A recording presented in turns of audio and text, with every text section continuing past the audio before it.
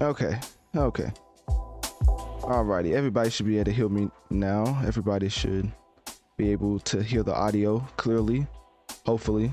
If not, then L Tech guy. But at the end of the day, I think I turned down the beat enough for y'all to hear. All right. First off, first and foremost, in the meantime, between time, I appreciate let me see. His name is so funny. I slap Picmus. I don't know what that means.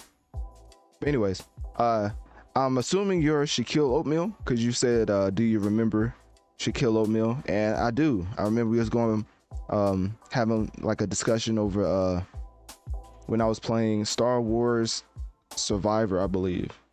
I think it was Star Wars Survivor, and I was like going through the Darth Vader mission. I think that's what we was talking about, and I was like getting completely demolished, and man, you kept me entertained throughout that whole fight. So I want to appreciate you and shout you out for commenting in the Kick chat. So if anybody's hearing this after the fact, just know I'm live on Kick, YouTube, and Wisdom. And for the most part, I would encourage you to download the Wisdom app, as that's the app I go live on when I'm doing mostly audio content.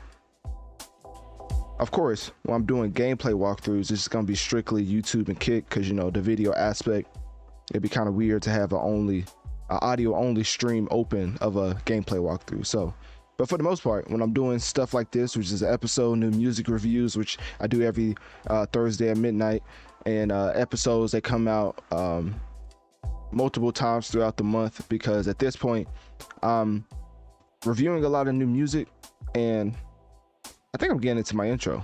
That's not even my intro. I haven't even started yet. That's all I wanted to say. So yeah, I slap Pigmas. I ain't gonna lie, I don't even know how to say that. Oh, Pygmies. Oh, that's hilarious. That is so funny. I don't know why I thought it was Pygmies. Man, I can't read. I ain't gonna lie to you. I slap Pygmies is a hilarious username. That is funny. Anyways, all right. So yeah, I appreciate you for typing in the Kick chat, and as always, for the people who's tuning in live, either now or after the fact, make sure to know that I do live stream.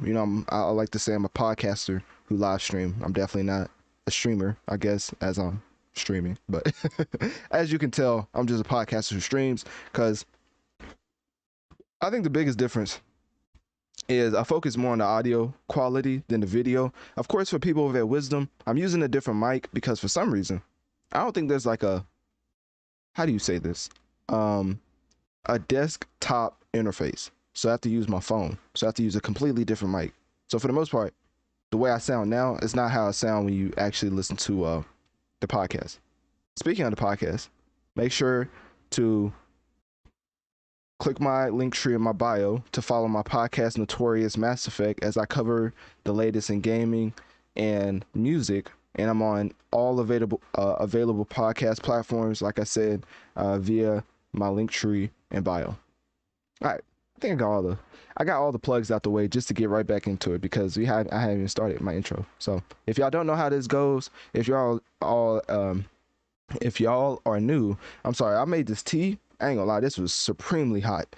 I like to make hot liquids when I record because it helps my throat. But this is very hot, and it's not really helping. So yeah, I may have burned my tongue in the process, or burned my tongue. Hey, we gonna see. All right, so throughout all that rambling, all you need to know is, for people who are new, this is the live edition of Notorious Mass Effect. When I get into the episode, I'm gonna break it up into segments. So if you're not used to it, just know that if you want to join in as a guest on Wisdom, or if you want to comment on YouTube and Kick, like I Slap Pygmies just did, I would prefer it to be on topic. And if not, of course, if it's like random topic, I can just address it like in the meantime, well, in between the segments, if that makes sense.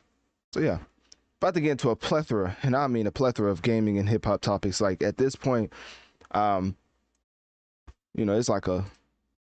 like a a hip hop and gaming class at this point. I ain't gonna lie, I do cover a lot of business. I try to get into some of the extracurricular activities like Chris Sean versus Blueface. But at the end of the day, I like counting people's pockets, man. And let me tell you something. It's a lot of pockets to be counted. So, anyways, all right, let's get into the episode.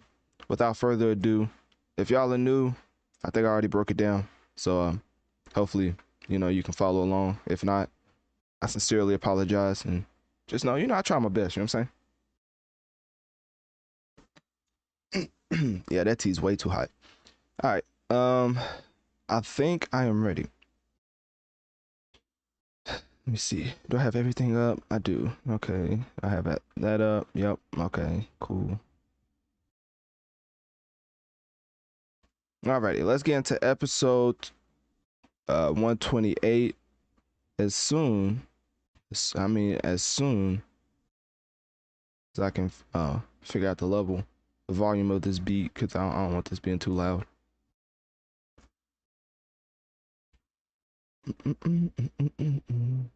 Okay, cool. Let me see how loud this beat is right quick.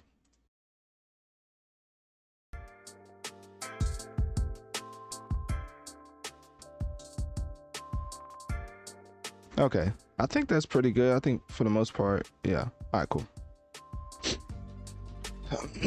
And make sure to repeat that right quick. Repeat is on 1. Cool. Try and use technology effectively. It's an everyday struggle. Anyways, all right, let's get into episode 128 right now.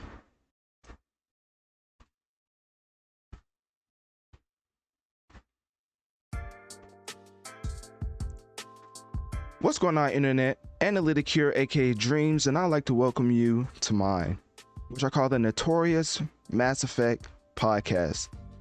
I am your hip hop and gaming news source with a little bit of R&B mixed in. For the Notorious Mass Effect episode 128, the main topic will be Starfield, because of the immense impact it's had personally on me, because of a lot of similarities I've been seeing with what I call my favorite game of all time, hence the name of the podcast, which is Mass Effect. So I've been seeing a lot of similarities between Starfield and Mass Effect, and I kind of wanted to get into it from an overall perspective, and that's why episode 128 is titled, Is Starfield the Modern Day Mass Effect? Now, with that being said, before I get into all the shameless plugs, I got to give y'all an update, because of course at this point in time, every time I do an episode, I have to give y'all a little insight into my life, because let me tell you something. Side tangent, I always make some type of hot liquid, warm liquid, whatever you want to say, to go down my throat, pause, so that my vocal cords are soothed. If that makes sense, then actually that doesn't make sense. So soothing to my throat is tea. And speaking of that, because y'all probably saying, hey, yo, pause, all type of stuff right now. So let me just tell you something. It gets even better, right? So with that being said, there was news that came out, right? And I wanted to get into this news because it's very interesting. How does it correlate with what I just said previously with the warm substances? It doesn't. Like, for the most part, that's just my tip to any audio creators out there. Just make sure to take care of your vocal cords, because at the end of the day, if you're a podcaster, that's the form of that's the form of entertainment that they're gonna get the most, which is audio. Hopefully that makes sense. Anyways, if it doesn't, let's move on to the reason I was saying ayo in the first place, because this, ladies and gentlemen, is one of the best pieces of content I've ever seen in my life, right? And shameless plug, Analytic Dreamz video on my Spotify channel to see the video elements of this podcast, of the entire podcast. So I want you to turn with me to Twitter, right? And we're gonna look at this together, because sometimes I feel like I can't read in life, and then other times I feel like I read very effectively. And this was one of those times where I was confused on which one was occurring during the duration of me reading this phrase. So basically, PlayStation UK tweeted out some promotion for Spider-Man 2, which if y'all don't know, that's the entire reason I switched from Xbox to PlayStation. So this is a pretty big deal to me as far as the sequel to the reason I even switched console platforms. You know how people like to throw around the term console seller? Well, Spider-Man is indeed a console seller. And for this sequel, of course, we have Venom, right? And I don't know who the lead marketer or PR person is for PlayStation in the UK's Twitter account. All I gotta say is that person deserves a raise, because at the end of the day, the amount of impressions that this tweet is getting is beyond imaginable. Like, I can't even fathom 80.6 million views on any type of tweet. So that's why I have to come across and say that this is one of the greatest pieces of content I've ever seen in my life. Now, without further ado, because y'all probably listening, if y'all not looking along, which you should be, Analytic Dreamz video on my Spotify channel. But anyways, let me get into the caption that has the world in a spiral, right? And it reads, treat yourself to 19 inches of Venom and more with the Marvel Spider-Man 2 Collector's Edition. Now, they're not paying me. Insomniac's not paying me. This is not some type of backdoor deal where they, pay me to promote their game at the beginning of my episode, because the people who are paying me, shout out to Drizzly. Y'all like that, like that segue. Anyways, shout out to Drizzly for sponsoring the podcast for the 4th month straight. I want to shout out to them, as they are an alcohol delivery brand, and you probably will hear my host read ads for them throughout the duration of this month, because they have sponsored us once again. So shout out to them, and I really appreciate them supporting the podcast the way that they have. With that out the way, I had to throw that shameless promo in there. Let's get back into this particular piece of content, right?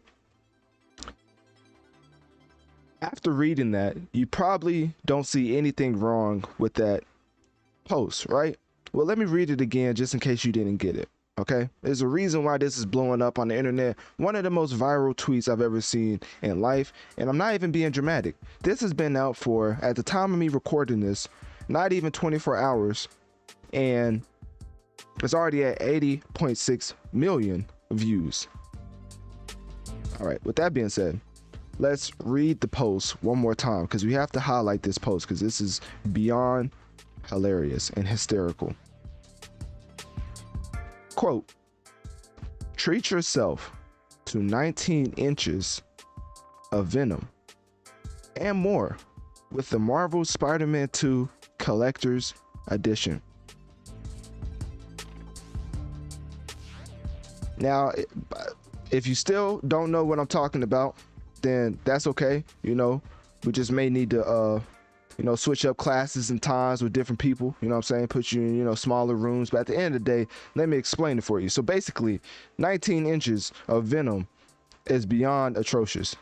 That type of language and terminology used in a tweet post is uncalled for, and to quote my man Stephen A. Smith, just straight blasphemous. They knew what they was doing by tweeting this out, but guess what? I can't blame them, because at the end of the day, they accomplished what they set out to do, which is to let people know that Marvel's Spider-Man 2 Collector's Edition is now available for pre-order. So at the end of the day, when you're a marketing major like myself, I believe these type of marketing strategies should be highlighted and just straight up praised, because certain language used to get clicks is looked down upon in certain ways if you don't use the information correctly. But technically, the Venom statue could be 19 inches. Now, if it comes out that the statue is 20, 15, 10 inches, some people may be disappointed, Like, as far as the inches of the Venom, they may be disappointed in the length that they receive, because technically the tweet says right here, and they can use this in the court of law, it's supposed to be 19 inches of venom. So if I get this venom and I pull out my ruler and it doesn't come out to 19 inches, I'm gonna be upset. And ladies and gentlemen, that is the conclusion of my analysis of one of the greatest pieces of content I've ever seen in life. Obviously, I'm a little biased because, like I said, Spider-Man is the reason I switched over to Xbox to PlayStation. Even before that, going back to when I was a little kid crawling around, Spider-Man is my favorite fictional creation of all time. So, with that being said, yeah, man, shout out to PlayStation UK. At the end of the day, if Venom ain't 19 inches, there's gonna be some people upset. That's all I gotta say. I would be, I gotta get. Anyways, so let's get into the show. You know what I'm saying? Enough jokes. Enough jokes. I will give y'all a little insight into my personal life, but I don't want it to get too personal because I don't know, y'all do support, so it's like I feel like y'all deserve it at this point. So, anyways, I may save that for next episode. Let's just save that. I think that was enough comedic value for the intro. So the overall subject, the main topic that we're getting into for episode 128 is Starfield, the modern day Mass Effect. Now, with that being said, I want y'all to look at Starfield in its entirety and then look at Mass Effect, right? You can't tell me the similarities aren't there, and that's why I'm gonna leave it at, because of course we gotta get into the topic. But before we get into episode 128, make sure to click my link tree in my bio to access my social medias and follow to keep up with my latest activities. If you want to support the show financially, click my Cash App link located towards the top of my link tree, as it helps the show overall. And also, make sure to share this podcast and rate this 5 stars on whatever platform you listen on, as this helps the show reach more people so we can grow together and affect the masses. Now, without further ado, let's get into episode 128, which we will be starting off with. You gotta wait for it. Supporting Black business, as we're gonna get into DreamCon 2025.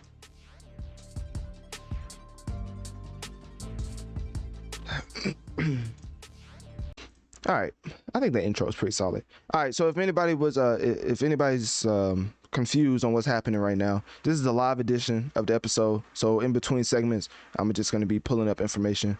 So at the end of the day, yeah, it is a live portion. And if you miss any of it, just make sure to follow my podcast, Notorious Mass Effect, via my link tree in bio, because yeah, that's what's going to be uploaded after the fact. Did y'all like my Venom segment? I thought that was pretty hilarious. I ain't gonna lie to you. That was, I couldn't stop laughing yesterday. That was one of the funniest things I've ever seen. And it's simply because of the reaction. Like, at first I saw it when it was like at 1 point some million. I was like, this is funny. Then it got up to 20. I was like, oh, this is out of here. Like 80.6 million views is on anything. That's insane. Like, I don't know how that works. I wonder if he got a raise, like, for real. So, let me see. I feel like, yeah, ain't nothing.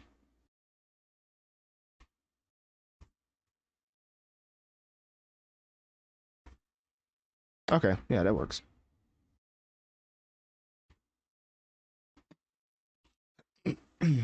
Shout out to 11 people we have in the wisdom chat right now. For my people over at Kicking YouTube, I appreciate y'all for tuning in over on those specific platforms. Definitely make sure to follow. And I don't know if they have a bell icon. I know YouTube does, but make sure to hit that bell icon for my YouTube people to be notified when I go live. And with that being said, man, let's go and get into the next topic. I gotta put a little timer on my shameless plugs, because it's only so much a man can handle. Now that 19 inches is ridiculous though. I would have got into the responses in the comments, but I didn't want to see something. I had to cut it out because some people was wilding in the comment section. It was like 19 inches. I know that makes my that makes a lot of people out there uncomfortable. You know what I'm saying? It's alright though. Y'all get over it. Gotta be comfortable in your own skin. You feel me? If not, then you know it's okay. You know I'm only judging a little bit. Let's do the recap. All right, so I wanna play this recap of DreamCon. Hey, look at me in the bottom right. Analytic Dreams. You love to see it. Oh, make sure to subscribe to my YouTube. We at like 6 point something thousand, almost 7,000. I don't know how that works. I can't count. But yeah, the subscribers going up. I think TikTok I have like almost 6,000 followers. Twitter's like almost 2,000. You know, a little underground movement. Yeah, of course, podcast by far the biggest. But yeah, we're not getting into numbers right now. We're getting into DreamCon. And let me see, DreamCon. Oh, this is what it is. Okay, so we need that one, and then we need this one. Yeah, we're not gonna spend too much time on this. Probably like 5 to 10 minutes. I really want to go to DreamCon, so that's the reason why I'm talking about this.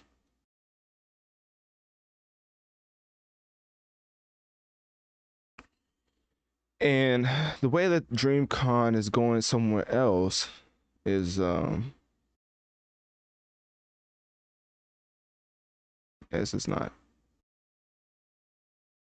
Hold on, that's very confusing. Let me see if I can pull that up again.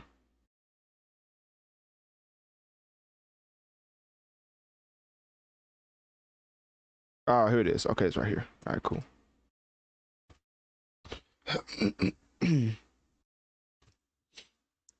The Austin Bulldog. That's funny. All right.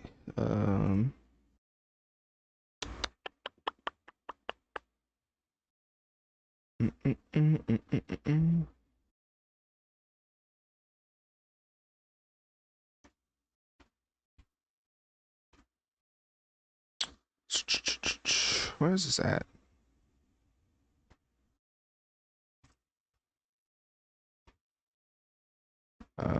Oh, okay, I found it. Cool.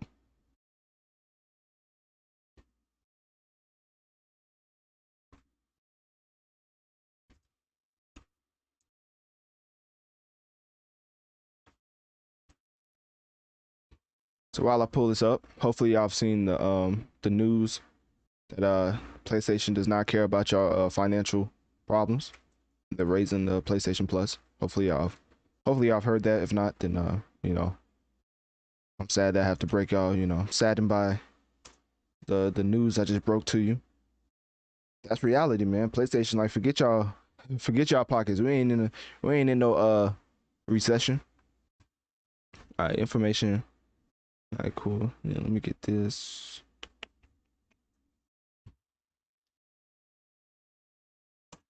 And then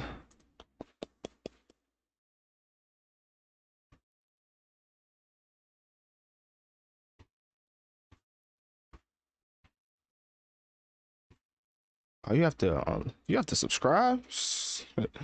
I mean, just a little 12-foot IO ain't never hurt. You know what I'm saying? What y'all know about 12-foot IO? For all my content creators out there, if you need ads taken off an article, you know, I ain't saying 12foot.io would do it. I'm just saying 12foot.io is a very interesting site. That's all I got. Okay,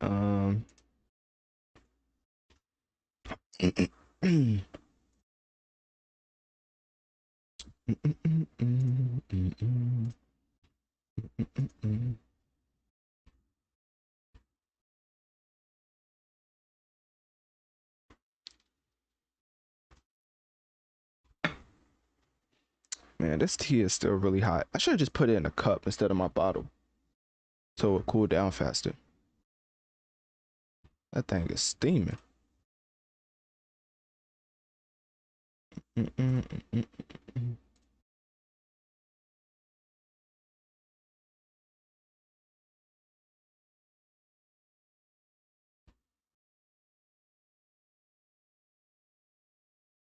All right, I almost got all the information I need. I try to make these segments pretty information packed in a way that's not like overwhelming. So trying to understand what I'm looking at first.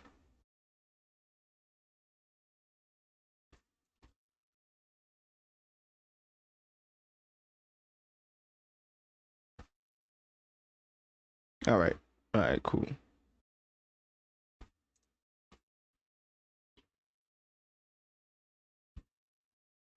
How loud?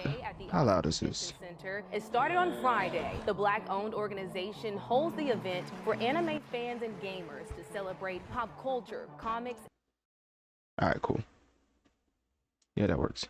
All right, let's get into DreamCon because you know we got to support Black business. You know how that go. All right. What is this at? Let's pull this up. Hold on, let me make sure I ain't got nothing crazy. DreamCon. Sometimes they be having some crazy stuff in the ad blocks.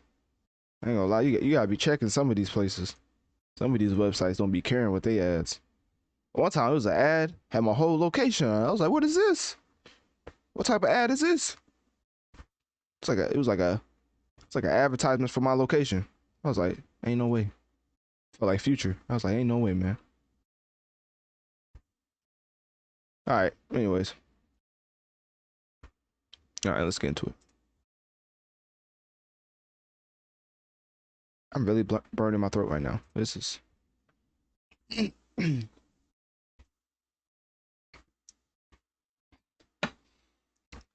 okay.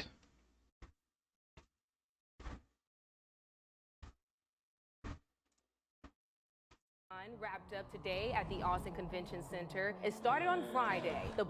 Okay, so first off, you know, you gotta follow my Analytic Dreams Spotify channel for the video element of this podcast episode, of course.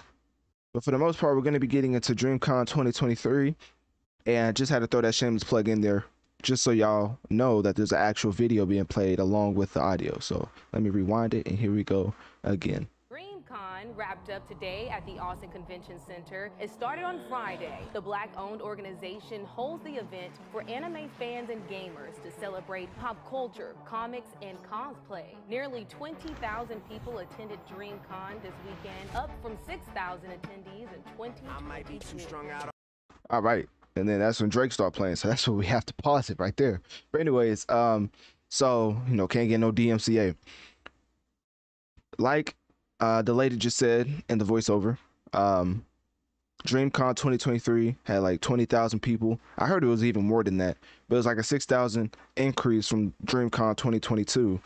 And the reason why that's a big deal is because John, who is a part of RDC and is the main person over the convention happenings, he's like basically the person who helps it run smoothly from RDC. Like a lot of different people from RDC have specific requirements, and I'm not saying requirements like it's a job, but they all have their special perks. Like Call of Duty, when people have their perks, that's how it is in RDC. And for John, he's a convention person. He has the convention perks, if that makes sense. Like he's the guy who's over the conventions and is the lead person for making sure it runs smooth. Now, that's besides the point. Reason why I even played that video is because if you were unfamiliar of DreamCon, now you have a little glimpse of what it looks like, what it's about, and everything in that nature, right? So what I want to get into is how DreamCon 2025 and beyond will be in different places, because as you see in the title, I have a more up-to-date article, but in this caption that he put up is a $1.6 billion expansion of the Austin Convention Center set to begin 2025. If y'all don't know, DreamCon is set in the Austin Convention Center, which is why John, right here from RDC, tweeted out that DreamCon will be homeless in 2025 and beyond. And basically he's being a little tongue-in-cheek, because of course they're going to find a new location, but you know, he has to put out some type of tweet to let people know they're looking for a location for the future DreamCons. And the reason why I'm bringing that up is to let everybody know that in general, I'm a big fan of RDC because the creativity that they bring to the internet, I feel like is unmatched as far as the versatility as far as gaming, LeBron locker room, hip hop, skits, just regular Halloween skits, and like just the palette that they have, I feel like it's unmatched when it comes to content creation. And it's one of the main reasons that I went with Dreamz as far as my name for the podcast, like analytic dreams, because of course one half of the inspiration is academics and the other half is RDC world, which is real dreamers change the world, if you didn't know. So anyways, with that being said, that's the biggest thing I wanted to get into. Of course, there's other things I want to talk about when it comes to the convention, because a lot of things that people need to know, a lot of the nitty gritty details, I guess, I don't think people care about, but for those who do, this is the website that I found some of the information from, not all of it, but if you want to read more into it, the Austin Bulldog, as you see right here, is where I got some of the information as I'm highlighting the expansion. This is the biggest part, which John was referring to. But anyways, going off of all the information I had for it, in 2019, the city council approved the 1.2 billion plan to expand the Austin Convention Center, and they're replacing it with a lot of different facilities, adding exhibition halls, shops, restaurants, and pedestrian promenade. So basically a lot of different stuff for entertainment, shopping purposes, and it's gonna take up a lot of time, and that's why they're having to move in 2025. It's set to begin in 2025. Of course, there's no like specific month, they just say 2025. And then they say it's fully funded by the convention center's revenues and the municipal hotel occupancy tax. I have no idea what that means. Hold on, let me look that up. What does that even mean? Municipal hotel occupancy tax. That sounds like something a politician uses every single day in a debate. So let me bring this up, because what is this? What in the Sleepy Joe is this? I gotta figure it out. All right, it's a tax imposed by local government on the cost of renting a hotel room. The tax is typically used to fund tourism promotion and other activities that benefit the local economy. Oh, okay, that makes sense. So basically, the government charges y'all, and once they make enough money from y'all, they make it seem like a donation and expand y'all premises. Is that how it works? Like, once y'all pay enough taxes, we'll upgrade y'all surroundings. That's what it sounds like to me. So anyways, that's what they're doing to the Austin Convention Center, set to start in 2025 and not to be completed till, goodness, 2029. Oh, no wonder he put this tweet up. Once again, let me go back to this man's tweet. No wonder he put this tweet up. They ain't say that part. They said it was going to start in 2025. They ain't say it was going to end when we all dead and gone. This is ridiculous. Yeah, so honestly, DreamCon may never be back at the Austin Convention Center, because 2029, I know a lot of people's like, man, that's not a long time, but when you're scaling in a way that DreamCon is, going from DreamCon 2022 to a certain number, and then increasing that number of attendees by 6,000 for DreamCon 2023. Well, not 23. Was it 23? Yeah, it was 23. I believe there's certain growing pains that comes with that, which is why the whole canceled DreamCon was even a thing by some of the attendees, which, was beyond out of bounds. But people are gonna do what they want for clout. So with that being said, I feel like the new venue they go to, if they end up having less growing pains, they may end up actually staying there. So basically, I say all that to say this: 2025 to 2029 is way too much time for DreamCon not to find an actual place that can accommodate all the people that they're bringing. Because what I heard was some of the orderly, what's it called? The way that you have people come in through systems and websites was not fully functional, if that makes sense. The website wasn't fully functional. The different tiers that they had, a lot of people skipping and getting into tiers they shouldn't have been in. I'm definitely not downplaying the conference. I don't want anybody to get that impression. I'm just talking about the pros and cons. The pros is that you see some of the biggest entertainers in the Black community at one conference, and it's a very, very from what I've seen, a very uplifting and positive event that shows that our people can come together and have such a immense impact on the internet. But well, no, the conference shows that our people can have immense impact on the internet and also come together for one specific event, which is DreamCon, and not feel slighted in any way. Like AMP showing up to DreamCon is a big deal because everybody knows that they will prefer, not speaking like of black people, maybe even black people, but RDC and AMP, they will want them to actually beef because that's what everybody loves. I mean, I cover hip hop for 24/7. That's what everybody is more engagement to feud and beef in our entertainment field, right? So I'm so glad that the top of the top, as far as the internet influencers, come together like this in an event called DreamCon, because it's like uh, um, a legendary idea brought to life and brought into fruition. So the whole thing, when it comes to them moving and even some of the obstacles that they've garnered from growing pains and doubling, tripling their attendees each and every year, I think, you know, it's going to work out for the best because um,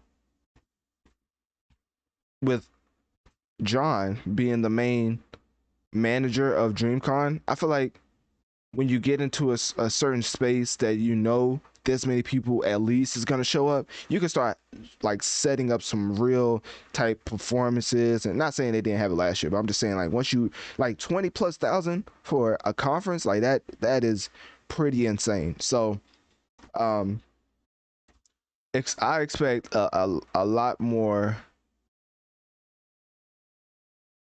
not even sponsor, but just like a lot more grander appearances and just entertainers to pop up, if that makes sense. Because, you know, everybody is kind of like sheep. Like, if they see something that's popular, they're gonna flock to it. So with DreamCon pulling the crowd that they did this year, next DreamCon I feel like it's just gonna be 10 times better. And who knows, you may see the best of the, like, you may see the top of the top show up. Like, I wouldn't be surprised if J. Cole mess around and shows up. And I know a lot of people gonna kill me and they gonna be like, what you mean J. Cole? But if you know RDC world, I don't think that's out of the realm of possibility to have a person like J. Cole pop up at DreamCon, seeing that the crowd that they just pulled this year. But anyways, maybe that's just wishful thinking, because me personally, I do want to go to a DreamCon conference in the near future. I may go to the next one. It depends when they put it up, because I heard they sell out in like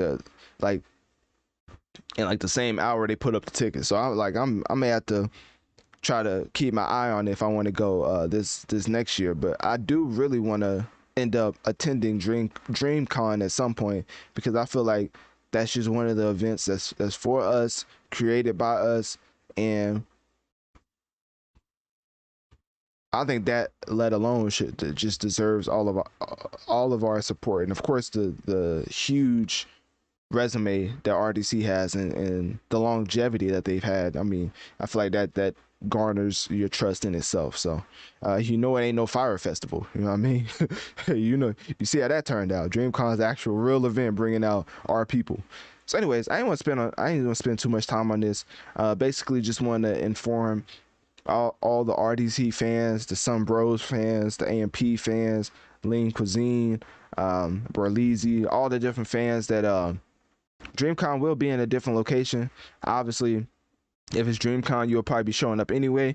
But if you want a little bit more insight and detail on why DreamCon is moving to a different location, well, here you have it. So anyways, click my link tree in my bio. Let me know one of my social medias. What do you think about DreamCon moving to a new location because of the Austin Convention Center being expanded in a project set to begin in 2025 to 2029? And also, what city do you think DreamCon should be hosted in next?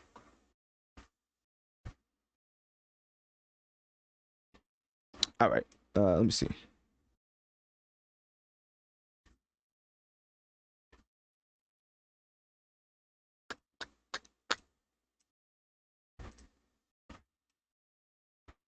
That tax thing was hilarious. Let me see. It was the municipal hotel occupancy tax. But like, correct me if I'm wrong, but that seems like a reward for having a lot of visitors. Like Florida, I'm pretty sure they could thrive off of this tax because it seems like it's not residents. It's, I mean, obviously hotel people. So for the most part, it would have to be visitors, right? So it's like if your city's popping, you're gonna get more tax breaks or whatever. I don't know if that makes sense. All right. Um, let's get into Burna Boy. Cause I kind of said this when I covered his album, but a lot of people was hyping this man up as far as sales wise in the United States, not sales wise in general. Cause I know Burna Boy is like that, but as far as in the States, people was talking. I may save it, but then we're gonna get into his sales. Let me see, Burna Boy. I'm not gonna spend too much time on him because I'm not like trying to diminish Burna Boy, but I do have to bring up the fact that this man is a overseas act, so the numbers are a little different, and it's not like in a bad way. It's just different. So let's break that down.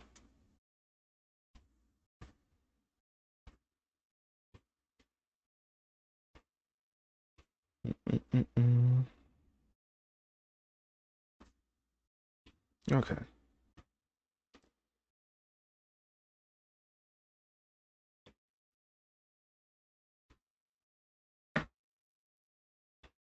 Let's see.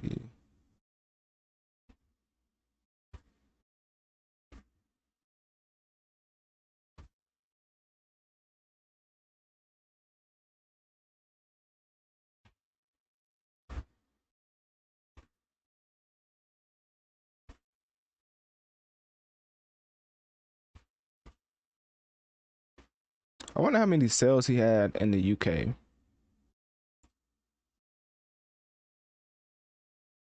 I don't know if anybody ever covers that.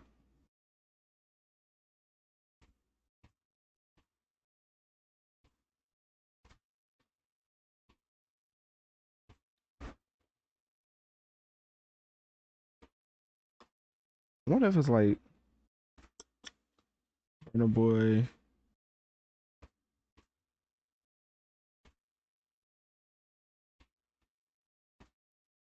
Interesting. I might just look in Nigeria.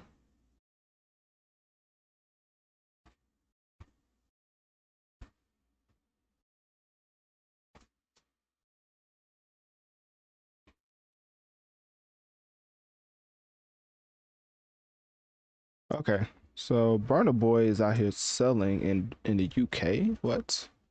Burna Boy sales.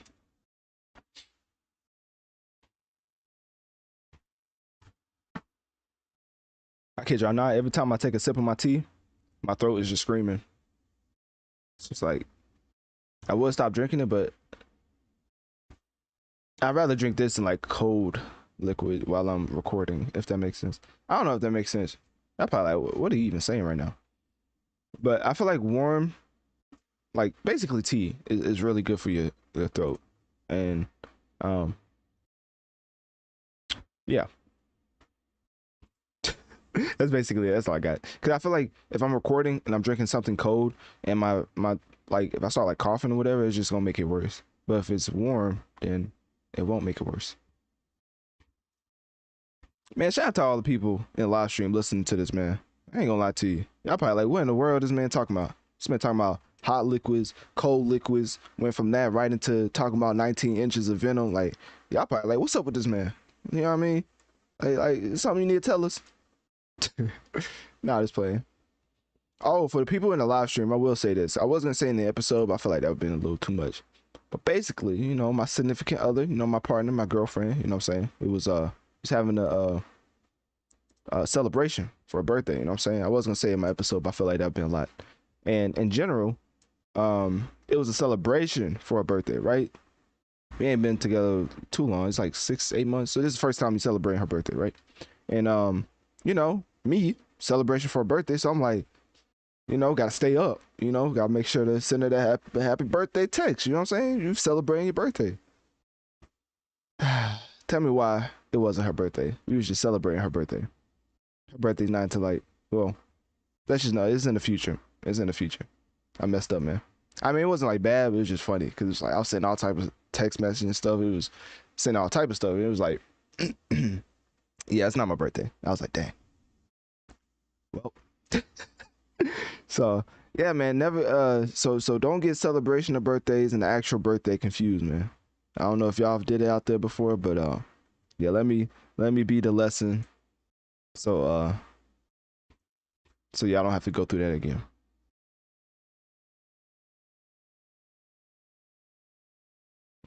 Okay. But yeah, I was gonna say that in the episode, but I feel like that been too much. You know what I mean? I ain't trying to put my business on Front Street.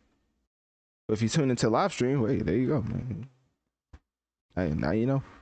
If you don't know, now you know.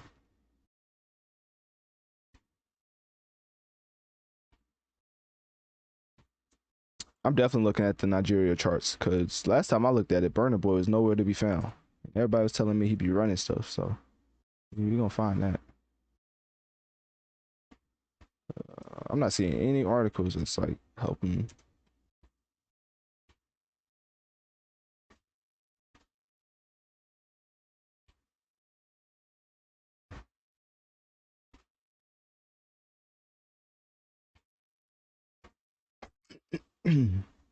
Okay.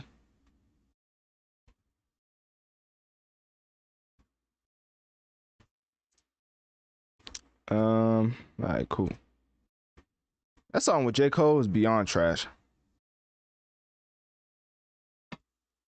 I just had to let y'all know that before I start. But, all right, let me see. Burna Boy.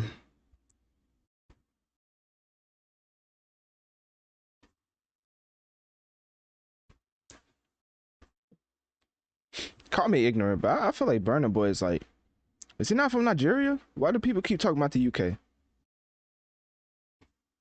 That probably sounded so ignorant, but I swear I have no idea why they, I don't get it. So we're gonna find out these charts. Should I just go to the charts on here? Nah, I don't think he'll be charting. Let's see.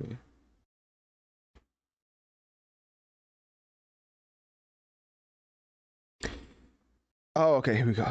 Nigeria. All right. Goodness, all top 50s. Finland, France, Greece, Guatemala, Hong Kong, Hungary, India, Indonesia, Italy, Japan. Oh my goodness.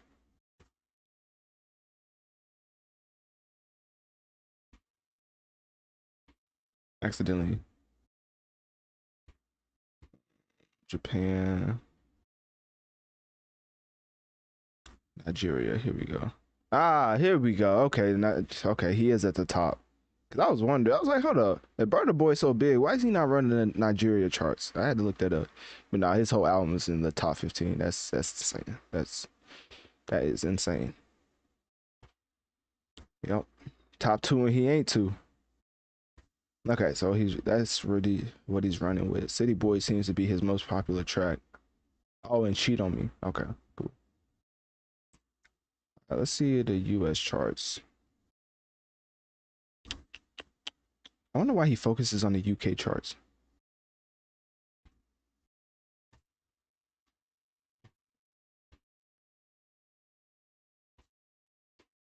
Yeah, in the American charts, he ain't really competing, man. He ain't competing. Yeah, he's not even in the top 50. All right, I have my theory together. All right. Let me see. Who's this man under?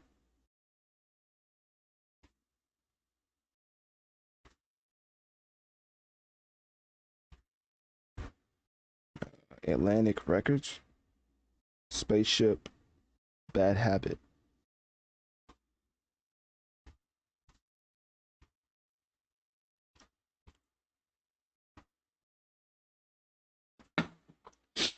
Bro, I'll turn this off. Oh, okay, cool. Man, if y'all ever have a Google Pixel, if y'all get like a charger case, I gotta make sure that thing fit. I ain't gonna lie, I got a charger case, and technically it do fit, but it's like it's a very weird fit. So I don't know. I don't know how to explain it. Like you can, it's like the power button and all that stuff's not even usable, but technically it's the right pack I bought for my phone. All right, y'all not trying to hear about all that. Let's get into Burna Boy. All right, let me see transition. So y'all should see it. All right, let's get into Burna Boy right now.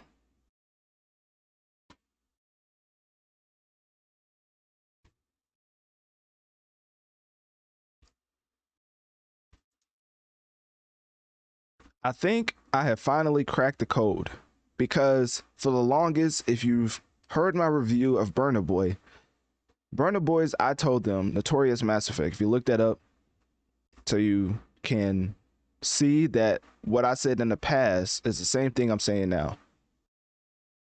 Burna Boy, when it comes to sales in the United States, isn't as big as his media will lead you to believe. Simply because for certification on the US charts, you have to have a certain number of streams in the States, right? Of course, Burna Boy is an overseas act, a humongous overseas act. But in the States, people like to compare him to the biggest artist in the world, when in fact that's just not true. Like in his own field, which is Nigeria, he is running the charts. Like his whole album is top 15. So then you graduate from that field to the next one, right? And that's why I feel like they're trying to shine the spotlight, because as you see on my screen right now, Shameless plugged the Analytic Dreamz video for this entire episode, of course. Burna Boy sold 21,000 first week with his album I Told Them. Now, you look at the United States charts, I look at the top 50, Burna Boy's nowhere to be found, and he just released a whole new album. So where is the exorbitant amount of fans that Burna Boy has if he's only doing 21,000 first week? Well, that's where the overseas part comes in, because since he's an overseas act, his numbers in the States aren't going to be as strong, but he still has a lot of listeners. Like on Spotify, which is one of the DSPs, he has 19.8 monthly listeners. Of course, the most successful track off of his album, from what I can see, is a track with Dave titled Cheat on Me, and then the other track, City Boys. So Russ, which is why I have this up on the screen right now, and is a rapper, Russ the rapper, y'all should probably know who that is. He commented and said, if Burna Boy is doing 21,000 in America and selling out arenas in America as well, how come artists who sell more than that in America aren't doing arenas in America? Take a wild guess. Now,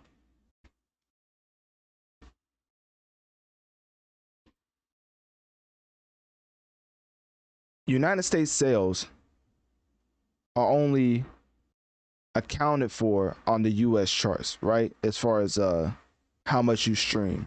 So getting on the States charts is going to be a little harder, because the people who own, and this is the thing, the people who own the DSPs and the people who own the RIAA certification is the same people. So when you're looking at Billboard, when you're looking at what's it called, Illumination, when you're looking at a lot of these things that's giving you the numbers, and they're owned by the same person that's having the platforms that has the music, is like this whole music space could be seen as fraudulent. You know how a lot of people, as far as NFL fans, are like, hey, the NFL is scripted, because of them seeing plays that's just completely, outlandish, and they can never, fathom in like a million years, but it actually is happening right before them. Well, music, is actually scripted. It's actually stuff you can fabricate to the point where a lot of people will look at that fabrication and follow like sheep. And then when they see somebody else not selling as much, but they're selling out arenas, aka a burner boy, they're completely confused because demographics matter, geographics matter, and that's not all taken into account when you're looking at the charts of the United States. Now, if I've lost you, in general, I like to cover the business aspect of why people put out music. So I get into a lot of the nerdy aspects of why these certain artists are looked at or perceived in a certain way. So whenever I get into numbers talk, certification talk, I may lose a couple people because, you know, some people, which is no shame on you.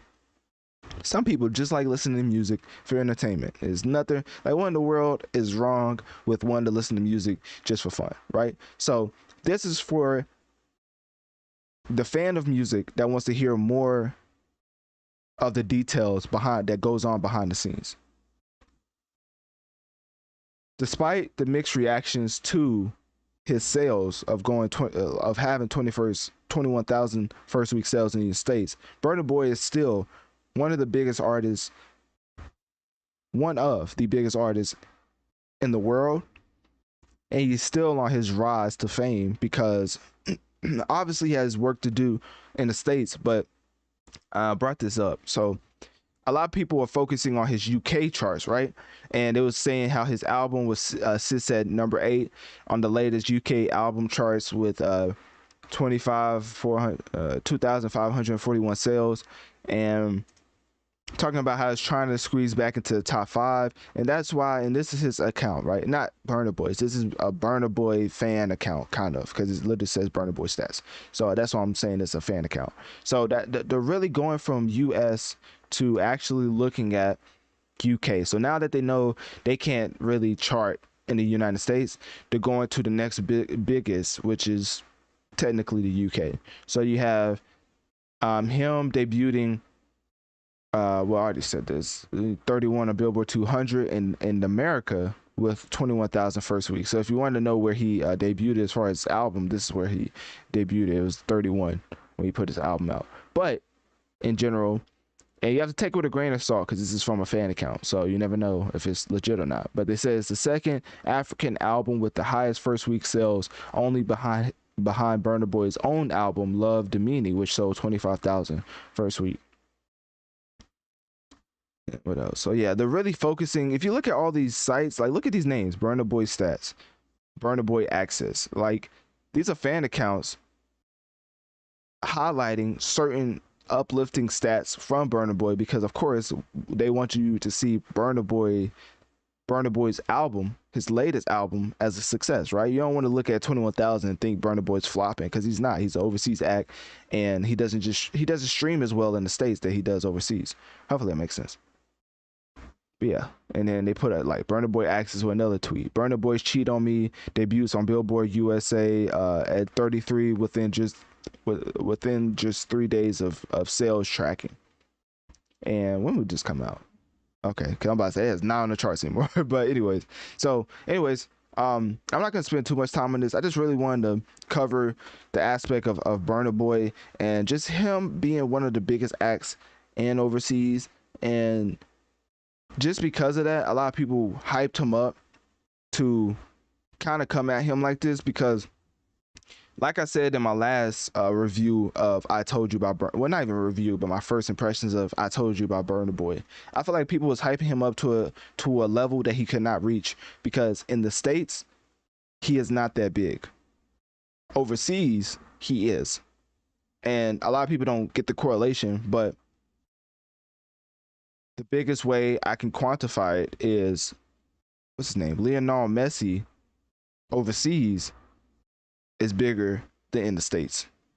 I know a lot of people say he's like the GOAT and stuff, so that may be the worst comparison in the world. But overseas, he's just bigger in stature than he is in the States. Of course, we adore and revere Lionel Messi, but overseas, he's on a different level. So that's why I compare it to, and that may not be the best comparison, but just taking into account the perception of the different states when it comes to certain people, and that's how Burna Boy is when he's overseas. He's definitely revered more than he is in the states. I mean, as you can see with the first week numbers right here.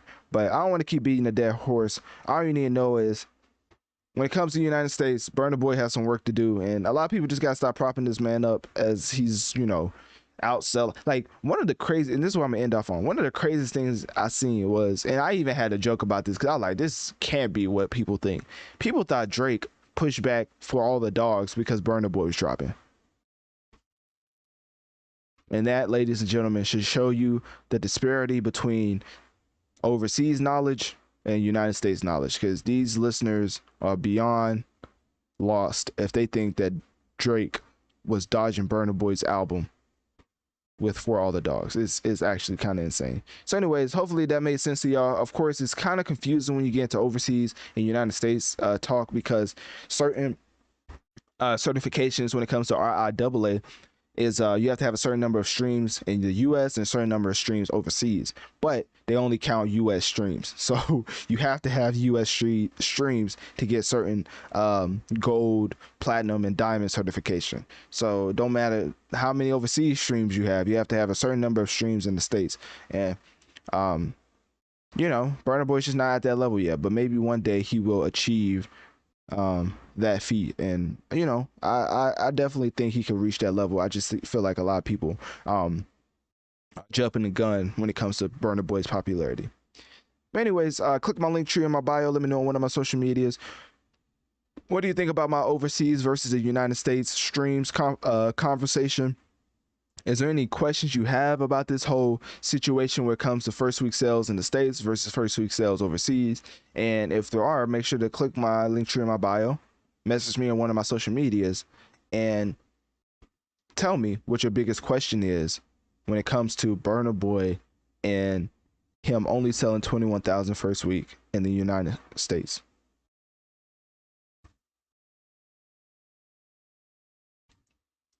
Okay. Yeah, my tongue is burnt. My tongue is gone.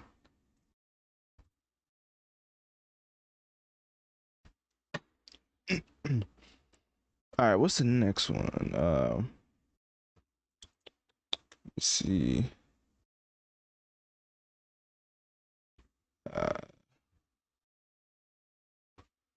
Okay, Drake showing love to somebody. I don't know who this is.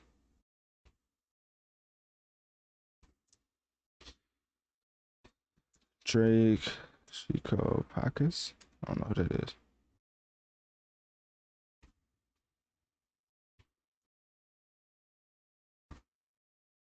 is. Okay, so when did this come out? 3 days ago. Okay, interesting. Drake is really tapped in. Like, that's actually kind of insane. Like the way that Drake is tapped in is should be studied, because I don't think Jay-Z was ever this tapped in just the music landscape. Like, for him to be showcasing and highlighting a Latin artist called El Chino Pacas, it's like, come on, man. Like, he's just tapped into another level. Let me see. Shout out to 24 people in the live chat right now. Hopefully y'all hit that follow button to be notified when I go live. And of course, I cover the latest gaming and hip hop. And currently, right now, we're talking about a little bit of hip hop. I kind of got into the business aspect with Burna Boy, because I know a lot of people are confused on how he only did 21,000 in United States. And to be honest, I'm not confused, but it's like, it's a lot that goes into it. Like, it's certain streams count for certain certifications, it doesn't count for others. Like, it's very confusing. So I try to break that down the best way I could, but it is very confusing. So yeah.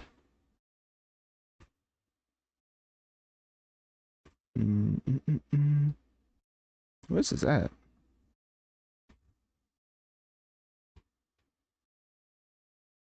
All right.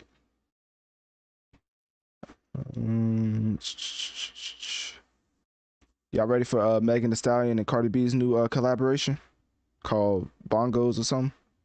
Which y'all think the subject matter is gonna be? What y'all think the subject matter is gonna be? Y'all think they're gonna be talking about financial literacy? You know, think they're gonna be talking about tax evasion, current climate in the world? What y'all think? Anyways, let me see. Here's the key information. Yeah, that is not what I wanted. I just don't understand.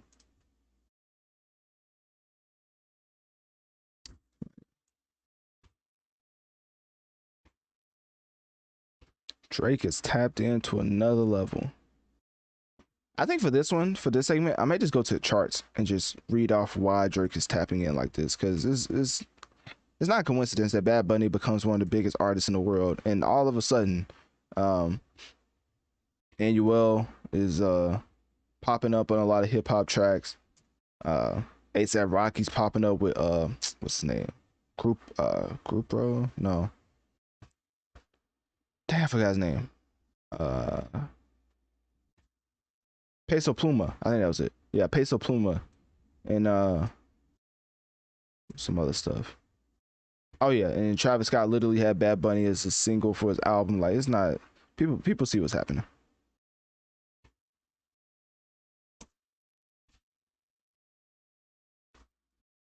Like, ah, he just did it cause of the love. Like, nah, you see them numbers going up, which I think in the music industry, if you're not hip to how people are just gonna use you, then you may get your heart broken. Cause if you just realize it's just use each other for a clout fusion, as long as it's respectful.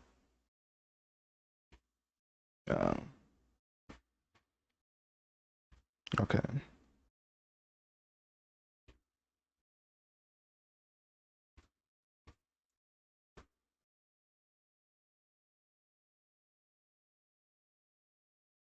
All right, I got one more thing I'm looking up, and then I'll be ready.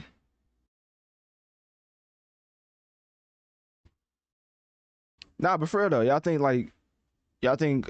Megan and Cardi B gonna, like, what in the world? I want to know. Y'all think Megan and Cardi B gonna, like, you know solve, like, world peace or something in their new track? I feel like honestly they do bring a lot of people together with their music. If you really do want to be objective with it. If you're talking about WAP, it's pretty nice track. Just don't tell your parents what it stands for, and then y'all probably be all right. All right, I think I got everything. Let me make sure.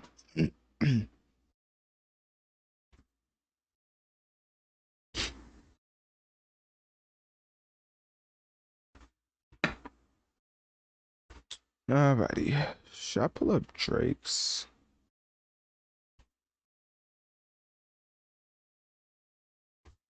That's his story.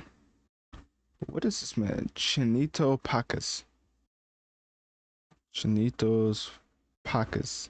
Hopefully it's not cuss word. I don't know Spanish, so hey, call me ignorant, man, because I'm just looking up somebody's. His account is private. Oh, that can't be him. Chinitos Pacas.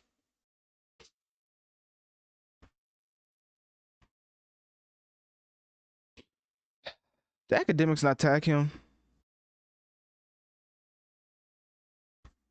Chinito. Chinito Pacas. Okay, let's try that again. Chinito Pacas.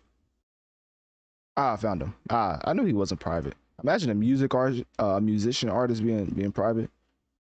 I mean, unless you're Lizzo, then I can understand why you would go private, because yeah, yeah, she in trouble. But anyways, we said Chinito Pacas. Okay, cool. Yeah, I don't know what none of this mean. Does he have a picture with Drake? If not, then we just gonna stay on his page. That's my new thing to do for my new reviews. I like to have their page up, so they if somebody's watching my Analytic Dreamz Spotify channel, they could see the shameless promo. All right. Anyways,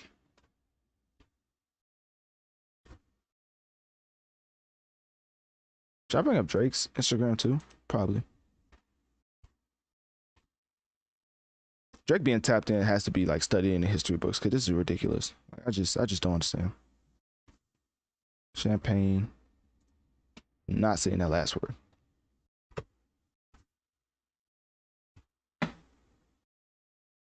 All right. And then lastly, let's look up.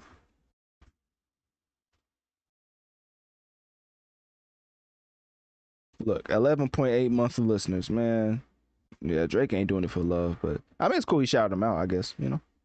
He ain't gonna hop on the track, though. All right, let me see. Charts. Should we do global or hip hop charts? I feel like we should probably do global. Global has 1 billion views or followers. When did Spotify start showing those numbers?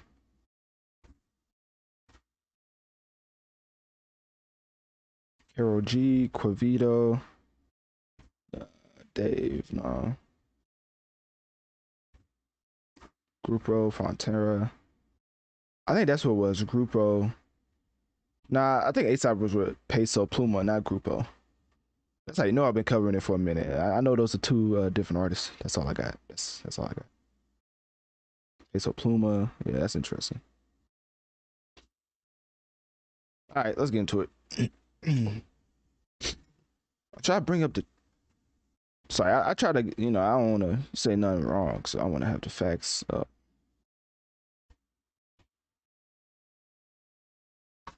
Okay.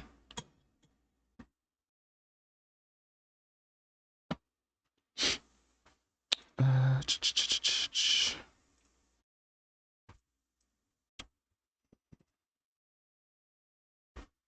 Okay, I should be able to see the screen now. All right, let's get back into it right now. Now, what do these two artists have in common? More specifically, I'm talking about, and hopefully I don't butcher his name, but Chinito Pacas and Champagne. And we're going to leave it at that. So, AKA Drake, of course, the GOAT. I mean, the leader, the mascot of the hip hop genre. And then we have Chinito Pacas, part of the Latin music community, right? I've covered a plethora of Latin musicians when it comes to Grupo Frontera, Peso Pluma, a whole lot of other ones, Bizarrap, and I mean, of course, you got Bad Bunny, you have Anuel, so many different musicians in the space, and Drake highlights Chinito Pacas. Now, I'm not trying to be disrespectful. I'm basically highlighting and pinpointing the fact that Drake is tapped in. But if you think Drake is tapped in just out of the goodness of his heart, let's go down to memory lane, aka charts territory, which is the top global songs in the world, right? And if you look at it, I mean, you don't even have to get past number 7, as Carol G and Peso Pluma has one of the biggest tracks in the world titled Kelowna. Quavito has a track called Colombia that's number 8 right after that. So not even past the top 10, and 2 of the top tracks in the world are by Latin musicians. Now let's keep going. We have, oh, here we go right here. Grupo Frontera and Bad Bunny, which is 18 on the top global songs. Then you have Peso Pluma and Gabito. I don't know who that is. But anyways, the track Lady Gaga by Peso Pluma. Now, I think that's enough to let you know that Latin musicians are currently infiltrating the music landscape and putting up some numbers when it comes to the overall field.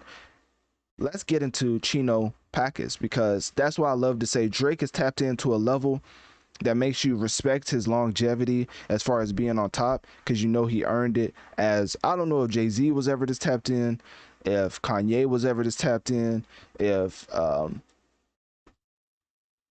mean Tupac, I mean the internet, you know, back in that day, you know, it's a little shaky. So I mean the older guys, you can kind of you know, justify them not being as tapped in. But nowadays with the internet accessible to everybody, I mean even some of the peers like Jermaine and Kendrick. Like Jermaine just did a song with Burna Boy that sounded like he was falling asleep while recording his verse. I'm like, man, if you don't want to cross over to another genre, then don't do it.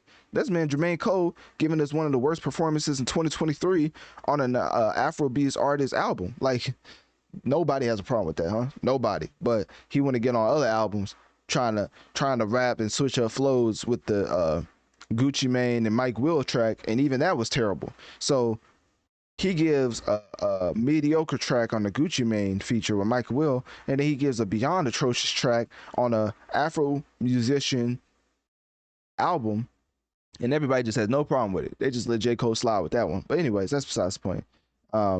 Let's get back into Chino Packers. So basically, this man has 11.8 million monthly listeners. So he's not like just some underground musician. Even though you may not know of him, he definitely has a lot of fans. And in general, with this particular musician, the reason why this is even a big deal in the first place is because Drake shouted him out. And that goes back to my point of Drake being tapped in. So Drake and Chino, who is 16-year-old, rising star, so very, very young in the Latin music space, met up and party with each other in Miami, Florida. And then, obviously them seeing those two musicians together made people believe that they was going to put out music or collaborate on music. And fans started going crazy with the excitement of the possibility of Drake and Chino, collaborating.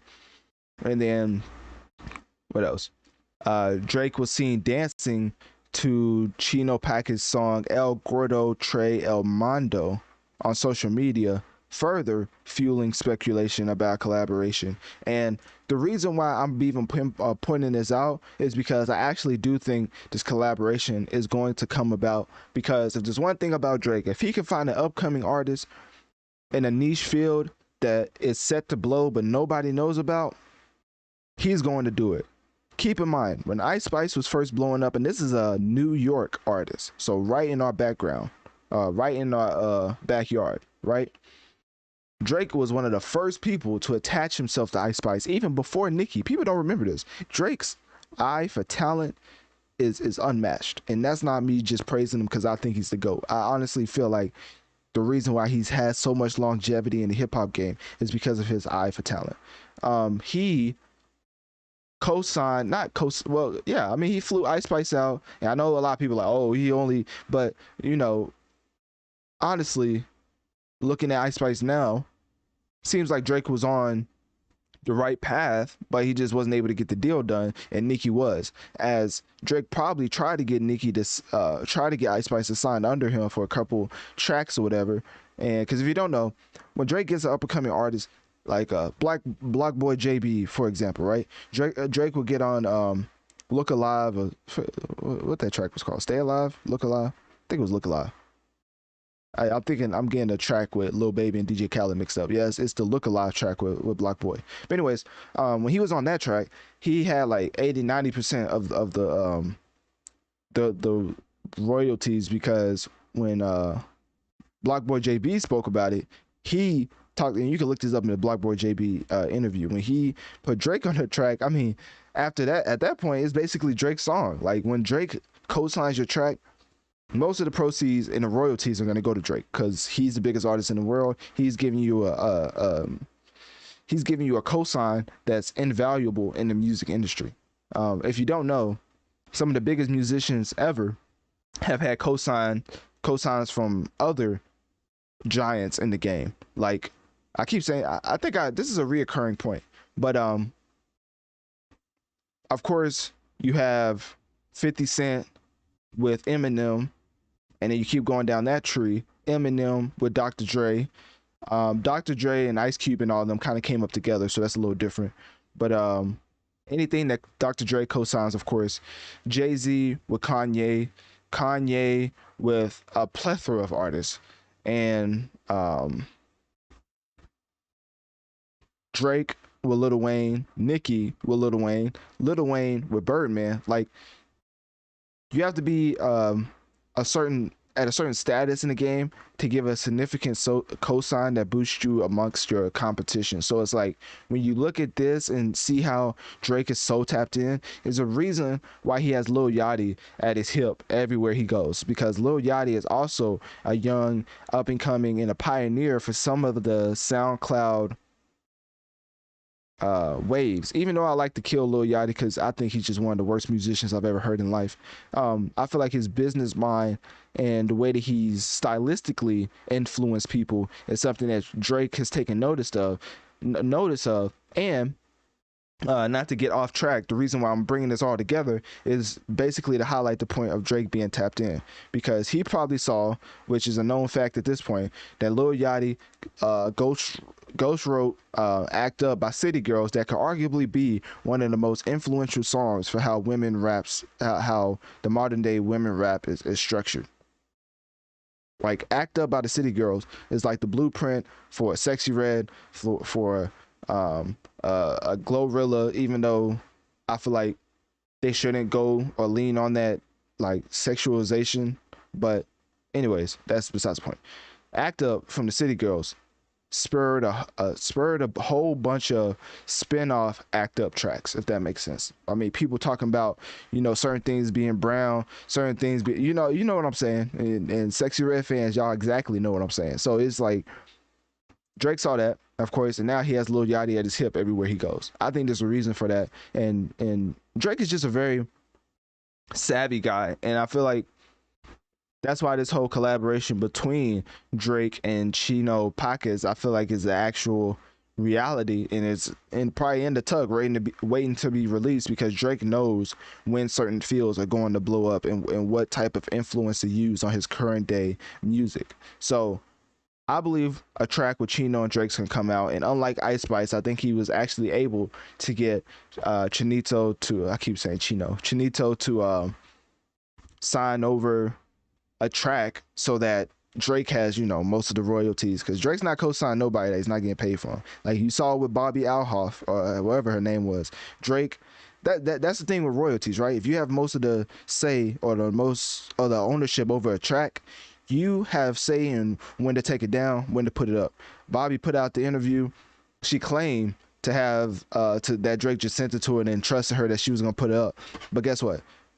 She had to take it down because of her talking stuff about Yachty, and Yachty's like Drake's right hand man. Drake is like, I gave you this cosign. You're gonna talk out about one of my best friends, and you're gonna go to my concert acting like you're not even entertained. How about you just take the whole interview down? And if Bobby owned that interview, you think that she wanted to take that interview down the way it was performing? Drake probably had to say so. She took it down, and the rest was history. So all of those examples I was given was just to highlight how Drake is tapped in. Drake knows which markets to impact to keep his longevity going, and at this point, it's a masterclass at its finest on how to market yourself, because attaching yourself to a Chinito in the same year, to Ice Spice, artist who at the time when he attached himself to, people was like, why is he doing that? People literally thought Drake was only trying to co-sign Ice Spice to do you know what, and now look at her. She's like one of the more prominent figures in women rap. So yeah, man. Let me see if there's anything else. That's basically it. Drake, I mean, and even in the past, Drake has collaborated with Latin musicians, which the biggest pause. But Bad Bunny, which the track Mia, which this man was literally, and I kid you not, this man was singing in Spanish. He was literally singing in Spanish. Listen to the track Mia by Bad Bunny and Drake. I don't even know if people know that track exists. Like, do people know that Bad Bunny and Drake have a track together? Like, I know people are getting ready for All the Dogs track, but Drake was literally singing in Spanish. Y'all gonna stop playing with my goat, man. Y'all gonna stop playing with my goat. But anyways, click my link tree in my bio. Let me know on one of my social medias. What do you think about Drake co-signing another Latin musician and one who was a young rising star in Chinito Pacas? And I think it's Chino Pacas, but his Instagram is Chinito. I don't speak Spanish, so all this this throwing me off. Anyways, I'm trying my best. So anyways, let me start over, of course.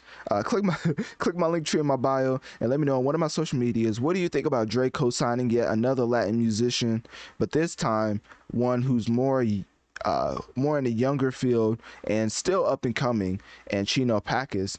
And do you think a track between them will actually um, come out anytime soon?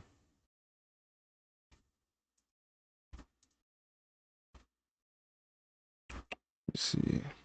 Okay, yeah.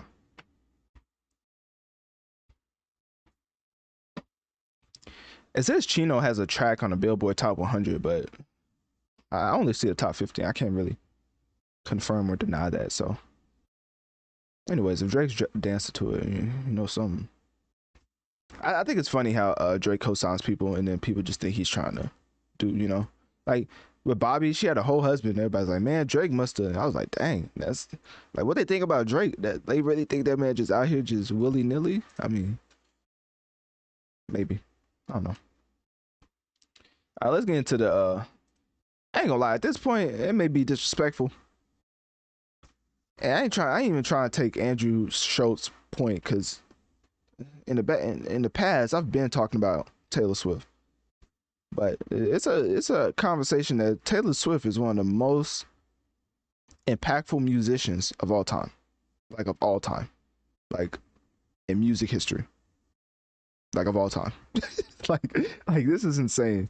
And I mean, it kind of cemented what Andrew talked about on Brilliant Idiots, but I kind of already talked about it on my podcast in the past. Like the impact that Taylor Swift has had is really only comparable to the GOATs, and not even the GOATs, like statistical GOATs, like the ones who sold like millions of copies when they just put out an album. Like, I don't even want to say MJ, because Andrew said MJ. I'm not just trying to copy him. I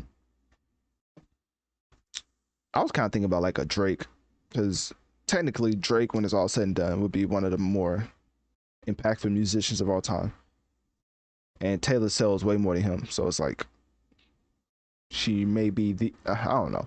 I ain't trying to rile up nobody. All right, let's see. So we're gonna get into Taylor Swift numbers, because I got Pocket Watch. Like, come on now.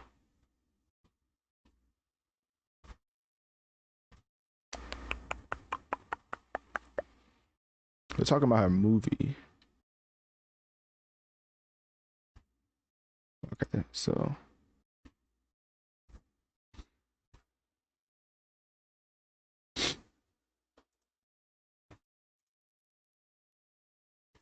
alrighty.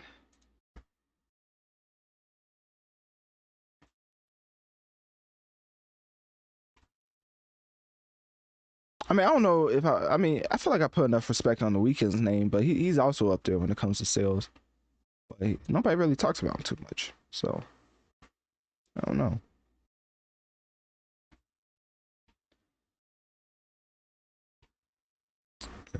Let's see. Open image, a new tab. Can we do that?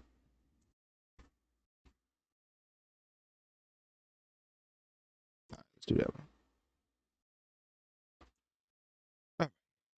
I like this new system I have. I've been trying to fact check more, because when I talk, I like to be correct. You know what I mean? I don't like I remember one time somebody was commenting on something I said about I forget what I said. It was some artist. I forget when it happened. It happened a while ago, so I'm like having a brain freeze. I can't think of what they actually said, but it was actually right. Like, that's why I took it down. It was wrong information, but that don't happen too often. But when it does happen, it's like, bro, like, we gotta be saying facts out here. I can't be saying fake news, so I'll be taking more time when I'm bringing up different articles and stuff. But anyways, shout out to the 29 people. Oh, we almost have 30 people in the live stream. I appreciate everybody who's tuning in right now, listening to me break down the latest hip hop and gaming. Currently we're in the hip hop portion of the episode, and we're about to get into one of the most impactful musicians of all time, because at this point, like, this is ridiculous. So I gotta break this down. And for my people over at Kicking YouTube, I do see some of y'all over there, well, on each side. Yeah, I appreciate y'all. And also, make sure to consider downloading the Wisdom app, as it's the app I go live on when I'm doing mostly audio content. And with that being said, let me get back into pulling up this article. I wonder, do people still go to the movie theaters? Like at this point, if it's not a Marvel movie, and I've been a Marvel fan, so all that Marvel's falling off, they ain't gonna get me. Like I'm still gonna show up. Like I'm even gonna go to the Marvels, and that movie's not looking too good. But yeah. So I wonder if people still go to the movies because Taylor Swift and pulled a okey doke on the movie theaters. I ain't gonna cap to you. Apparently it's like 2 hours and 45 minutes. Goodness. I remember when I was a little kid and I watched Justin Bieber Never Say Never. I don't know why, but I thought that was the best thing since sliced bread. Especially when Usher came out, I was like, dang, Usher's everywhere. Speaking of another cosign, Usher co-signed Justin Bieber. I mean, obviously it wasn't a huge cosign. I mean, technically the cosign was from Scooter Braun. I think that was his name.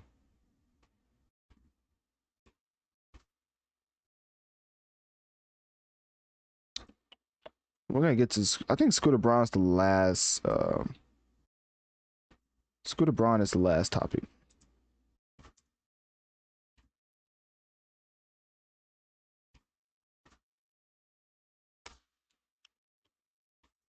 Alrighty.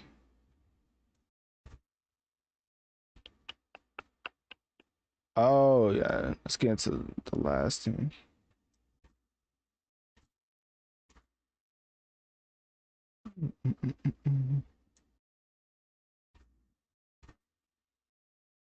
You know what I forgot to do? I totally forgot. I forgot to beg for some. I forgot to beg for free stuff. I ain't gonna cap to you. I meant to beg at the beginning of my intro and be like, "Hey, Drizzly, you know I'm over 21. You know what I mean? If y'all want to ship me a little something, you feel me?" I'll be so serious. I should have started begging. I was like, "Hey, been sponsoring me for 4 months. You know, go and send your brother. You know what I'm saying? Go and send a brother. Some liquids, some beverage." I don't know. This is a PG podcast, so I guess I can't be, promoting that stuff. Forget all that, man. All this, you know what I mean? It's a great. I would say it's a great business going on. Maybe, they seem to enjoy it. They've been in for 4 months. Hopefully, they keep going. Might as well send your brother a care package. You know what I'm saying? I guess we had to, they had to confirm I'm over 21, but still, send me a little something. Let me test it out. Call it a day or a night, or depending on how many drinks I have. All right, all right. I think I'm ready. Let's see. Taylor Swift has 271 million followers. I didn't see it all. What in the world?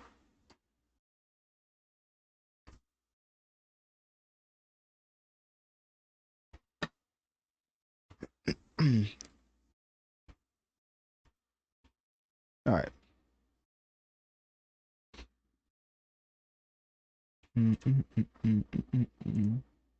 see, how big do I want to make this?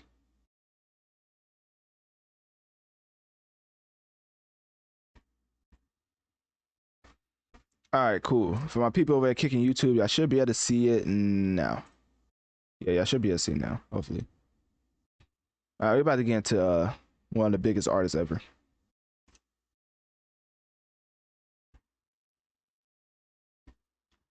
Hold up, because I think it was. Let me find out. I think I did talk about how impactful Taylor Swift was. Which episode was it? I gotta type it in.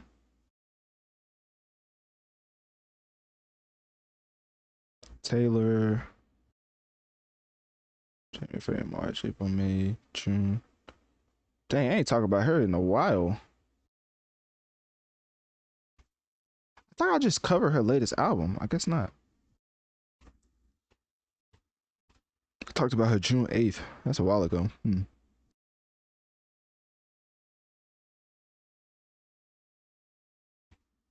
Oh, I did talk about her breaking up with her. She made headlines by breaking up with somebody. I didn't even know she had a boyfriend. That's crazy. Imagine messing up that bad. That's tough. All right, anyways, let's get into one of the biggest artists ever.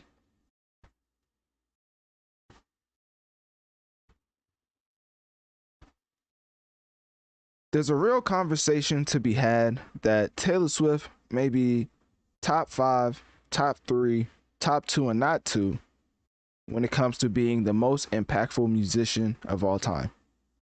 Because this is just ridiculous. At this point in time, I feel like she could do anything and it's gonna sell out. If Taylor Swift wanted to announce a one-on-one basketball tournament and she was playing against every single bench player in the league, I think it would still sell out, because who in the world wants to see Taylor Swift play basketball? But it will still sell out because that's the type of impact that she has. Because this is honestly one of the biggest things I've seen an artist do as far as flexing. Taylor Swift is set to have a concert film over her current tour, which is the Eras tour, and it's set to hit theaters in US and Canada on October 13th. Yes, you heard me correctly. Taylor Swift, after going on tour, just said, you know what? Let me just put out a movie and see how it does. Because at this point, I'm running music in a way that has never been ran before. Because if you look at Taylor Swift, her first, her second, her third week sales off of remasters of her albums, she's basically putting out old albums. I know she's saying Taylor's version, and that's like just to get her royalties back from Taylor, from Scooter Braun, because she bought her publishing back. So now that she's remixing all her old music, she gets full I forget the word. Basically, she gets paid fully in full from the music she puts out now. So she just redid her old music, so now that she owns it, and it's called Taylor's version. So running the charts with 10 like decade old music, like Taylor Swift's been in the game for a minute. So running the game for like 10 plus years off of old music is insane. Because now that you're packaging this whole entire tour into a movie that is anticipated, and this is from a bunch of different sites, saying that cinema owners anticipate that the film could open to a record 100 million based on brisk advanced ticket sales, with the potential to gross even more domestically. And this brought me back to the days, ironically, because what I'm about to get into, this brought me back into the days of me watching the Justin Bieber Never Say Never documentary, because that was the first time I really seen a glimpse of what a superstar day-to-day life looked like. From him waking up to him going to sleep. And the biggest thing that stood out to me was when he was in risk of losing his voice. And I thought that was insane. I was like, lose your voice? As a kid, I was like, I couldn't fathom singing to the point where you lose your voice. I didn't even think that was possible. So watching that Justin Bieber Never Say Never documentary, which is, it was very impactful, I might say. All right, so that goes into this point. Taylor Swift's current movie that's coming out this year is set to break the top grossing concert film at the domestic box office that was previously held by Justin Bieber's Never Say Never, with 73 million. So that documentary did 73 million. This movie is set to have at least 100 million based on brisk advanced ticket sales. Now, of course, this is coming from a bunch of different theaters, but AMC came out and said that it has achieved record-breaking pre-sales of 26 million within the first 24 hours, and that Taylor Swift's direct deal with AMC theaters bypassed the traditional Hollywood studio distributors and sends a message to the film industry, I can't talk. Give me a second. I can't say it. Signaling. Yeah, there we go. I don't know why that was so difficult for me. You know, I felt like Floyd Mayweather. Anyways, signaling a shift in how movies are distributed. Y'all better stop laughing at me. I ain't gonna lie. Hey, that stuff was crazy, man. I ain't gonna lie. It was a lot of syllables, a lot of L's. You know what I mean? Figuratively and literally taken by me. Anyways, let's keep going. So with Taylor Swift basically bypassing all the rules set in place to put out movies and giving it directly to AMC, I don't think I understand how big of a flex that is. that's like, I know my product is gonna sell so much that I don't need a middleman to hype up my content. Like y'all remember when what was her name? I can't believe I'm blanking her name. The Margaret Robbie from Barbie.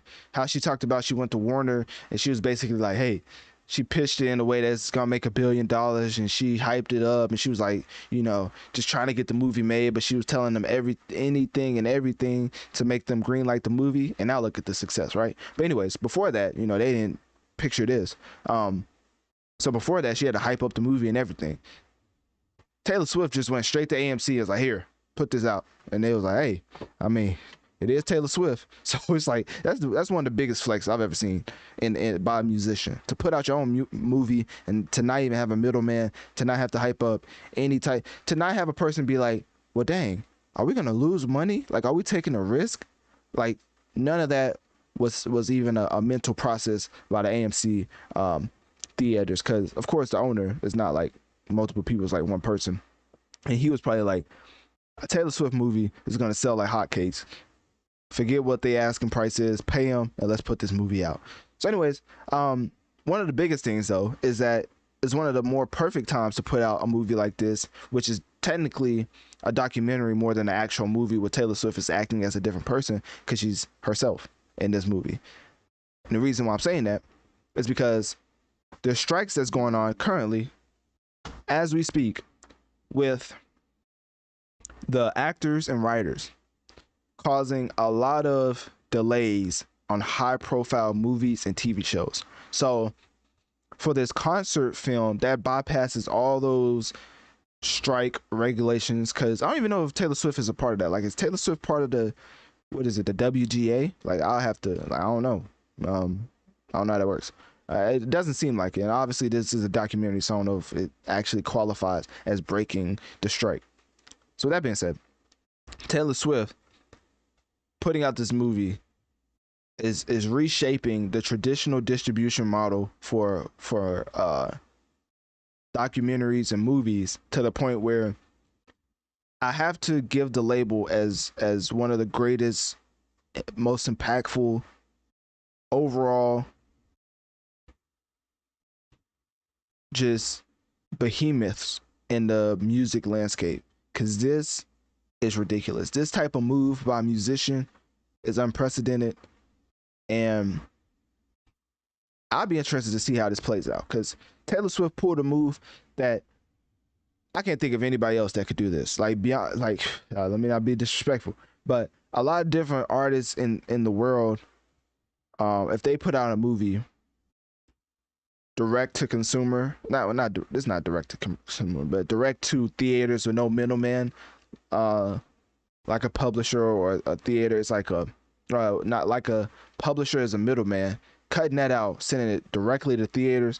I don't know if I've ever seen a move like this, and I'll be interested to see how this plays out. As they said that the film was shot during the first 3 nights of the Eras tour stop in Los Angeles in August 2023. So we're going to see how that comes about. And it says to release the concert film directly in theaters. And I already said that part. So yeah, man, we're going to see how the Swifties reacts to this movie, because I feel like it's gonna put up numbers. And do I think it's gonna compete with like a Mario or Barbie? Definitely not. But do I think it's gonna put up like top 20 numbers as far as this year? I do think so. And I feel like that's even in itself, that's a big deal. You have to realize Barbie and Mario, those type of movies, they gross like $1 billion. I don't think Taylor Swift's getting anywhere near that. But with the projections seeming to break 100 million, then that's definitely a good starting point, because that's a lot of money in itself. So she's definitely gonna make a splash in the movie industry. And who knows, this may lead up to a role that she currently a future role that she ends up taking for a bigger, more established type IP. So you know, Taylor Swift could end up in Barbie too. Who knows? I'll just play. Let me chill. So anyways, click my link tree in my bio. Let me know one of my social. Oh, also, how did I forget this? I had this written down, everything. It's not even showing it. That's crazy. There was something else.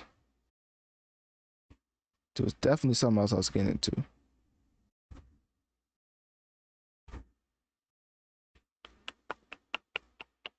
It did not cover it at all. Oh, okay, here it is. I found it. So, in other news, Taylor Swift, talking about her impact in the music field, has become the only other artist. No. She's the second artist with 100 million Spotify listeners. No, that's not right. 100 million monthly Spotify listeners. That monthly is a big deal because you can have 100 million over the course of 20 years, but in every single month from this point forward, she has 100 million monthly Spotify listeners. And in general, I just need y'all to know that that's completely insane. She's basically doing more than the United States every single month, and that's like I said, one of the most impactful artists of all time. And of course, The Weeknd was the first one because, you know, he's just, I like to call him the king of pop, which a lot of people find very disrespectful, but, you know, that's just where I stand as far as The Weeknd and Michael Jackson comparisons. You don't even want to get into a vocal comparison, but obviously everything else, you know, MJ got that. But as far as the sales and vocally, I feel like The Weeknd's up there. So anyways, you know, The Weeknd was a good sport about it because let it be Drake. Like, Drake was not going to celebrate this achievement. So good thing that The Weeknd was more of a good sport as he welcomed Taylor Swift into the club that was exclusive to him because he was the only person to ever reach 100 million monthly listeners on Spotify. So basically, he took to Instagram to post a bunch of messages of just congratulating Taylor Swift and showed a throwback picture of them together on their, let me see, of them performing at Taylor Swift's 1989 tour. And then Taylor Swift reposted the picture on her own story. Don't you love to see, you know, camaraderie like that? Instead of beefing, talking directly to you, Aubrey Graham, Drake out here just beefing with everybody. I ain't gonna lie. I feel like he don't beef with everybody, but he beef with like specific people that's like, why? Like Kanye, Taylor Swift. Like, I know y'all think like Drake and Taylor Swift not beefing, but y'all gotta pay attention. So anyways, what else? So yeah, The Weeknd showed love to Taylor Swift. Taylor Swift reposted it. I think that was basically it. So yeah, at the end of the day, Taylor Swift had like 80 million monthly listeners, and then shot up to 100 million. Don't ask me how that happened. It just, you know, it just happened, I guess. And then, yeah, joined Abel Tesfaye, aka The Weeknd, as the only artist on Spotify with 100 plus monthly listeners. So with that being said, click my link tree in my bio. Let me know on one of my social medias. Do you think that Taylor Swift is the most impactful musician or top 3 impactful musician of all time?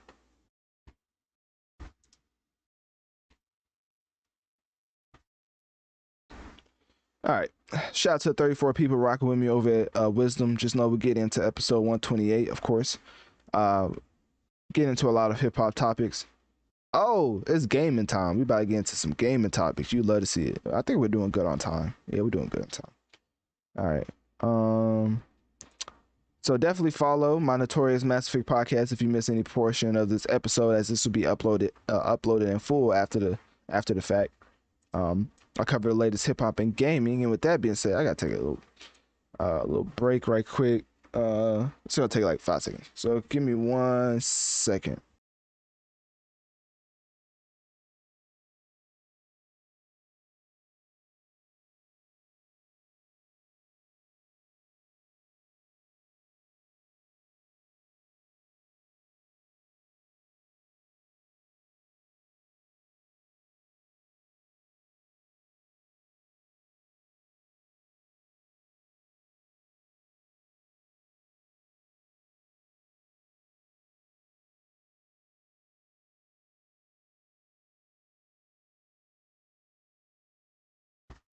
All right, I'm back.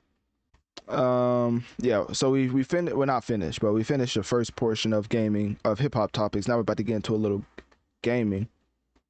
But yeah, if you're new, definitely make sure to hit that follow button as I cover the latest gaming and hip hop. I go by Analytic Dreamz. My podcast is Notorious Mass Effect. What else? We just surpassed 1.6 total. Well, I can't talk. We just surpassed 1.6 million total downloads in just 8 months under the hosting platform Red Circle. I guess it's 9 months at this point. I mean, we 5 days into 9 months, so I guess it's not much, but you get what I'm saying. If you want to join the masses, uh, definitely make sure to follow via my link tree in bio. And with that being said, we gonna get into this strike. I kind of got into it with Taylor Swift, so I'm glad I talked about it a little bit because we're about to talk about it more in full with this.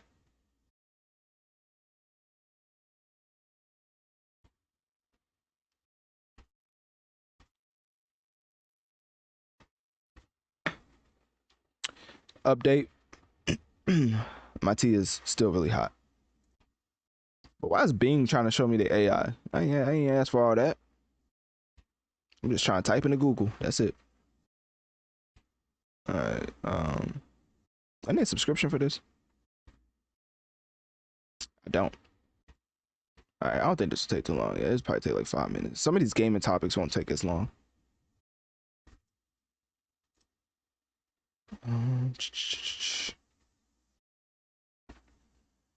Alrighty. I think it's insane how Taylor Swift just putting out a movie and it's just like nobody bats an eye. It's like, oh yeah, she's supposed to do that. Like what? Like that stuff is difficult. Like people don't be doing that. Like last time Beyonce put out a movie, it was like on her own site title, so you couldn't. I mean, and try to be disrespectful, but you couldn't see the numbers. You know what I mean? And you ain't had to buy a ticket, but that's Anyways, I don't think nobody ready for that conversation. Let's see.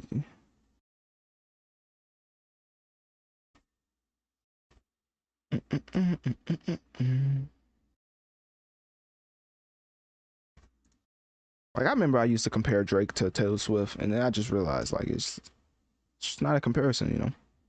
I think once you start looking at the numbers, honestly, it's like dang. Like Taylor Swift is she top two and not two for real. Like everybody just out here just begging for scraps or playing for scraps when it comes to Taylor. No wonder she hates Scooter Braun. Scooter Braun was living. Hey, Scooter Braun was in luxury off Taylor Swift. We're gonna get into Taylor Swift. I mean, we're gonna get into Scooter Braun too at the end of the podcast. I ended off my last episode talking about Diddy versus Ciroc, and that did pretty well. So I think people I think people enjoy the I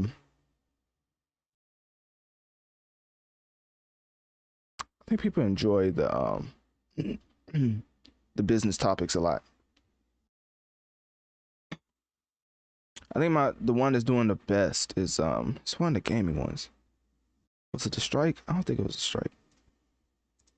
I think it was the PS news, Microsoft news. I forget. I don't know. I do a lot of topics. Like just now, I think I've covered like 6, 7 topics. One of my main things for the podcast, of course, and if you're new, just know this is the live edition. So in the meantime of me pulling up topics, I'm just gonna be talking like this. But I think the biggest thing that a lot of people enjoy from the podcast is the information you take out of it. Because one of my main things is like I don't want you to listen and then not get anything out of it. Like 10 minutes into listening to me, I would rather you hear something that you haven't heard before. That's informative because that's how I be using social media. I mean, sometimes I like a laugh here and there, but for the most part, if I'm going to social media, I need to be informed. Like y'all see Team USA get beat by Lithuania? That was like 2 or 3 days ago. Obviously, they just blew out somebody today. I forget who it was. It was some trash team. They beat them like 90 something to 40. It was bad. But anyways, like stuff like that. Just like even though that's entertainment, still technically news. Hopefully that makes sense. Y'all probably like this man rambling, and yes, I am. I had to pull up everything. I think I did though.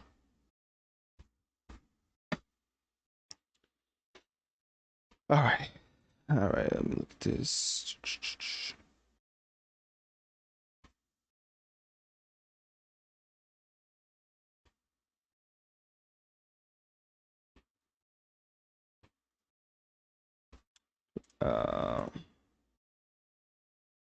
But dang.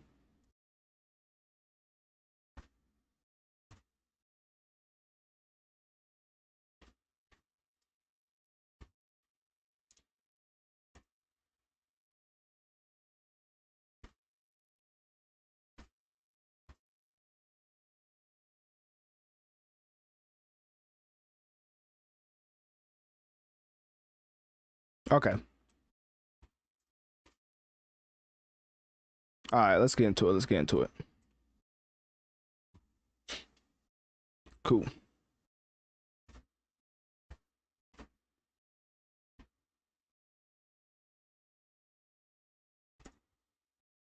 Say it ain't so.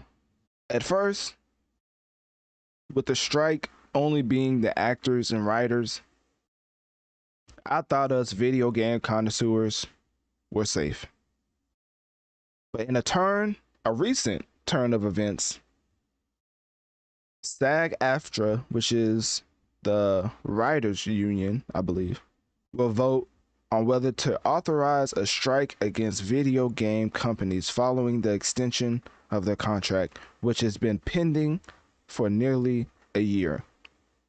So basically, the writers and the actors was like, hey, these studios are not taking us serious enough, which if you look up strikes, not strikes, studios start hiring for AI, Notorious, Mass Effect should pop up, or you can just type in studios hiring AI specialists, and it should definitely pop up for my podcast. I already covered it like a week or two ago. But anyways, if you want to hear more on that aspect of why they're not even trying to negotiate with the writers or actors, studios just out here like, hey, since they ain't trying to comply, let's just go out and start paying people to use artificial intelligence. I was like, dang, that's crazy.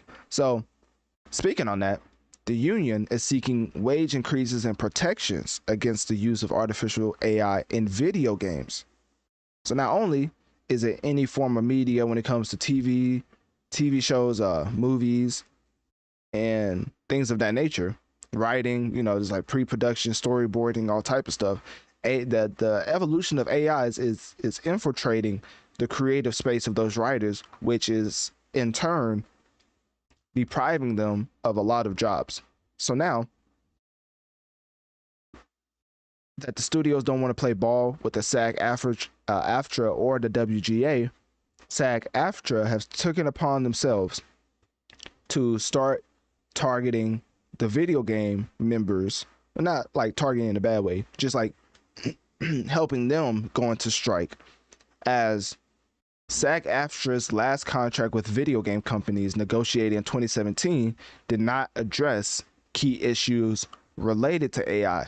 Basically, all these members want to know is that, are you going to use this AI technology to replace me? And if so, we have a problem. And guess what the studios basically said? We might. We'll think about it. We'll take your concern into consideration. And basically told them that, they ain't gonna stop using AI. So now people are on strike. Well, not people, writers and actors on strike for the first time in history since like the 1960s, I believe. So anyways, back to the current contract.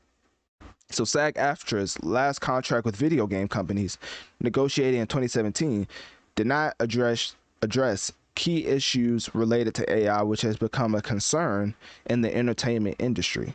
So the potential strike would be the first since October 2016, when SAG-AFTRA targeted 11 companies, including divisions of Activision Blizzard, Electronic Arts, and you can look all this stuff up. So whatever I'm saying right now, you could definitely look up. So this strike for video games will be the first since October 2016, when SAG-AFTRA targeted 11 companies such as Activision Blizzard, Electronic Arts, Take-Two, Insomniac Games, Warner Bros., and Disney. And the union is looking to secure a member-approved strike authorization before bargaining resumes on September 26th. So basically, they're trying to up the ante and show the studios they ain't playing around. Y'all better increase our pay, or we gonna increase these number of people we have striking. And that's basically where we're at. So now they're targeting the video game members and about to authorize them to strike, and it's all due to the concerns about the unregulated use of AI. Obviously, a lot of people are like, it's because of streaming. Nobody's getting paid from streaming. The numbers are all over the place, which is also true. I mean, when well, I almost call it something else. When Scarlett Johansson, I wonder if y'all caught that. That's kind of funny. When Scarlett Johansson sued Disney and ended up reaching a settlement with them over Black Widow going like a week or two after straight to Disney Plus after it was like. So basically there's certain things called points or whatever. I don't know everything about that whole points field, and when it comes to movies, like I'll go to Grace Randolph beyond the trailer if you want to listen or learn about that. But in general, what I do know is that Scarlett Johansson's contract was for movies. When it went to streaming, it was it was a lot of gray area to the point when Scarlett Johansson sued Disney. So now Disney had to come to a settlement because of the gray area in the contract,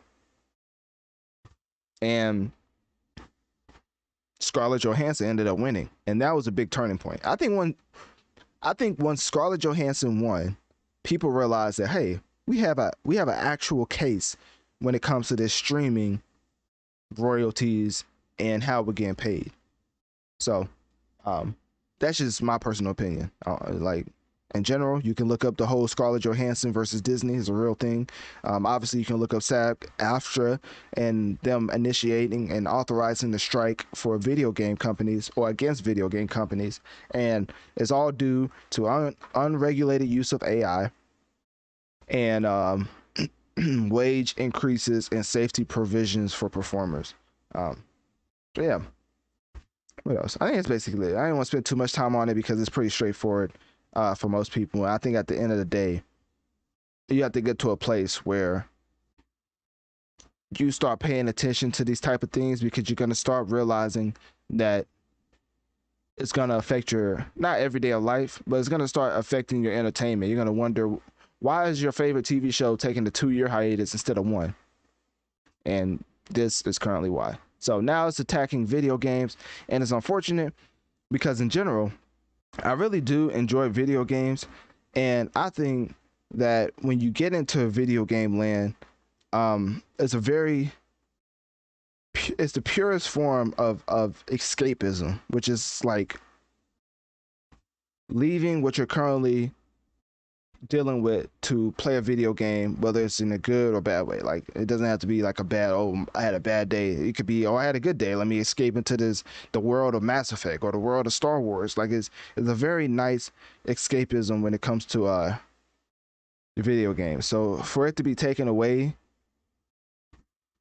I don't know how I feel about it. Obviously I'm not an actor, I'm not a writer, so maybe I'll feel more emotional about it if that was the case. But at this point in time, I don't believe that video games should be affected, but it seems like because of the studio's unwillingness to increase wages and not use AI in certain ways, we may have a certain war, a civil war on our hands when it comes to every actor and every writer in the studios. Because if you don't know, it's just the states. So actors overseas, like one of the actors, Melissa Ford off of Joe Budden podcast, she basically is still acting but in Canada because she's part of the Canada Union, not the United States. So not all actors is just boycotting. So if you see certain overseas actors going back to the country to act, hey, technically, you know, they can. So at the end of the day, we're gonna see how messy this gets, but it's getting pretty messy because now they're including video game companies, and as you see, Insomniac Games is on the list, which is a whole nother conversation in itself because they are currently giving me some of the best video game Marvel content I've ever played. So with Wolverine and whatever the unknown game they're also developing, set to come out soon, that's probably going to get delayed. I definitely don't think Spider-Man's going to get delayed. I believe that game's been gold, and gold is like when a game's ready to launch. So I don't think that game would get delayed at all. But Wolverine and whatever the future game that they're working on, that's a Marvel project that they're not telling us what it is. It's that may end up getting delayed. But anyways, click my link tree in my bio. Let me know on one of my social medias. What do y'all think of just Insomniac Games in general and the way? That was not the question. My fault. All right. Anyways, let me start over. So act like you ain't hear that. You ain't hear that at all, right? Okay. Click my link tree in my bio and let me know on one of my social medias. What do you think about SAG-AFTRA now targeting video game developers with their strike? And if you're a gamer, how do you feel about this entire situation?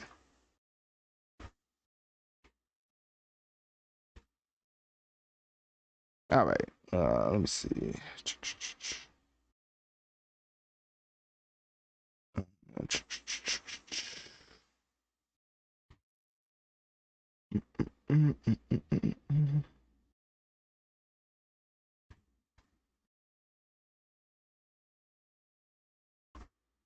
Let's see. Someone was.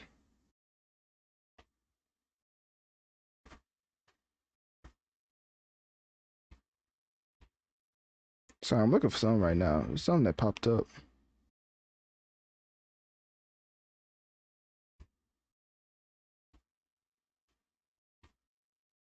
I don't know why they popped up. That's kind of weird.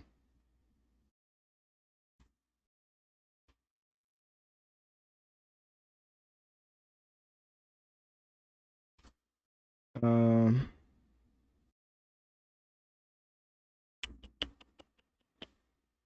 Okay.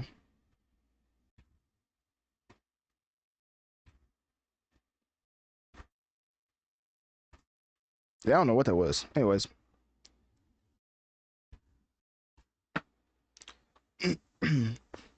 Let's see. Shout out to the shout out to the 37 people in the live wisdom chat right now. I'm getting into the gaming portion of the episode, and like I just talked about, we talked about the strike with WGA. It's pretty big deal. But anyways, follow my Notorious Mass Effect podcast if you miss any portion of this episode, as I will upload the entire thing after the fact to my podcast. On whatever platform you listen to podcasts on, just click my link tree in my bio to be linked directly to that. What else? I think it's basically it. Let's see.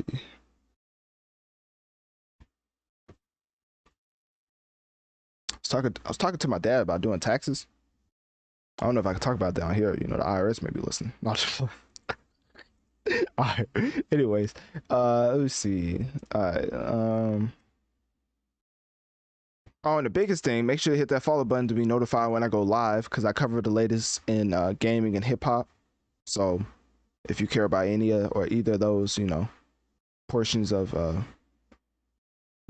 either of those sections of entertainment, it's a lot of information I feel like I give that can help out, and hopefully it makes sense. If not, then dang, I try my best. Imagine somebody just be like, dang, you ain't subscribed. Well, try my best, man. Maybe get them next time. Let me see. What does it say? Oh, PlayStation increasing. Dang, I forgot about this one. Nah, PlayStation wilding with this one. PlayStation said, forget y'all pockets. See, I thought y'all was gonna have spending money. We gonna need all them coins. Let's see.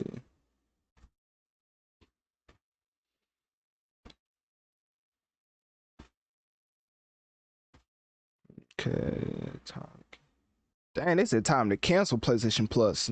Y'all about to boycott PlayStation? Hey, I'll only boycott PlayStation if y'all get Spider-Man or Xbox. Like I'm not I ain't got no allegiance to no console. But if I can't play Spider-Man, like I don't know how y'all deal with for all my Xbox players out there, I don't know how y'all deal with all the Lego Avengers memes when Spider-Man come out. Like PlayStation players talking about the new Spider-Man game, meanwhile Xbox players and they be showing the footage of Spider-Man in the Lego Avengers game. Not gonna lie, I would have been crashed out. I don't know y'all. I don't know how y'all do it. Oh, y'all gonna make fun of that? Okay, okay. So I see where we at. Like, they really be making fun of y'all, but it's okay. Starfield though, I ain't gonna lie. I mean, that's the title of this episode, but Starfield's looking pretty fire. So I'm not gonna get my review of that because of course, I gotta wait for that. I'm pulling this. This should definitely be pretty quick. It's pretty informative. I got a couple jokes, because they don't care about pockets. So get my jokes off, and then talk about how I'm still gonna have PlayStation because gotta play that Spooder, man. Alright, let me see.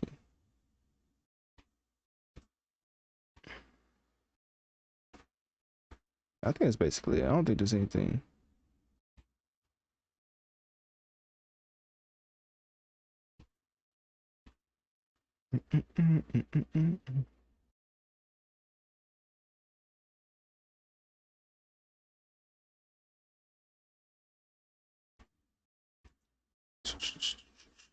I still have Taylor Swift's profile up. That's hilarious.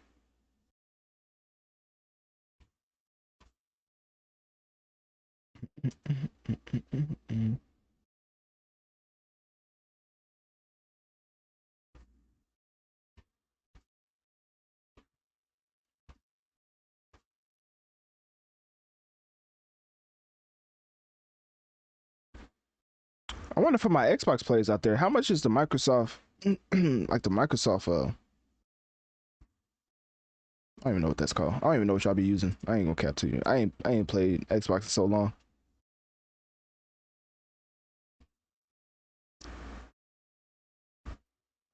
I do want to play Starfield though. Hopefully Starfield comes to PlayStation, but Spider-Man never came to Xbox. And I'm pretty sure Starfield came out around this time for a reason. I think this is the competitor they're gonna have for Spider-Man. But maybe that's just me putting too much into it.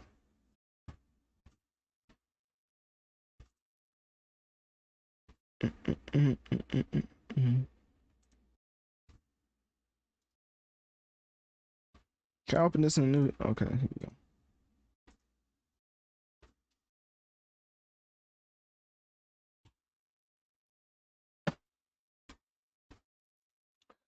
PlayStation.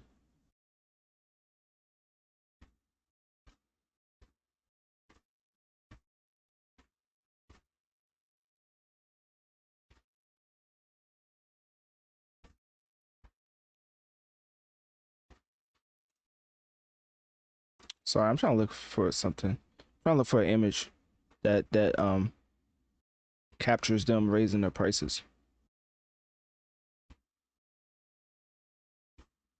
Ain't none of this does that.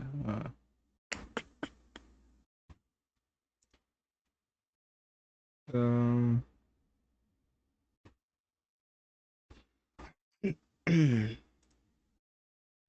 I love how he says Sony like privately or quietly raised their prices. Like, nah, it's pretty loud. Everybody was on social media going crazy.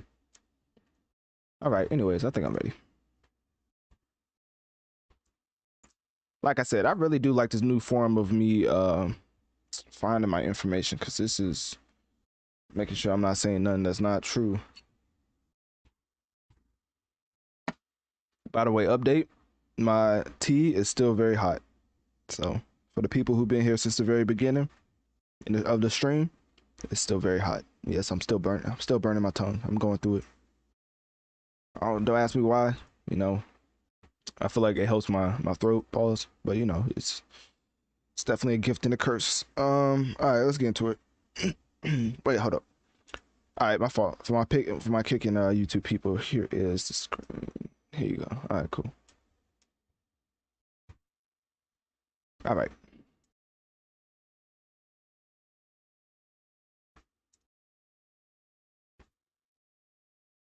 Now say it ain't so. Just when I thought that corporate greed could not get any worse, Sony had to one up themselves as the price, to quote my man Fat Joe, yesterday's price is not today's price. Now, what do I mean by that? Right? PlayStation took it upon themselves to increase all of the tiers for the PlayStation subscription starting September 6, 2023. Now, I know what you're saying. Now, Dreamz, you know good and well that it is way past September 6th because by the time you hear this, it's either going to be September 6th or the day after at the very least, at the earliest, if I might add. So y'all gonna be like, dang, you couldn't give me some type of warning. before Sony just increased all the prices for every single tier of the PlayStation Plus subscription. But let me tell you something. Don't blame me. Blame PlayStation, because this is the first time, the first and only time where I can say that you gotta hate the game, not the player, because this is ridiculous. This is ridiculous. PlayStation is out here running amok with these new price increases, as the PlayStation Plus Essential 12-month subscription would now be $80 a year. So that's the 12-month, right? The PS Plus Extra 12-month subscription will rise to $135 a year. And the PS Plus Premium, this is for the big ballers out there, 12-month subscription will be $160 a year. Now, of course, Sony came out and it was like, you know what? The reason why we're raising these prices because we continuously, I don't even know if that's a word, I think so, give y'all high quality video games for y'all enjoyment and to supply your escapism and your needs for entertainment, right? None of y'all playing Xbox. We didn't look at the numbers. We know ain't none of y'all buying that Xbox Series X, so y'all ain't gonna leave. So we might as well just raise the prices. And I was like, well, ain't that a shame? Because Spotify's doing the same thing, increasing their monthly subscription. PlayStation doing the same thing, increasing their monthly subscription. Even Xbox. I don't even know how Stephen A says it, but I think it's the gall. I think that's how he says it. The gall of them. I don't even know if that's how you use it. I don't know. I feel like throwing that out. To think that they could raise their subscription after one successful exclusive game in Starfield, which we are going to get to that game. But after, like, let us not forget about Redfall and how that fell from grace expeditiously. Let us not talk about all these different publishers that now all of a sudden can't make a good game because they already got the bag from Microsoft to be exclusive. So now they putting out trash. And the first time they get a hit in Starfield, they want to raise their subscription for their Game Pass, and they want to take away gold. It's really insane out here. It's kind of insane. You would have think we wasn't in a recession. Who would have thunk that during a recession, all the biggest companies in the world would raise their monthly subscriptions? Now let that sink in. All right. So at the end of the day, shame on PlayStation. I know a lot of people's talking about boycotting PlayStation, but let's be honest. How's that gonna happen? Y'all know 2K's coming out. I know most of y'all trying to ball with the homies. Y'all know Call of Duty's gonna come out with some other game every other 6 months, and y'all trying to shoot it out with the homies. FIFA and 2K, I can't run from people talking about how they the best at this game, they the best at that game, showing me the online my player stats. I'm like, who? Like, come on now. And the reason why I started with 2K and all the sports games is because that's the biggest base when it comes to general consumers. So they're just gonna look at this price hike and they're just gonna say to themselves, well, I'm trying to shoot it out with the homies, and I'm trying to ball with the homies, but I can't do that without that multiplayer PlayStation Plus subscription. So I just got to end it with shame on you, PlayStation. Shame on you. So anyways, click my link tree in my bio. Let me know on one of my social medias. Also, if you've looked at the video version of the podcast, just know I have that up for a reason. September monthly games. That is what you're getting for the price hike. Saints Row for the PS5 and PS4, Black Desert, and Generation Zero. And that's for subscribing to PlayStation Plus. That's the free games you get. Yeah, man. Sad times, man. Sad times. Anyways, click my link tree in my bio. Let me know on one of my social medias. What do you think about PlayStation and basically, what do you think about Sony increasing prices for all tiers when it comes to PlayStation Plus subscription? And do you care? And if so, are you willing to boycott Sony?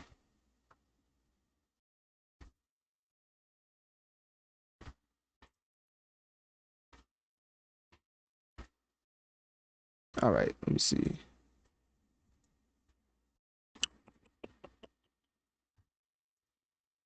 So what's the next topic? Let me see. Shout out to 38 people in the live wisdom chat. Appreciate y'all taking time out of your night to listen to me break down the latest hip hop and gaming news. Currently, I'm in the hip hop. Well, I'm in the gaming section of the episode. And I am in the gaming section. Y'all caught me at a good time. I'm getting into Starfield. We're talking about Starfield, ladies and gentlemen. So now we will be getting into the main topic of the episode. Review roundup. Yeah, let me look at this. Okay. Starfield creator. The Starfield creator came out with information. Well, that's great. Starfield has gender fluid controversy. Starfield, Xbox Game Pass, release date, everything you need to know. That's probably a good one. Should we touch on the gender controversy? I don't know if I'm equipped enough to talk about that topic because I don't know what they're talking about. I'll have to do a lot of reading. All right, let me see. So let's get into Starfield. I want to get into let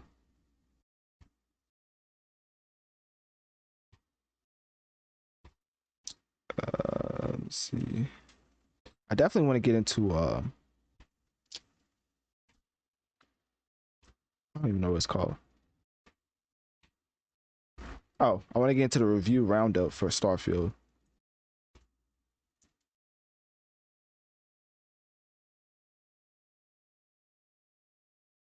And then I want to get into like overall info. I want to get into a lot because it's basically it's the main focus of the episode. So we're gonna talk about them for a good minute.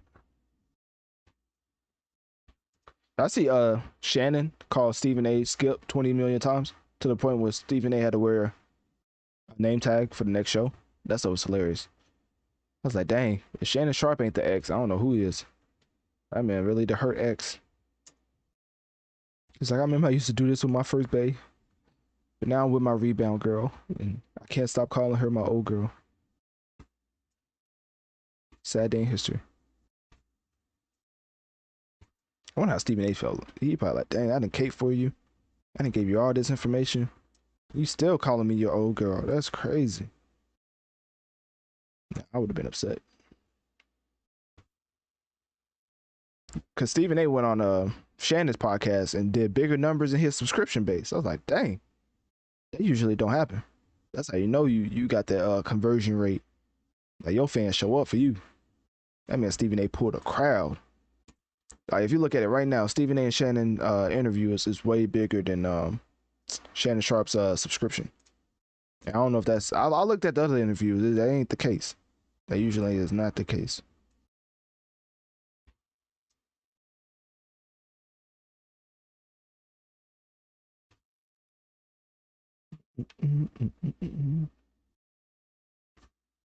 Yeah, we got a lot of information for this one. This one's gonna be pretty. Oh, we have a gameplay trailer. Great.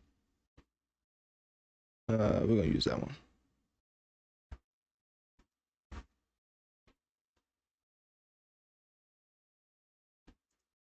I wonder how much gigabytes. Oh, 125? That's not bad. See, look at 2K. 2K out here. I think 2K is like in the 180 range. Can you repeat one video on YouTube? How does that work? Let me see. Is it like it's not like Spotify, huh? You can't just repeat it. I mean, I guess I could just hit the repeat button. Let me see how loud it is.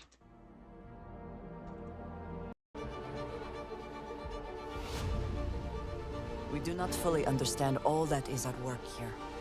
No finer group in the stars to be unraveling this mystery. I'll follow you. All right, cool. That works.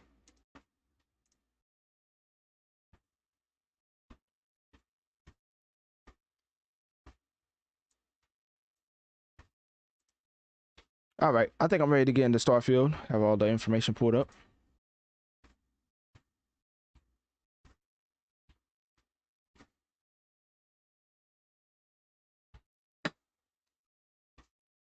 Let me see.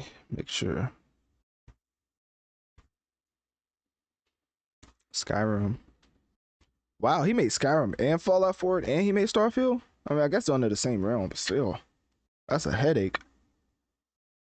All those games have a plethora, like just chock full of content. That's crazy.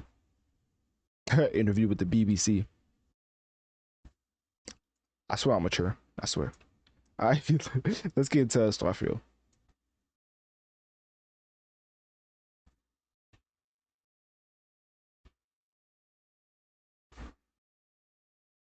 Now, this is the first time I've seen a game entice me enough to make me contemplate buying a second console. Now, for those of y'all that don't know, gaming is an expensive hobby. It's not a hobby for those who don't have exposable income. And I'm not saying that in a way to downplay or to ridicule somebody for gaming.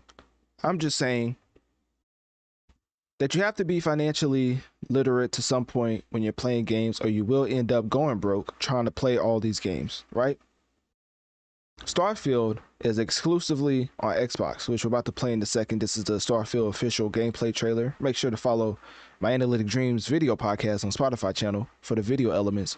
But basically, Starfield is the first game since me switching over from Xbox to PlayStation that made me contemplate the idea of buying the Xbox. Simply because y'all know, if there's one thing you should know, is my love for RPG games. I mean, this podcast is literally called Notorious Mass Effect, which is drawing heavy inspiration from the RPG game Mass Effect, which I hold as the apex, as the best of the best as far as video games. Like, as far as everything that combines into a video game, Mass Effect is my all-time favorite. So whenever I see a game like Starfield scratch that itch figuratively when it comes to space adventure, character customization, dialogue customization, different branches of stories. I even play Outer Worlds. Granted, I didn't like Outer Worlds. I don't know why. I played it. I didn't like it. I thought it was kind of boring. But Starfield, on the other hand, it's like another attempt at a world to just get captivated in. And for me, I've always compared it to like reading, because I love to read, and I feel like it has the same effect for me. It's like escaping into an imaginary world where you can where it equips you with tools that lets your imagination run wild. Some video games, I feel like, restricts you into having certain things that everybody goes through throughout a certain video game. That's why Mass Effect is my favorite, because you can't tell me that you've seen the same exact thing happen for a game like Mass Effect with every other player. Like, one player could play this way, another player could play it that way.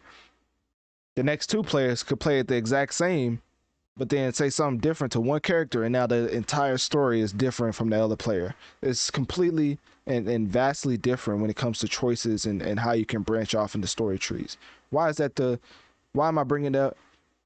Because I feel like Starfield is starting to become, for me personally, the modern day Mass Effect. The more and more that I see. And without further ado, because I know that's a huge claim, let's get into the Starfield official gameplay trailer.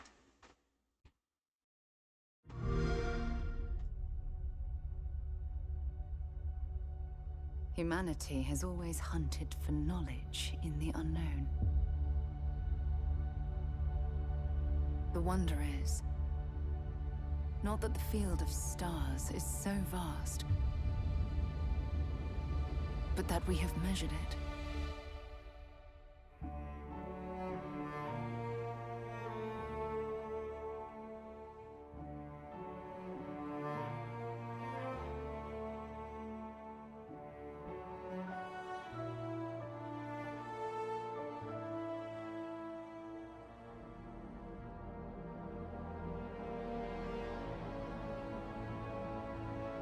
We're all here because we're committed to the biggest question of all.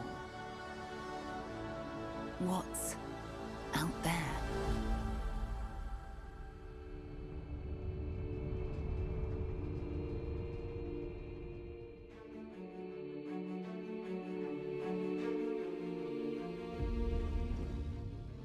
You're part of Constellation now. Now, what in the Elon Musk is this? Character customization. Oh, look, a black man. Character customization, and you know you got point one out every time you see it. You know, it's spirits around here. But anyways, creating your own character and getting into and captivating yourself into a world like this and enthralling in a world that just is obviously vastly different from each and every planet you go to. Apparently, there's a bunch of planets, right? And obviously, I'm not gonna go through this whole thing because it's 3 minutes, which is not too long. But you know, obviously, I want to give my own personal reflections and recap of the game. So basically, y'all seen enough of the game, right? That's why I compare it to Mass Effect. You see, you can go to space, customize your character, all that good stuff, right? Then the reviews came in, and I got even more enticed to buy Xbox. I don't know if I'm gonna do it. You know, as far as you know. As far as buying a console for one game, I can't justify that, so I don't know if I can do it. I would get a PC, and I think that would help with the problem because, you know, PC is able to play multiple games, and that's not really a part of the console war that Xbox and PlayStation on, which Xbox and PlayStation have. Which honestly, I'm not what they call or consider a PlayStation pony. I'm not one of those type people, right? I just have a PlayStation simply because Spider-Man is exclusive to Sony. So that's why I have a PlayStation. As simple as that. It's not like, oh, I think PlayStation is superior or whatever. That's the reason why I have it. But Starfield being exclusive to Xbox is very interesting because once these reviews came out, I was like, oh, they may actually have a hit on their hands that's reminding me of elements that I've received for Mass Effect. And that's all I need as a gamer. But still, buying a console for one game, I still can't justify it. But anyways, that's besides the point. So getting into the review roundup, we have GameSpot giving it a 7 out of 10, which is not the greatest, of course. But then you get to Game Informer giving it 8.5 out of 10, IGN giving it a 7 out of 10, Games Radar giving it a 5 out of 5. And why are you giving, and you may be asking yourself, why are you giving all this hype to a game that's 70% or shooting 70% out of 100 for the field? I mean, obviously Games Radar, I gave it a 5 out of 5, but as far as the highest score, I mean, I think it was Game Informer with 8.5 out of 10, but most of them is around 7 to a 8. So what I would say is, me being a huge Mass Effect game, I'm willing to bet that I would enjoy a game like this more than I would a 10 out of 10 game that's like a card-based turn game. Like, no disrespect to what's it called? Baldur's Gate 3, but it's just not my cup of tea. Obviously, I can acknowledge that it's a phenomenal game for what I've seen, and it's been reviewed phenomenally. But what I would say is RPG games is my favorite playground to be in because there's so much stuff you can customize and make of your own instead of a card-based turn game, which of course you can customize and stuff like you can in Marvel Midnight Suns, which is the last turn-based card game I played. Well, yeah, turn-based card game I played, but in general, I do like to be able to shoot it out. Like, I do like to have customization RPG elements while also having like Call of Duty aspects when I'm shooting it out in the field, you know? So the turn-based thing turns me off. So a Starfield game getting a 7 out of 10 is still very impactful for me because I would love to dive into a world like Starfield and see what the game's about, right? And just knowing it's not a flat-out terrible game and that it's running, I've seen some issues, but it says it's running for the most part pretty it's optimized for the most part for my gamers out there who knows what that is. So getting into some of the info about Starfield, the game director themselves came out and talked about Starfield as, you know, they gave it all the praise in the world, talking about it was the most ambitious title to date, saying that it's a huge epic RPG that offers players the freedom, that's what I love to hear, that lets you explore more than 1,000 different planets, customize your ships and weapons, experience numerous stories, missions, and side quests. Now, if that's not reminiscent of Mass Effect, I don't know what it is. Obviously, these are the same people that made Fallout and Skyrim. So you're probably like, why are you only contributing or attaching RPG elements to Mass Effect? It's because my favorite game of all time is Mass Effect, and I ain't really played I did play Skyrim, but as a kid, so I didn't know what's going on. And I've played Fallout. It wasn't really my cup of tea. And I've played what's another one? There's other ones out there like Cyberpunk, but that game came out buggy mess. Like I was gonna play that one, but it came out buggy mess. So I was like, so reviews like that, like if Starfield would have came out with reviews like Cyberpunk, I would have been turned off because it was basically broken. Like I remember PlayStation literally took it off the digital app store simply because of the fact that it was unplayable for most people. So with that being said, let's get back into the playable RPG, which is Starfield. So the game director Todd Howard, came out and said more about the game, saying he believes that players will appreciate the wide range of choices in the game, even though they don't have to explore all of them. It impacts the appreciation of the story and experience, which I definitely agree with. It's a very long. I've heard that Starfield is very long in general, and offers hundreds of hours of gameplay. And what else? This is the thing I wanted to get at. It's exclusive to Xbox and PC. So for my PC gamers out there, don't get mad. You can also play the game, because I know PC gamers are gonna be like, hey, I can play the game too. What you mean exclusive to Xbox? So basically, it's exclusive to Xbox when it comes to consoles, but also is available to PC players. And if you want to know the overview about the game, it takes place in 2330. So if you need to know that information, and offers players the role of a miner who discovers a mysterious artifact, setting off a space adventure with over 1,000 planets to explore. I don't know about y'all, but 1,000 when it comes to planets is pretty exorbitant. So I was like, hey, I don't know if I got all that time. You know what I mean? Like I may just have to stick to the main missions. They did say though that the main story missions of Starfield takes approximately 17 hours to complete. So that reminds me again of Mass Effect, because say what you want about Mass Effect, but it really respects your time. You can get through the whole trilogy of Mass Effect spending 20 plus hours on each game, which is not a lot when you're talking about game 1, game 2, game 3. If you're talking about entire trilogy, 20 plus hours on each game is not a lot to ask, you know. So with that being said, I love how the main story is not long, but you can make it long with the side quests. So hopefully that makes sense. Starfield also has a limited edition Xbox wireless controller similar to what Spider-Man 2 has, which, you know, me being a huge Spider-Man fan myself, I had to buy that controller. I didn't buy the plates because I'm waiting for the PS5 Slim to come out, and I don't know if the plates will fit with that. So I ended up just buying the Spider-Man 2 customized controller.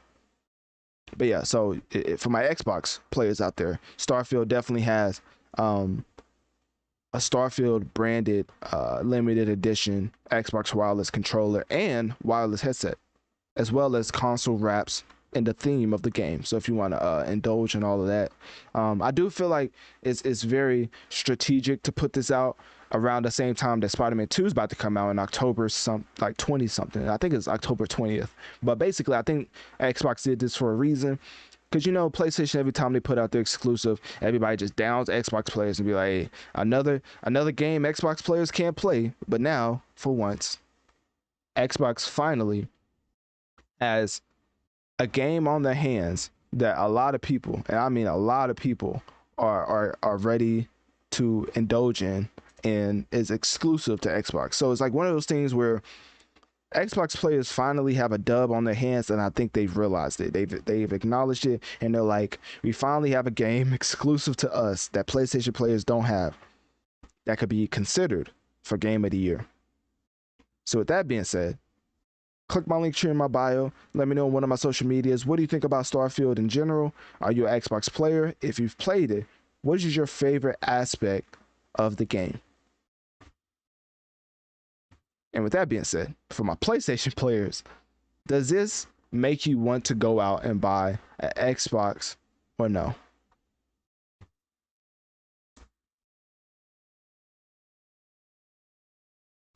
All right.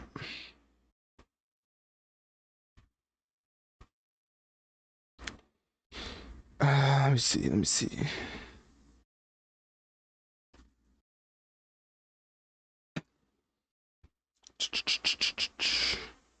Shout out to the 46 people in the live wisdom chat right now. Just know in general, we're in the gaming portion of the episode. Currently just covered the main topic for the episode, which is Starfield. But we have a lot of other stuff to get into. So that was just the main topic. Hopefully y'all enjoyed that for my Xbox players out there. For my PlayStation players, you know, hopefully I was able to suffer through that. Because me as a PlayStation player, I was like, dang, another game that we can't play. Shaking my head. Yeah, obviously I'm joking because it's the first one. It's the first one that Xbox players finally have, and it's like, oh, that's nice. I said like Redfield. What was it called? Redfall. That game. That game was atrocious. I didn't even play it, and I saw it. It was like, oh, it was. You know it's bad when the owner of Xbox comes out and be like, hey, we thought we was getting a better product than this. I was like, dang, just coming out and just trashing your studios. I don't think that's the best thing to do. Anyways, let's keep going. For my people over at Kicking YouTube, definitely make sure to download the Wisdom app.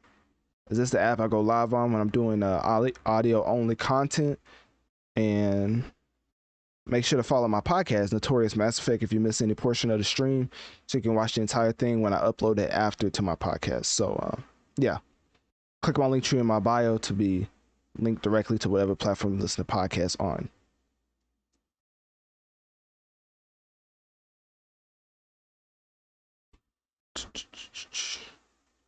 I feel like only when I start streaming is when like I get like a lot of inquiries. Is that how you say it? Inquiries?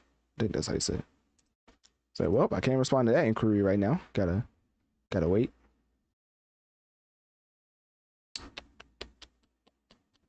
There's a specific GTA 6 account that like is leaking a bunch of information. And I don't know if they know, but Rockstar don't play that. Like Rockstar, I think they just put somebody in jail for leaking information. I was like, dang, is that serious? Granted, that guy did release a lot. Like it was pretty serious.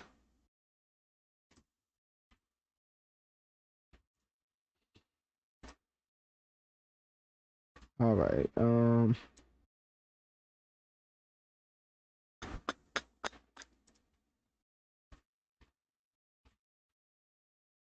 All right, cool. I think I have it up. I'm trying to see. What am I looking for?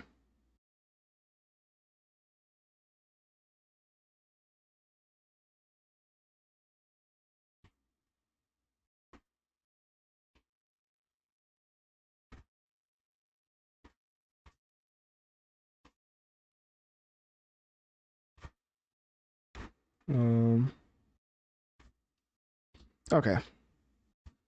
All right. I was looking for something, but I totally forgot. Oh, okay, I found it. Let's get into GTA 6 news.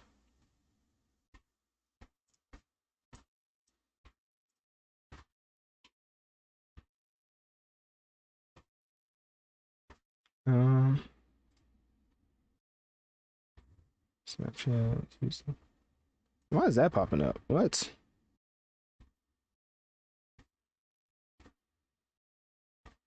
Oh, similar to GTA 6. Okay, I was like, what? That's weird. Anyways, all right, I'm about to transition so y'all can see it. For my people over at Kicking YouTube, y'all can see the video now.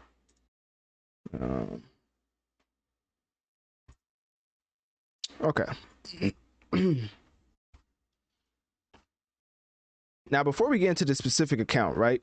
Just know that GTA 6 has came with a plethora of leaks and information that you can find on the internet.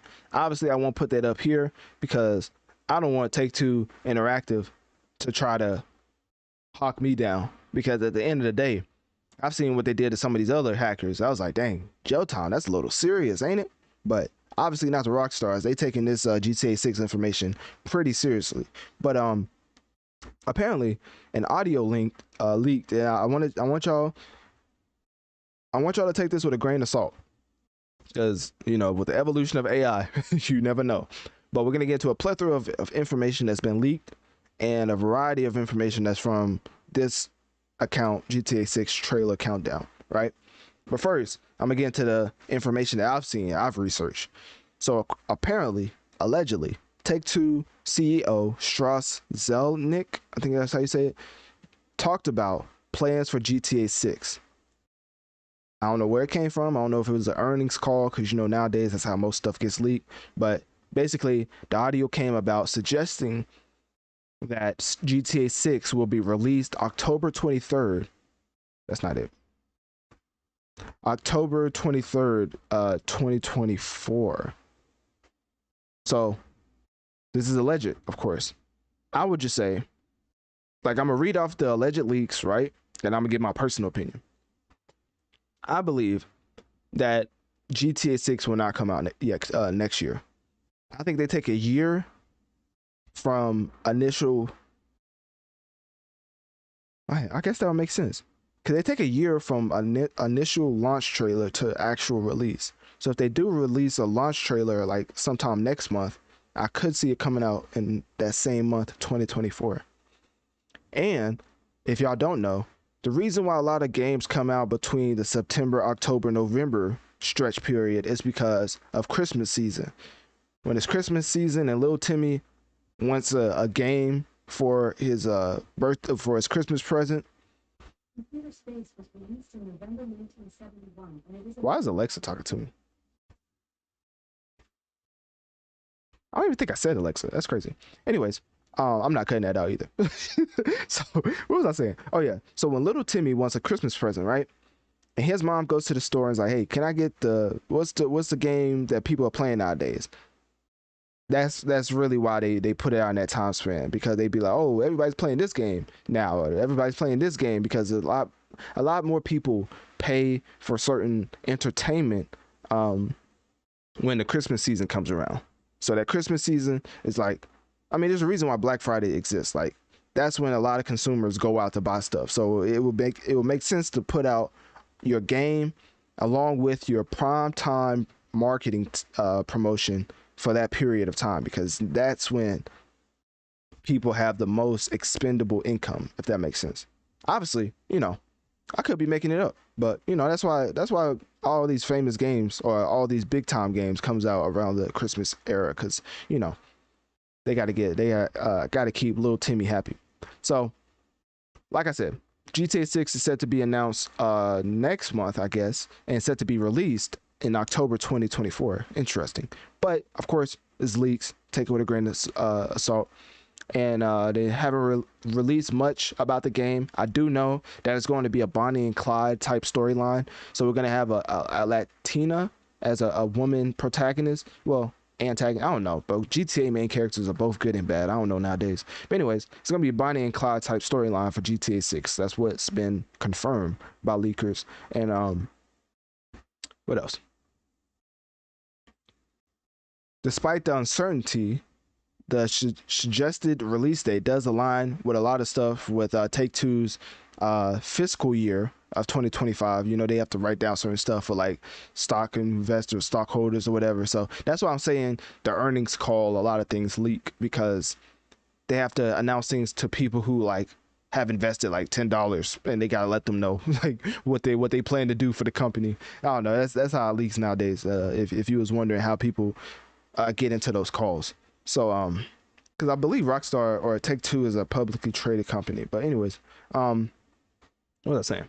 So yeah, a lot of people are excited. And now let's get into GTA 6 trailer countdown. So really, we're not gonna spend too much time on this because it's just basically leaks, so take this with a grain of salt. But this is the timeline, right? So GTA 6 trailer countdown, with shout out to this account, put out this timeline right here. It basically talked about the timeline from launch trailer to actually releasing.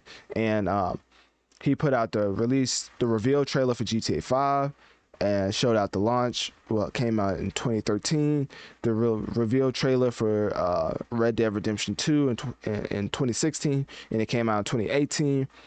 And the reveal trailer for GTA 6, and this is the alleged part, in 2023, and in 2025 sometime it can come out. So people saying that 2024 release date is out the window. Some leakers are saying it is in window, it's just going to be late 2024. Personally, I would say that if you're following this timeline that he's showing right here, it will still come out in 2024, because I do believe they take a whole entire year to promote the game after the initial reveal trailer. So I know this is showing like 2011, 2013, but this could be like December 2011 and like February and January 2013. Like if I look it up, I believe it's a year if I look at the actual date. Hopefully that makes sense. Like I know you see 2 years in between 2011 and 2013, but it could be like December 2011 and January 2013. Like obviously it's still more than a year, but I think for the most part, that's the amount of time they take to promote from reveal, launch trailer to actual launching the game. So they talk about how it's rumored to feature a theme park parody of Disney World in Orlando, my fault, I can't read. Orlando, Florida, called Fairyland. Oh, that's interesting. Obviously alleged, but you know, people been asking me for this GTA news. So I'm like, bro, it ain't no news. But they was like, nah, look at these leaks. I'm like, okay, well here we are. So look at my follow my Analytic Dreams video podcast on Spotify to see the video elements along with the audio, because I'm pulling it up as we speak. So this is what they're talking about the map will look like. And in general, a theme park parody of Disney World would be fire. I mean, it would be a huge, humongous step up from the theme park they have in GTA 5 with the Ferris wheel and that whole location. Like, if you have an actual theme park parody of Disney World, obviously I don't think they can captivate everything that Disney World has, because that's a whole nother level. I ain't gonna lie. I don't know if they're trying to spend that much time on that. So anyways, so Fairyland is supposed to be in GTA 6, which is based parody of Disney World. As you can see, information right here, based on the game being set in Florida. Similar theme parks like Funland and LC and Pleasure Pier. Okay, so that's basically what I just said. So GTA 5 theme park compared to the GTA 6 theme park is going to be a little different, based off the inspirations. Fun World and Vice City can be seen, which is a direct reference to Disney World. What else? Talking about the GTA 6. That was another thing. See, this is 70, this is 90, and this is 200, right? A lot of people was like, hey, GTA 6 is going to launch at like 150. Ain't no way. I'm like, $150 to launch at? I'm like, that's insane. Like, obviously they could have packs like this, like the deluxe edition and then the premium edition or the collector's edition, but they're not gonna have the regular what's this called? The regular standard edition be $150, because I did see this rumor right here that is supposed to cost $150. Like, no, that's not gonna happen. I don't care if Kotaku and who else report on this. According to recent reports, yeah, nah, it's not. The standard edition is not gonna be $150. I don't care how big GTA 6 is. I feel like in general, Rockstar, especially with Red Dead Redemption 2 being a chink in their armor, seeing that they're not perfect with putting out these RPG games, I don't think they could release the standard edition at $150. I don't even know if that's legal, but I don't know. Back in the day, they did have video game prices all over the place, so you never know. What else? So yeah, that's basically it. So yeah, that's all the information that I have, the leaked information. So take it with a grain of salt for GTA 6. And of course, at the end of the day, these are not confirmed. It's just this is what is confirmed. This person to the right, these are two actual characters from GTA 6. Like I said, it's a Bonnie and Clyde type storyline. So this is the actual, like, if you haven't seen the leaked gameplay, which I'm definitely not putting up on here, but there's leaked gameplay of GTA 6 with the Latina and then him in the as playable characters. So that's basically confirmed. Like that's like 100% confirmed. They're gonna go with a Bonnie and Clyde type storyline for GTA 6. So at the end of the day, man, when you look at GTA 6, there's a lot of stuff coming out about it because a lot of people are excited, and a lot of people are excited because GTA 5 literally lasted from 2011 to 2023 and people are still playing that game online. So yeah, that should tell you the type of hype that's gonna be built up for GTA 6. I mean, off of the GTA 5 success itself, GTA 6 is gonna sell well. Now, if GTA 6 is good or bad, that's gonna determine how long the lifespan of that particular game is gonna have. So, anyways, click my link tree in my bio. Let me know on one of my social medias. What do you think about GTA 6 and its rumored release date to be early 2024 or no, late 2024 or early 2025? And do you feel like GTA 6 could end up being better than GTA 5?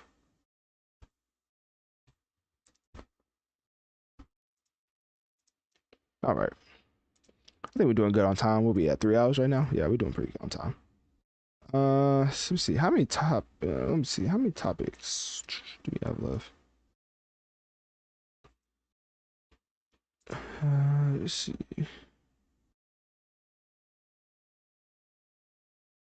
Mm.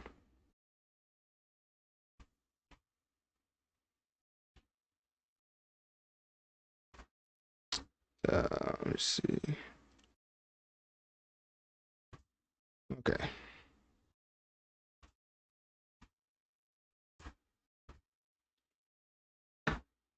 All right, we're about to get into 2K, man. We gotta talk about 2K just to satisfy the demographic, man. No cap. Cause I don't care too much about 2K because all like actual good games are coming out. Usually I only play 2K when bad games, or not bad games, but games I don't really feel like playing come out. So, anyways, everybody's talking about the storage space. The 50th anniversary of hip hop. Oh, that's nice. Ronnie 2K believes Kevin Durant will win championship. Oh, okay. My team's crossplay salary cap.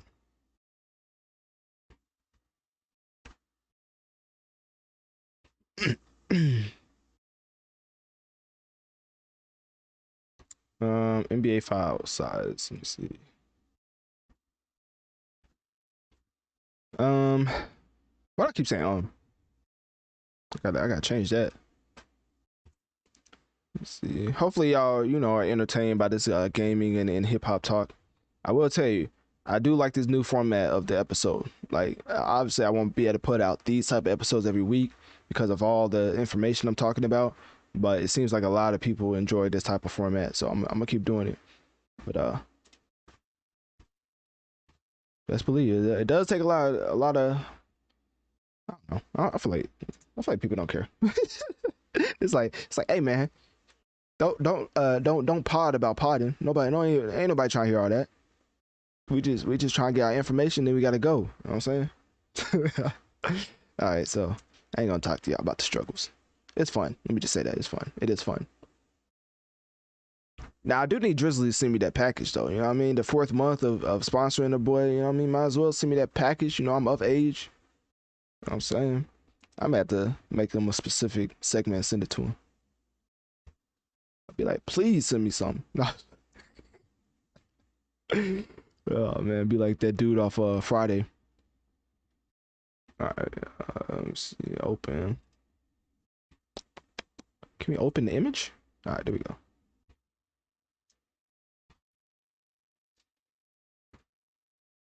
Shout out to the oh, we just cracked 50. That's nice. Shout out to 53 people live in my wisdom chat. I appreciate y'all for tuning in, listening to me break down the latest gaming and hip hop. We are about to get into NBA 2K24. So if that's something that excites you, that's what I'm about to get into. It's not. I'm not gonna say it's not my cup of tea because I'm a hooper, so I gotta play the video game version of hooping. But I feel like the VC situation is very interesting. I feel like they very much are taking advantage of being the only basketball simulator on the market. But I'm gonna get into it.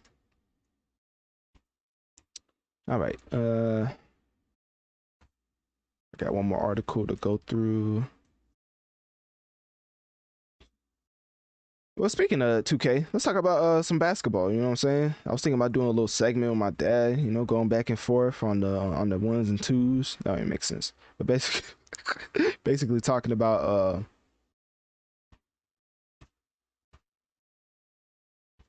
What's that thing called? Oh, are these what the player models look like? Oh, that's fire. Basically, me and my dad was gonna talk about 2K. Oh, not 2K. We was gonna talk about the NBA before the season started. I think that'd be pretty interesting. I think a lot of people will enjoy that. Cause I'm not saying like I'm like my boy Stephen A, but I could talk about hoops. You know what I mean? I know what I'm talking about a little bit. I only played collegiate ball just, for a couple, a few years, you know what I'm saying? So I would say I qualify as a hooper. But not everybody who can hoop can talk about basketball. That's one thing I've realized. I'm like, dang, y'all really got biases out here. Like, ask Isaiah Thomas who he think the best shooting guard is. And that's unfortunate, man. That's unfortunate. Let's see. I ain't gonna lie. If I was Isaiah Thomas, I'd do the same thing. I mean, you see how you doing, Scotty, and that was his main man. It's like, dang. You do your bro like that. Scotty ain't never gonna forgive him. All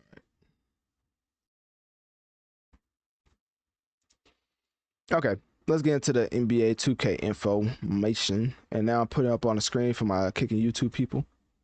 Yeah, let's get into it right now.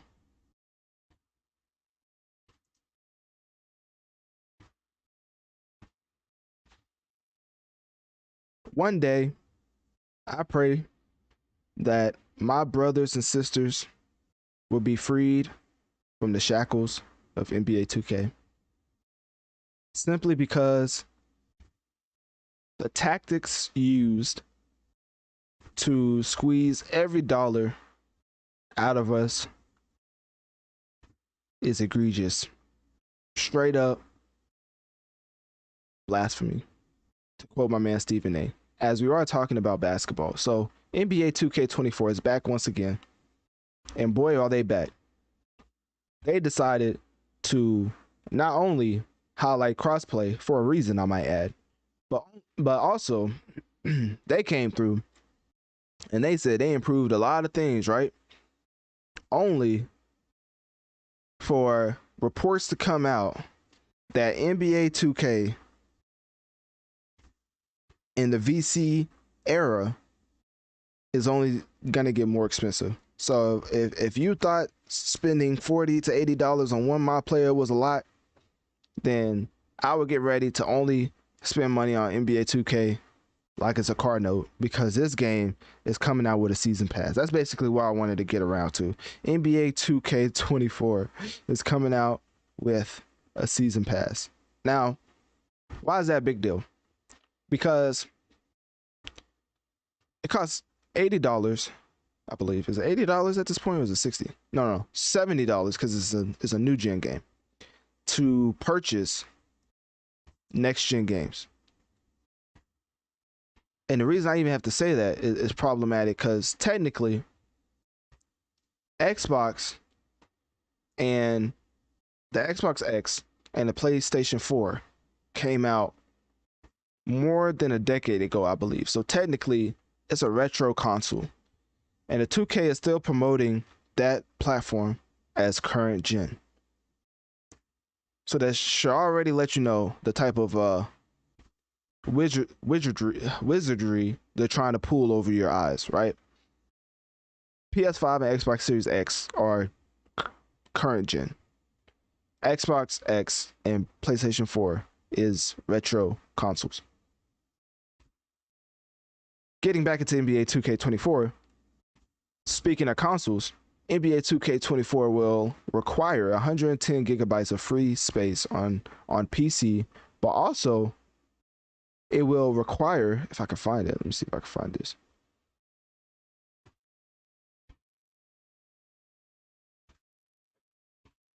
That's PC version. They say it's not known how big the file size will be for console, but it has been speculated, so there's speculation, that the size of the game will be 106, I can't talk, what? 160 gigabytes on PlayStation 5 and Xbox Series X, and around 104 gigabytes for the previous generation consoles. I'm glad that this article says previous gen, because current gen is just not it, and it's not correct. So anyways, that's information should be taken with a grain of salt, because 160 gigabytes, I don't think it's too exorbitant, but it is a lot. A recent report I just got, because I was just sent this by a friend, is that 2K was supposed to be at 265 gigabytes. Goodness. So a recent report that was sent to me, I don't have any, I can't like stamp it, but it's been sent to me, that's going to be 256 gigabytes as far as on console. So I don't really keep up with 2K that much, simply because if there's games that I want to play, which is like Mortal Kombat 1, Spider-Man 2, I'm not going to play a basketball simulator because I can get around to it. But for last year, I did play 2K23, and I will say that game was pretty solid, and I enjoyed the city. I like doing the different side missions and stuff, but I think it's because I cover hip-hop. I enjoyed it because it was missions with J. Cole and his artist Boss, but a lot of people killed that, even though we got an unreleased, still to this day, an unreleased J. Cole verse on 2K23. People still killed it for having to be in the studio to progress the main story. So I was like, dang, hey, 2K can't do no wrong or no good. Like, they just out here. They just out here getting scrutinized with each and every way they turn, because I feel like the community for 2K is very interesting, because they complain about one thing simply to have the demigod build come back. So like the demigod build was something that came in like 2015, 2016, and basically it broke the game. Like, it was only one build that was good, right? And since then, to this day, I mean, Deontay Wilder couldn't even say any better. Like, to this day, I'm telling you that they still trying to make the demigod build. So I feel like the critiques and the advice they're giving to the 2K gen or the 2K developers is only to get back to that demigod phase of 2K. And I feel like that really hurts the overall portion of the game, because some of the things that these 2K content creators are complaining about, you would think that it would help the game, but I don't pay too much attention to the 2K community to be able to say it's not going to help the game. But it seems like some of the critiques from the stamina critiques, there's something else, I forget what they were saying. Oh, there being less stuff in the city. First they wanted the city, now they don't want the city. They like, oh, I just want to hoop. But then back in the day, when 2K was all about just going to the park and hooping, that was like, oh, we should have this and that and be able to shop here, shop there. And now they give that to us, and the 2K community is like, bro, when we gonna get back to hooping? I'm like, they can't make up their mind. So I'm like, at this point, I don't understand. So anyways, of course, the game features Kobe Bean Bryant as the cover for the game, because it's 2K24. 2K23, of course, had MJ on the cover. Some of the player models are already out, as you see on my screen here. If you follow my Analytic Dreamz video podcast channel on Spotify for the video element, but basically you see some of the models right here. You have Steph, LeBron. They usually get them down pretty nicely. Jason, Joel. Speaking of Jason may be the best player right now under 25, and I'm not just saying that. Like, he really's been to like NBA Finals. I feel like he could have been to more if he didn't run into 2018 LeBron. Y'all have to realize, I feel like Jason Tatum ran into the best version of LeBron when that man basically went on 5 and took out the Celtics to go to the finals. And I think when he went to the finals, he got swept by KD and the Warriors. But it was pretty it was a nice little feat that he pulled out. So anyways, what was I saying? So yeah, the gigabytes is so the soundtrack, that's what I had up this whole time. So the game soundtrack marks the 25th anniversary for NBA 2K series and the 50th anniversary of hip hop, featuring over 50 artists at launch and new songs added regularly, which is what they did with NBA 2K23. They had a bunch of new songs rotated in and out. And also 2K's 24 My Team mode includes changes such as introduction of My Team points earned by playing any mode, cross-play between PlayStation 5 and Xbox Series X players, which is the biggest thing that they're highlighting, because cross-play for 2K is pretty serious. Like, honestly, having crossplay for a game like 2K, you would think we would have been had it, but now that the way that they've been toting this season pass, I think that's why the reason they came with crossplay. Because for those who don't know, season pass should only be acceptable to gamers by gamers if the game is free to play. Now, I know a lot of people are like, no, there's been season pass and Call of Duty and stuff and things of that nature, but season pass did not get popular to this point until Fortnite came out. Fortnite was a free to play. Apex was a free to play. Apex Legends. I think Overwatch 2 came out for free, if I'm not mistaken. Maybe I'm mistaken on that. But anyways, all the free to play models blew up the impact of season pass simply because the game is free. Now you put out a game like this that's already $70 at launch. What are you paying for? Paying for quick play and to play online, or are you just paying to pay even more money for when you hop on my player and my team? So at this point, it's pretty interesting the way they slid season pass in there, like nobody would notice. So anyways, crossplay is the biggest thing that they're promoting right now. And also for my 2K hoopers and gamers out there, the game is set to be released September 8th, 2023. So that's soon. That is soon. That's crazy. I don't know why I thought it was later. But anyways. Well, I guess it makes sense because I'm not going to buy the game. So I'm waiting for Mortal Kombat. But at the end of the day, I am a hooper in real life. So I may end up getting 2K whenever it goes down on price. Because Lord knows that extra money you save on a discounted 2K is definitely going to go into my player. So anyways, click my link tree in my bio. Let me know on one of my social medias. What do you think about NBA 2K24, the rumored gigabyte update, and also the season pass for the game? What do you think about that? And also, last question, of course. Do you think crossplay between PlayStation 5 and Xbox Series X does crossplay between PlayStation 5 and Xbox Series X disregard the fact that there's now a season pass in NBA 2K24?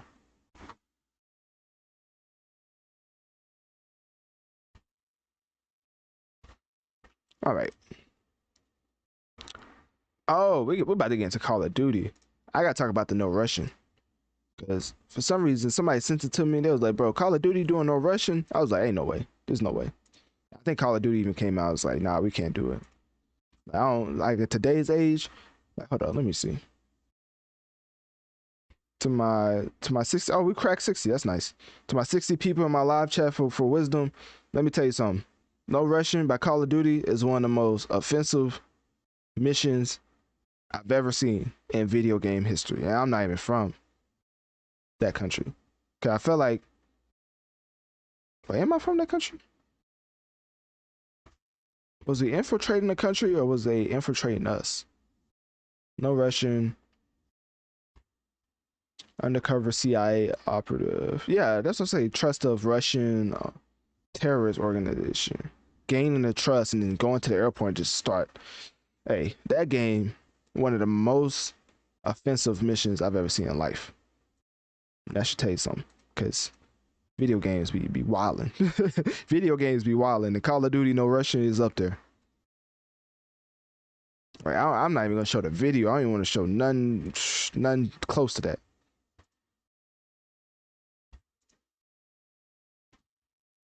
So anyways, what should I eat after I get off stream? I ain't gonna lie, 3 to 4 hours, like, in general, I apply to people like academics, because he can stream for 4 to 5 hours, and obviously, he makes way more money than me. Obviously, I make money, but if the IRS is listening, I don't. I'm completely broke. But so it's definitely an incentive to do these type of streams, but it's also like, so it's a lot to try to figure out what people want to hear.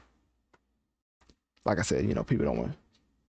That's the second time I've podded about podding. Y'all gotta start checking me. Ain't nobody trying to hear that. My fault. But yeah, I think this is the last gaming topic. So yeah.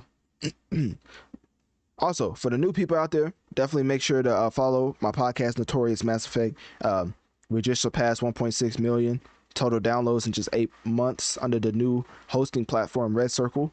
So for the podcast, it's doing great. If you want to join the masses, click my link tree via my click my link tree via my bio. Via my link tree, via my bio. I don't know. Click my link tree in my bio to be directed to whatever platform you listen to podcasts on.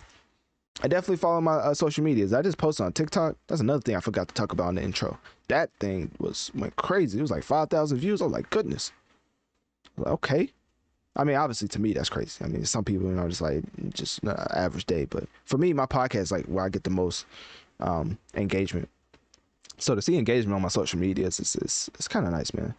Almost shed a thug tear, but you know, I ain't do it. I'm a law-abiding citizen. So, anyways, let me pull up this no Russian.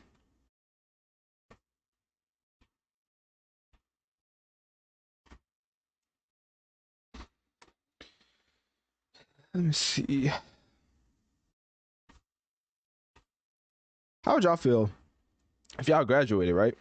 And then 2 to 3 months later, you still don't have your degree. And they're like, oh yeah, it's coming in the mail, but it ain't got here. And it's been 2 3 months. How would y'all feel? Huh? And building off of that, it's like some personal stuff. If y'all have ever seen NWA, right? Would y'all show up like Ice Cube? Like that one scene with him and Jerry? Real question. That's what I was about to get to. Because definitely spent way too much time in them test rooms not to have that degree by now. So we finna figure that out. Even though I'm still in college, so it's like, you know, I just have a dual degree, which is another personal tidbit you only get in the live stream. So hopefully that's incentive. But if not, then I understand. So anyways, but yeah, man, I may have to show up like Ice Cube did on Jerry, man, cause I still ain't, you know what I mean? I ain't getting no response in the email or nothing. It's been a day. I'm like, hold up now. Labor Day was yesterday. It's been a whole day today. I still ain't getting no response. Oh yeah, we gotta show up in person. Where my degree, Jerry? That's hard for me to say. Where my degree? Nah, it's for ministry too. That's a funny part. So, anyways, I think I got everything for this mission. Let me see. It's not really too much I'm gonna get into.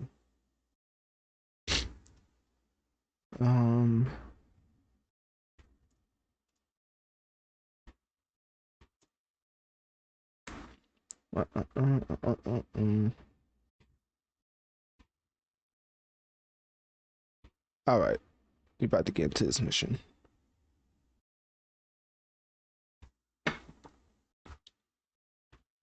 Oh man, no Russian. I can't believe we talking about this. This is insane. All right, give me 1 second.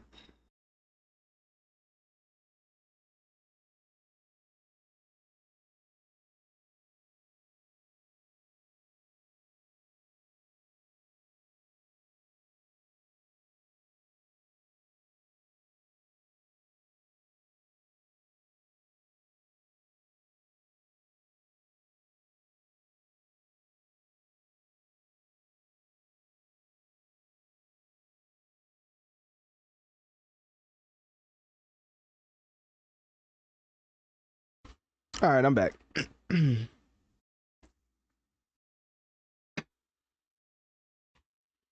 All right, let's get into Call of Duty No Russian.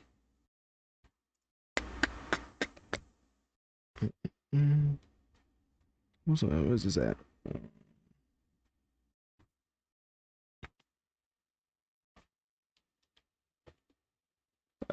Yeah, let's do the reveal trailer. I may pull this up. I think I have to go to YouTube.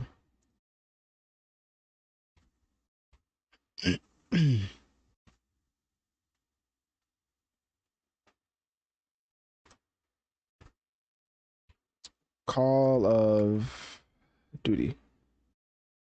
Yo, Call of Duty is still going to this day. Is this it? I think this is the reveal trailer. That thing loud. Spotify is currently testing feature that puts song lyrics behind a paywall. Well, and the more you know. Reveal trailer, premiere. What's the difference? What's the difference? All right, we're gonna go with the reveal trailer.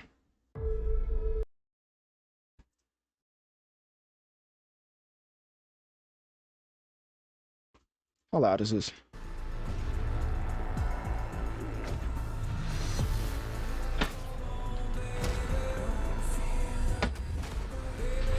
No, we can't do that. That got music in it.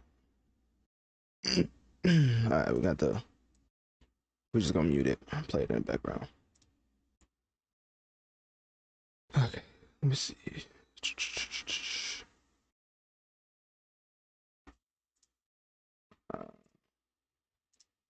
All right, I transitioned so the people over at Kicking YouTube, y'all should be able to see it now. All right, let's get into. Does every Call of Duty video have music in it? Cause that's problematic. Let me see. Let me see if the bigger trailer.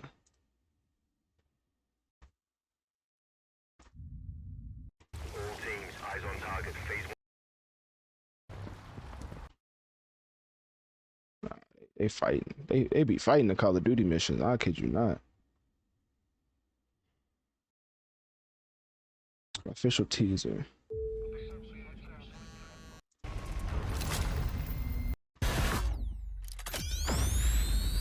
All right, yeah, let's do this one because this don't have music in it.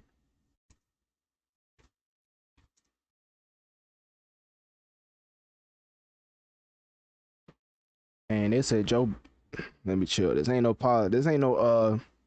politics stream, but some news just came up. Let's just say that boy Biden finna start wearing a mask again and social distancing. I wonder why. I said it in my last stream, but you know, so I ain't gonna say it again. I don't know how the C word is taken on different platforms. Anyways, all right, let's get into some more lighthearted news. Let's get into Call of Duty.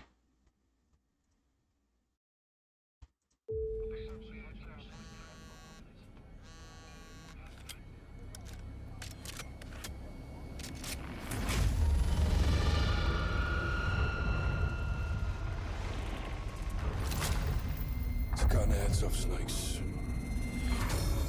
He's not new. He's not new. Never bury your enemies alive.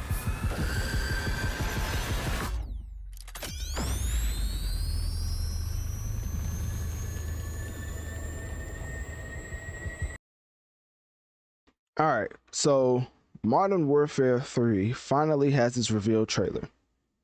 But the thing about this is everybody's stuck on the controversial no Russian mission from the 2009 game, which was Call of Duty Modern Warfare 2. Now, the reason why this is impactful is because a remaster is happening for the game, right? And it's set to come out. Developer communities, no. All right, I'm confused. Why is it showing me? Okay, I might start over. Why is it showing me this if this is not the updated one?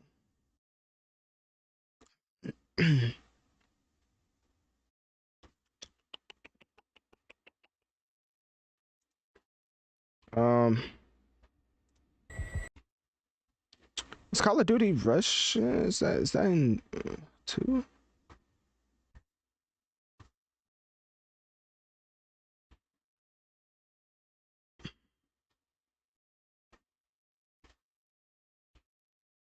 I don't get it. All right, give me 1 second. I gotta look at this. I don't know if that's on the wrong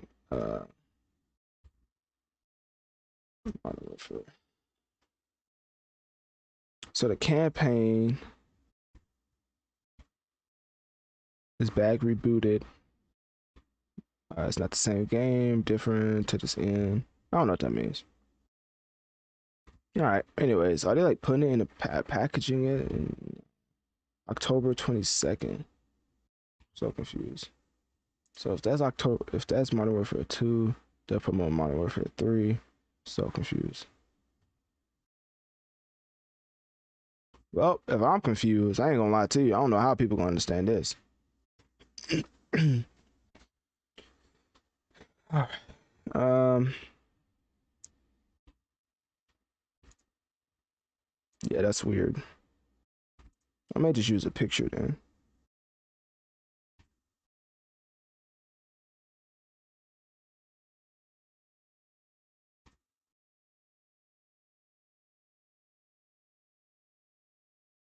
Uh,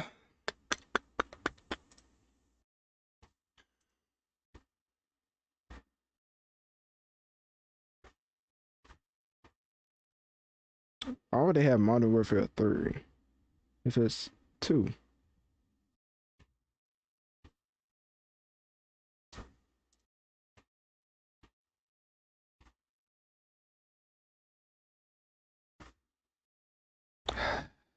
I am beyond confused.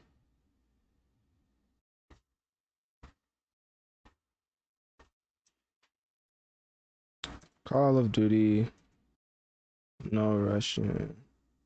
Reaction? Original? Explain? Trailer? I don't know.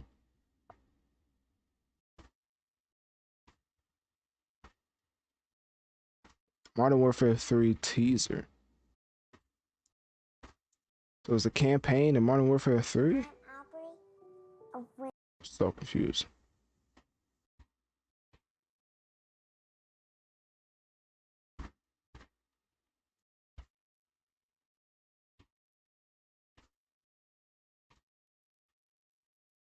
I don't know if I can show that.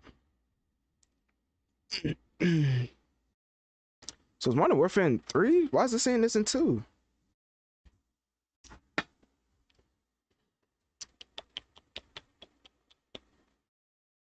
I don't get it. Alright, I'm just gonna say I don't get it in the segment because I ain't trying to look this up no more. Face is clear and present. No, we definitely can't have that. Alright, so we're just gonna play the trailer again. Yeah, I'm just gonna say I'm confused.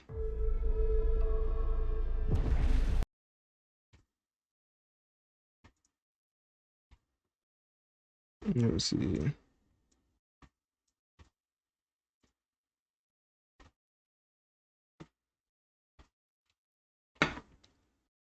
Okay. Alright. Let's run this back.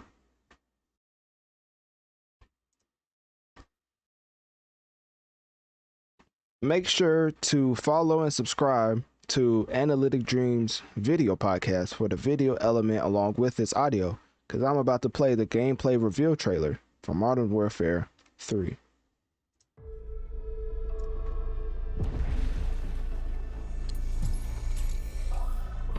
We need to roll under the radar to get this done.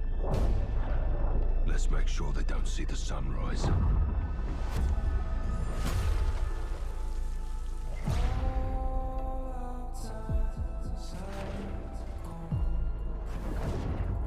We need to know if he's working with Moscow.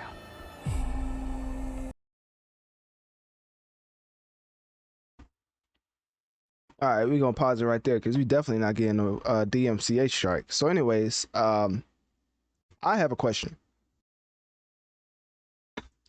There's a specific mission that has been making the rounds because people think that Call of Duty is gonna remaster this mission from the 2009 game, right? But they've been promoting Modern Warfare 3, but this upcoming mission is from Modern Warfare 2. So excuse me for my ignorance, but I am beyond confused because apparently this upcoming game will not include the no Russian mission from the 2009 game. And if you want to know why, just know it's one of the most egregious missions ever implemented into a video game. And think about all the crazy video games that's been created. It's top 2 and not 2 when it comes to the most offensive mission, as it was very controversial. Not back in today's age, it wouldn't even. Call of Duty may have got canceled. That may have been the first time we actually seen something get canceled as big as Call of Duty. Back in 2009, I'm not saying they didn't care, but it wasn't as serious, right?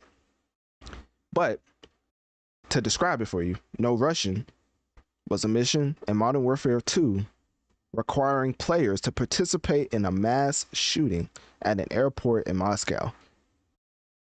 That's why I say that's one of the most offensive missions ever created in a video game, right? The game director of Infinity Ward and the developer behind the mission stated that they are deliberate about what content they include, and that if something edgy serves the story, that they may include it. But somebody else spoke up, kind of countering that point by saying that the game does match the intensity of No Russian in terms of what they are trying to achieve, but it will not include a mission similar to the controversial No Russian mission. Now, what does that mean? I have no idea. I ain't gonna lie, we just got to see it to believe it, because at this point, so many conflicting reports, developers coming out saying this, developers coming out saying that. I mean, the game is set to release October 28th, 2022 for all the platforms, current gen and last gen, but they did say there is no mission like No Russian in the game, and that the team did not actively avoid such a mission, but only included content that served the story. So we're going to have to see what that means, because I feel like they're just talking in circles and giving us PR statements at this point, because even looking up this topic, I was confused. I was like, wait, they're putting on Modern Warfare 3, Modern Warfare 2's mission's gonna be in it. I was like, I don't play Call of Duty enough to even fathom what they're trying to get across to me. So at the end of the day, they do say that No Russian will ultimately not be bar for bar, to quote Soulja Boy, in this upcoming remaster, but it will have elements of the story to serve the overall purpose of the main mission. So anyways, at the end of the day, that's all I have for it. It really wasn't anything too deep. I just know a lot of people was wondering if this mission was going to be included in the modern day and age, and let's just say it seems like Infinity Ward has chose to go in an alternative like direction. So anyways, click my link tree in my bio. Let me know on one of my social medias. What do you think about the No Russian mission in general for Modern Warfare 2? Do you even think it's that serious? And if you don't, why do you believe is the biggest reason they should include it in the upcoming game that's set to be released October 28th, 2022?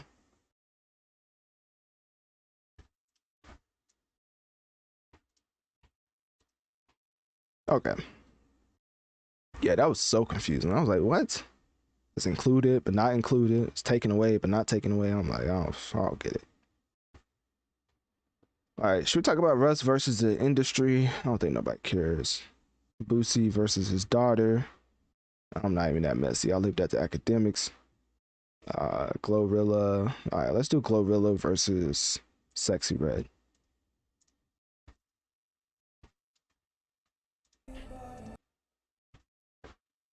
Let me see.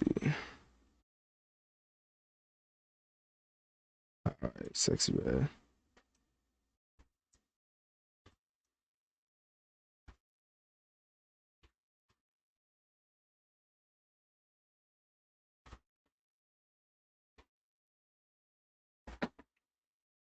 Okay, so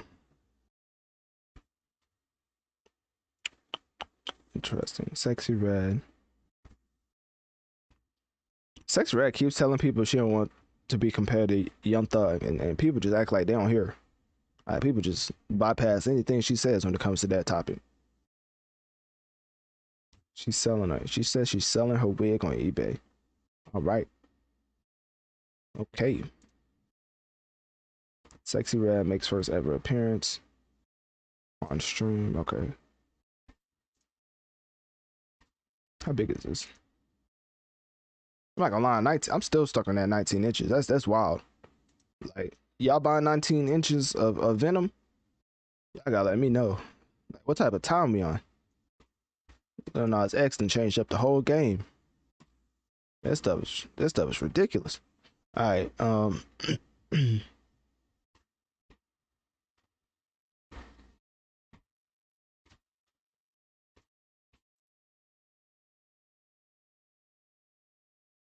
All right.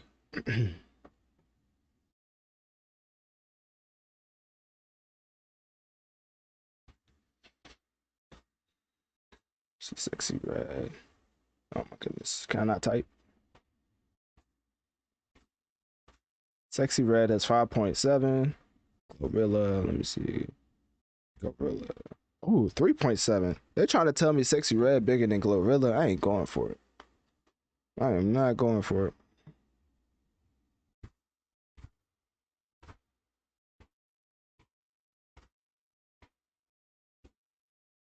What was this album called? She put out.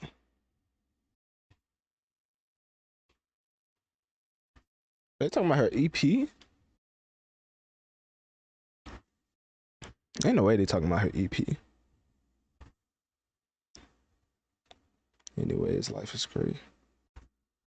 Wow, they don't even put it in the album category. They said they strictly changed it for EP. That's interesting.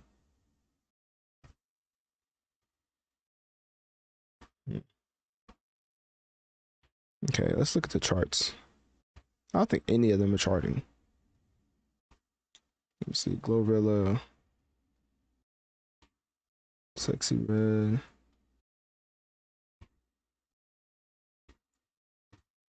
Yeah, none of them are charting. Okay.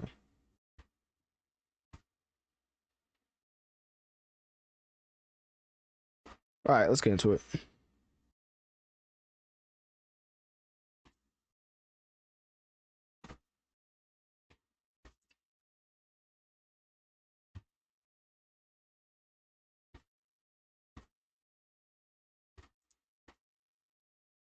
At the end of the day, these two artists have created success by giving off an authentic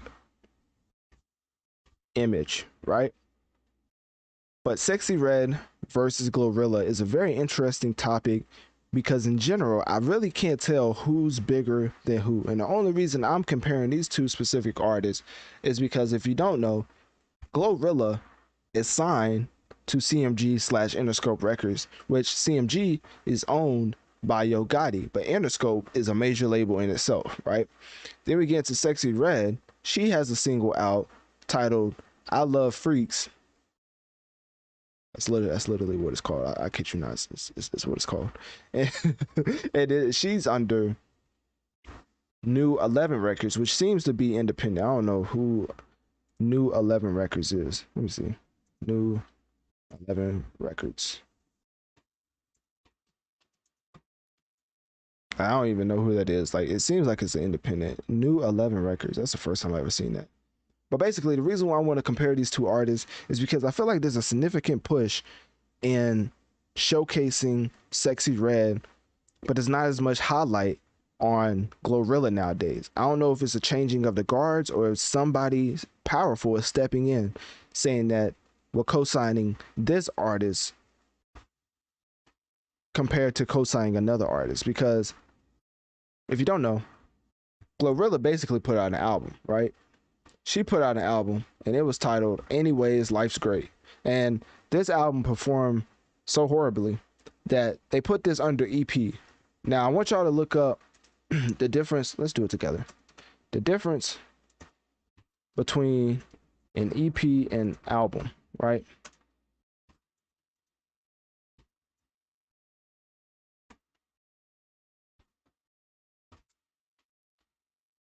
Because Anyways, Life is Great by Glorilla is 38 minutes and 9 seconds. And the reason why I'm pointing out the runtime between that album is because the RIAA sets a criteria for music, and usually EPs are typically easier to get certifications as far as gold, platinum, and diamond when it's considered an EP versus when it's considered an actual album. Like you need like 500,000 to be certified gold for an album, but then for an EP you need like 50,000. So it's like a little different, right? And the reason is because EPs are typically only eligible for gold certification if they are shorter. Well, because they are shorter than albums. So EP or albums consistently have 10 or more tracks, while EP usually has 4 to 6 tracks. Now I want y'all to go to Glorilla's project, which is Anyways, Life is Great, and count the number of tracks, and you can already tell it's more than 6, right? But the biggest thing I want to get to with that is that there's also the runtime.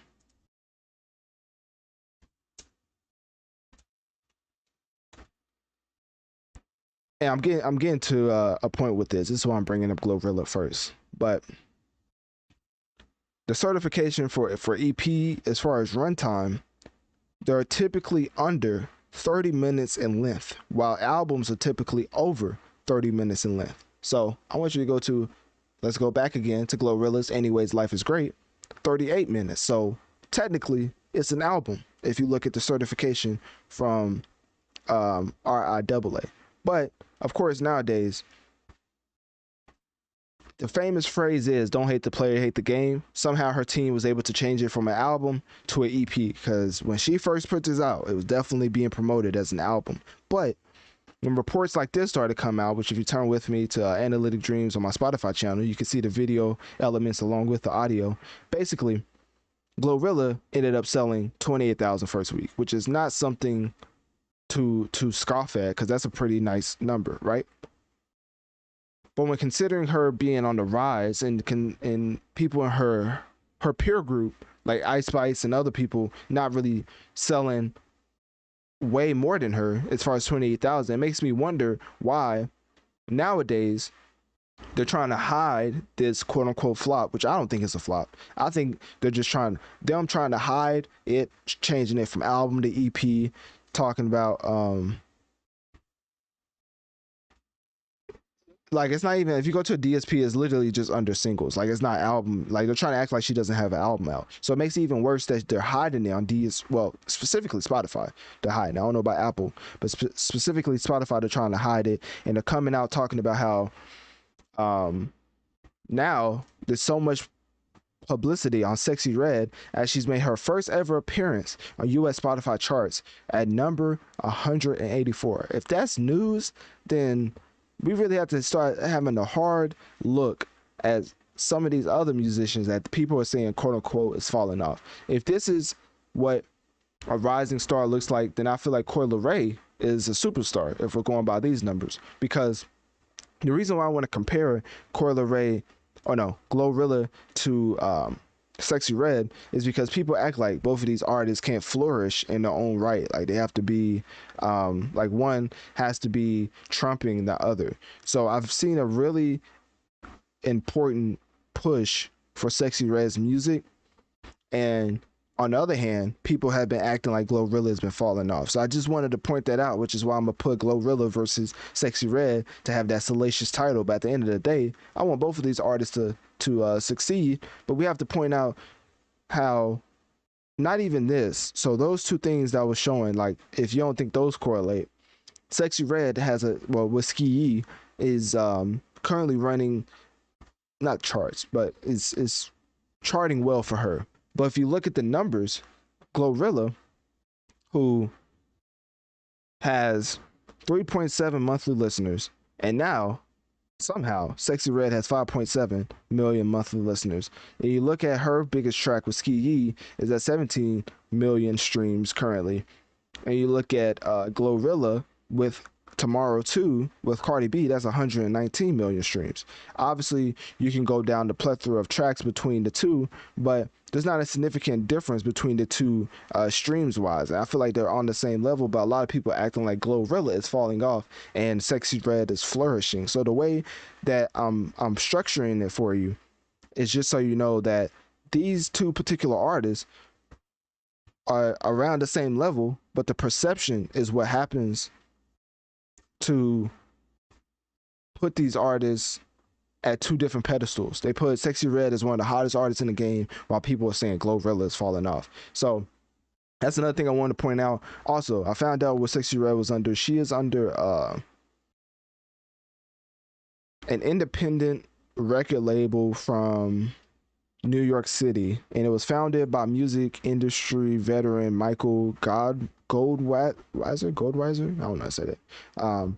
And the discover, develop talent, the whole 9 yards. But basically, it's basically an independent label. So Glorilla is under Interscope.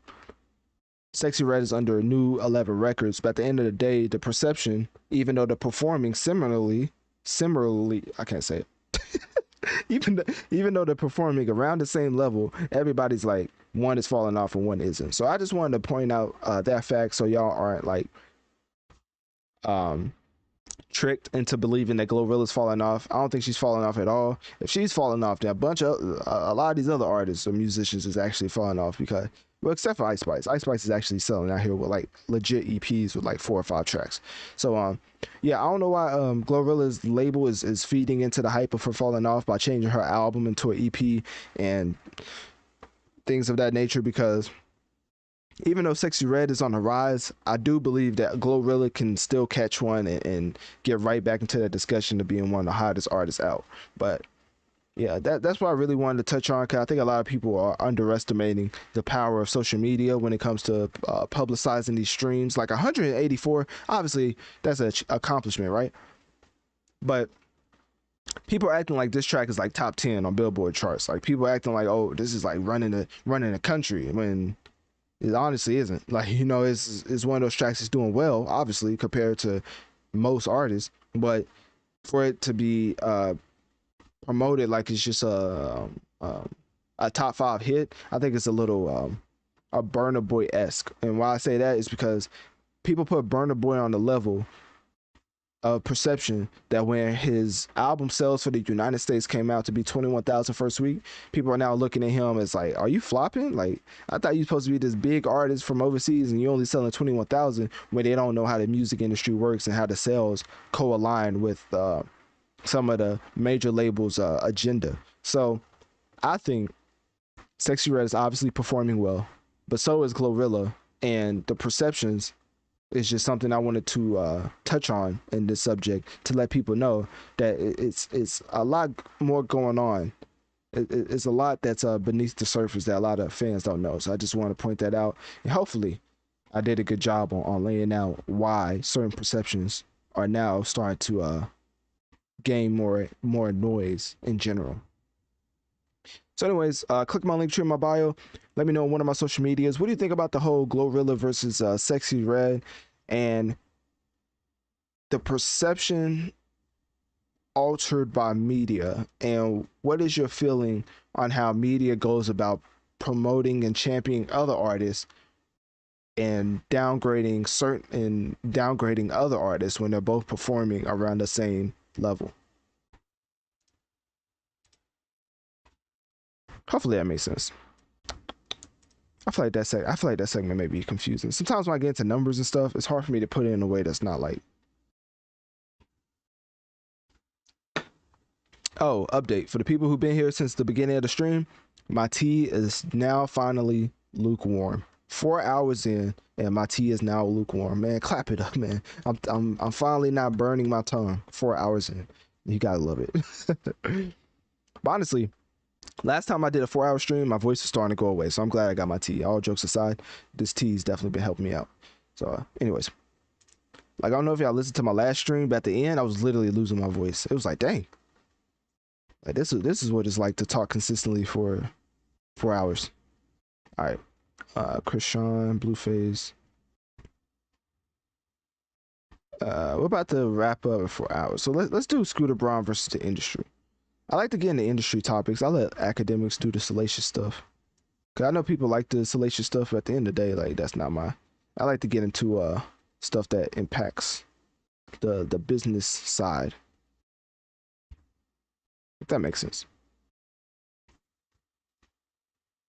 So we're gonna get to Scooter Braun, and I think people will like this.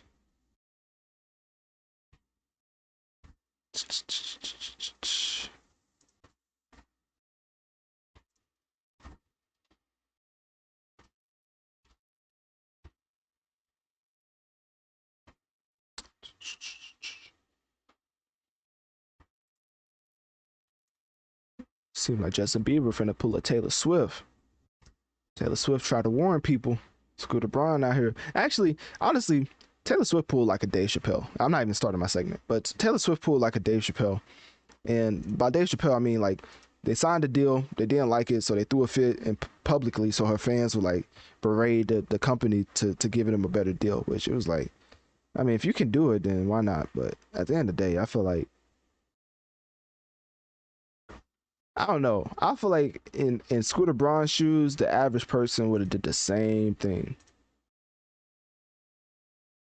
Imagine you sign a Taylor Swift, not knowing she was going to be a Taylor Swift, or not signing, but buying her rights to her music, and then, you know, she blows up the way she does, and then now she's like, I want my rights back. And she bought them back too. I wonder how she did that. I always wonder what the price is.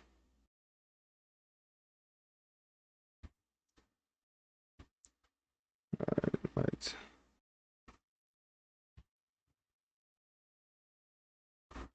Justin Bieber hired a new manager.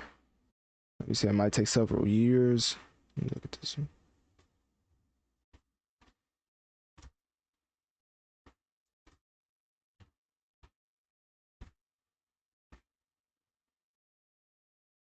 Read the full story. Nah. How about that 12 for IO, coming in handy. This is the last segment of the episode. Once I hit 4 hours, it's usually about time to wrap it up. Speaking of hitting 4 hours, appreciate the 62 people in the live chat over at Wisdom. Appreciate y'all. And also appreciate the people tuning in and viewing over at Kicking YouTube. I appreciate the support in general, because like I always love to say, I'm a podcaster who streams. So, as far as the live portion of it, we still figuring it out day by day. But I appreciate y'all for tuning in live. And as always, if you missed some of the stream, it'll be uploaded after the fact to my podcast, Notorious Mass Effect, which can be found by clicking my link tree in my bio, or just typing in Notorious Mass Effect, whatever platform you listen to podcasts on.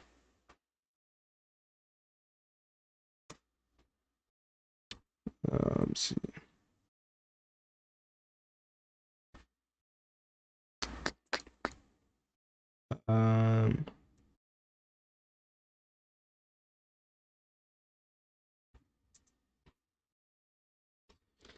All right.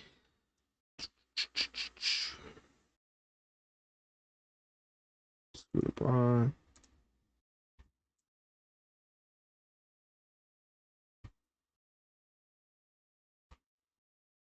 It said Justin Bieber couldn't wait to part ways with Scooter Braun. Dang, what did that man do? What did Scooter Braun do?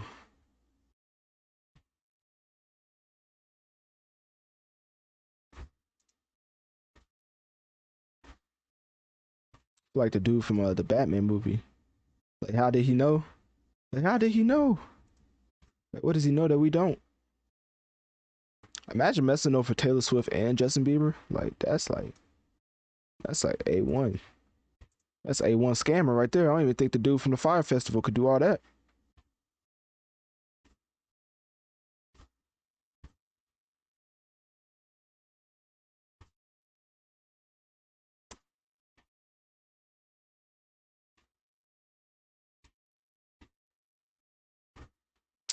It's the wrong.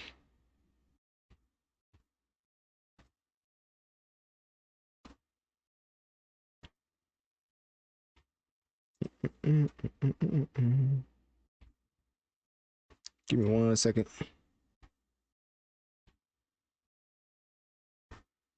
I wonder, y'all going to see that Taylor Swift movie?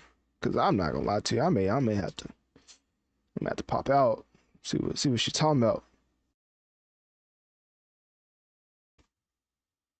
Imagine Taylor Swift start the movie off by, man, forget Scooter Braun. That's what happens when you give me back my music. And then just goes right into the documentary. That'd be fire.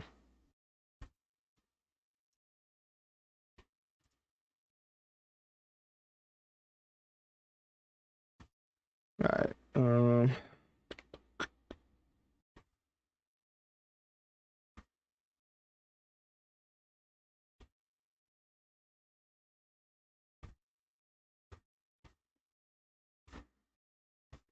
Dang, this man losing all his clients. J Balvin, Ariana Grande. Who would have thunk? How much money does this man have? I'm finna pocket watch Scooter Braun. I heard Drake talk about him a bunch of times, so he has to have a lot of money. But it's like, seems like he has the money. Like, it's not even he has a lot. It seems like he has the money. Like, obviously not like no Jeff Bezos or Elon Musk, but in the music field, it seems like he up there. He don't wear no chains too. That has to be like a stereotype. Like all the billionaires or something, they have to get in like a room and be like, hey, we don't wear chains no more. If you do, we taking all your billions. Like it has to be some type of agreement, because ain't no way you a billionaire that don't want to buy you something shiny. Like, come on now. But you don't want to get you a Rolex, bust down, you know what I'm saying, or time watch, timepiece, Telling me all the billionaires out here just want to look homeless on purpose? Yeah, all right. It's probably part of the contract. I can't vibe with it. I don't know why I thought that was Steph Curry. Christian Wood is signing with the Lakers. Huh. I don't know what that means. The more I look back on it, bro, the Lakers 2020 team, I mean, obviously besides KD going to the Warriors, but that's like one of the best teams I've seen in a while. Like as far as NBA history, like you look at that Lakers 2020 roster, it's up there. It's up there with the best of them. I think that one, the KD Warriors team, and then the Spurs, that's probably top three. I'll probably say the Warriors with KD, of course, the Spurs, and then LeBron Lakers 2020. Like that team was like LeBron. This ain't no basketball podcast. My fault. All right, I didn't finish with the article. Let me pull this up. All right, this is a picture of Ariana and Scooter, but I want a picture of Scooter and. Let's just go to the Instagram. Let's go to Scooter Braun's Instagram.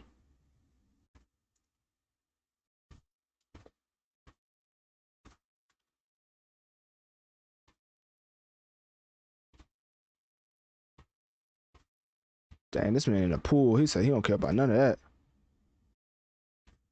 Dang, he just blurred out her face? Oh, and his kid's face.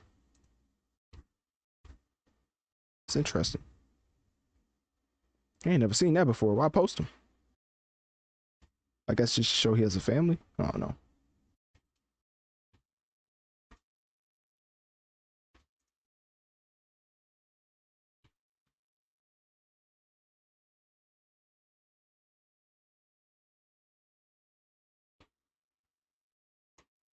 Scooter and Justin Bieber.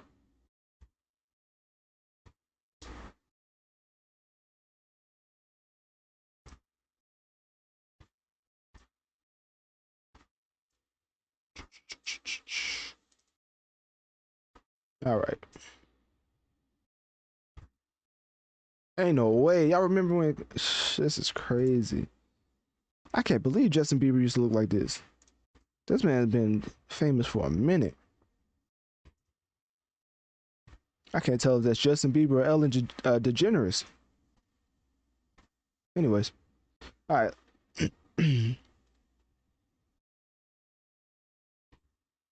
Let's do this one.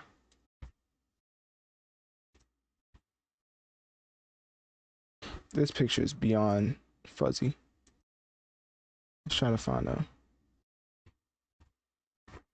I'm spending all this time looking for a picture of Scooter and Justin.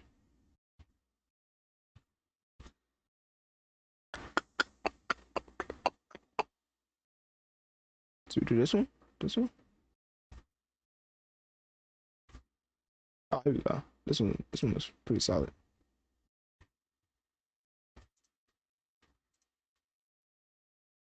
That picture's still kind of fuzzy, but that's what we're gonna use.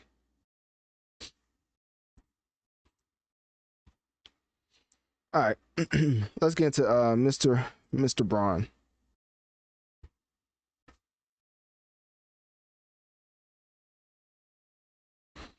All right, let me turn this back.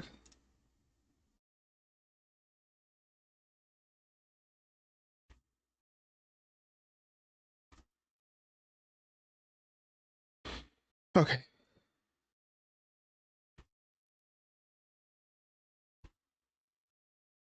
So this is a portion of the episode where we're going to get into some very powerful people. And by powerful, I mean to make Justin Bieber, Ariana Grande, Taylor Swift, Demi Lovato, I think J Balvin, who else? And more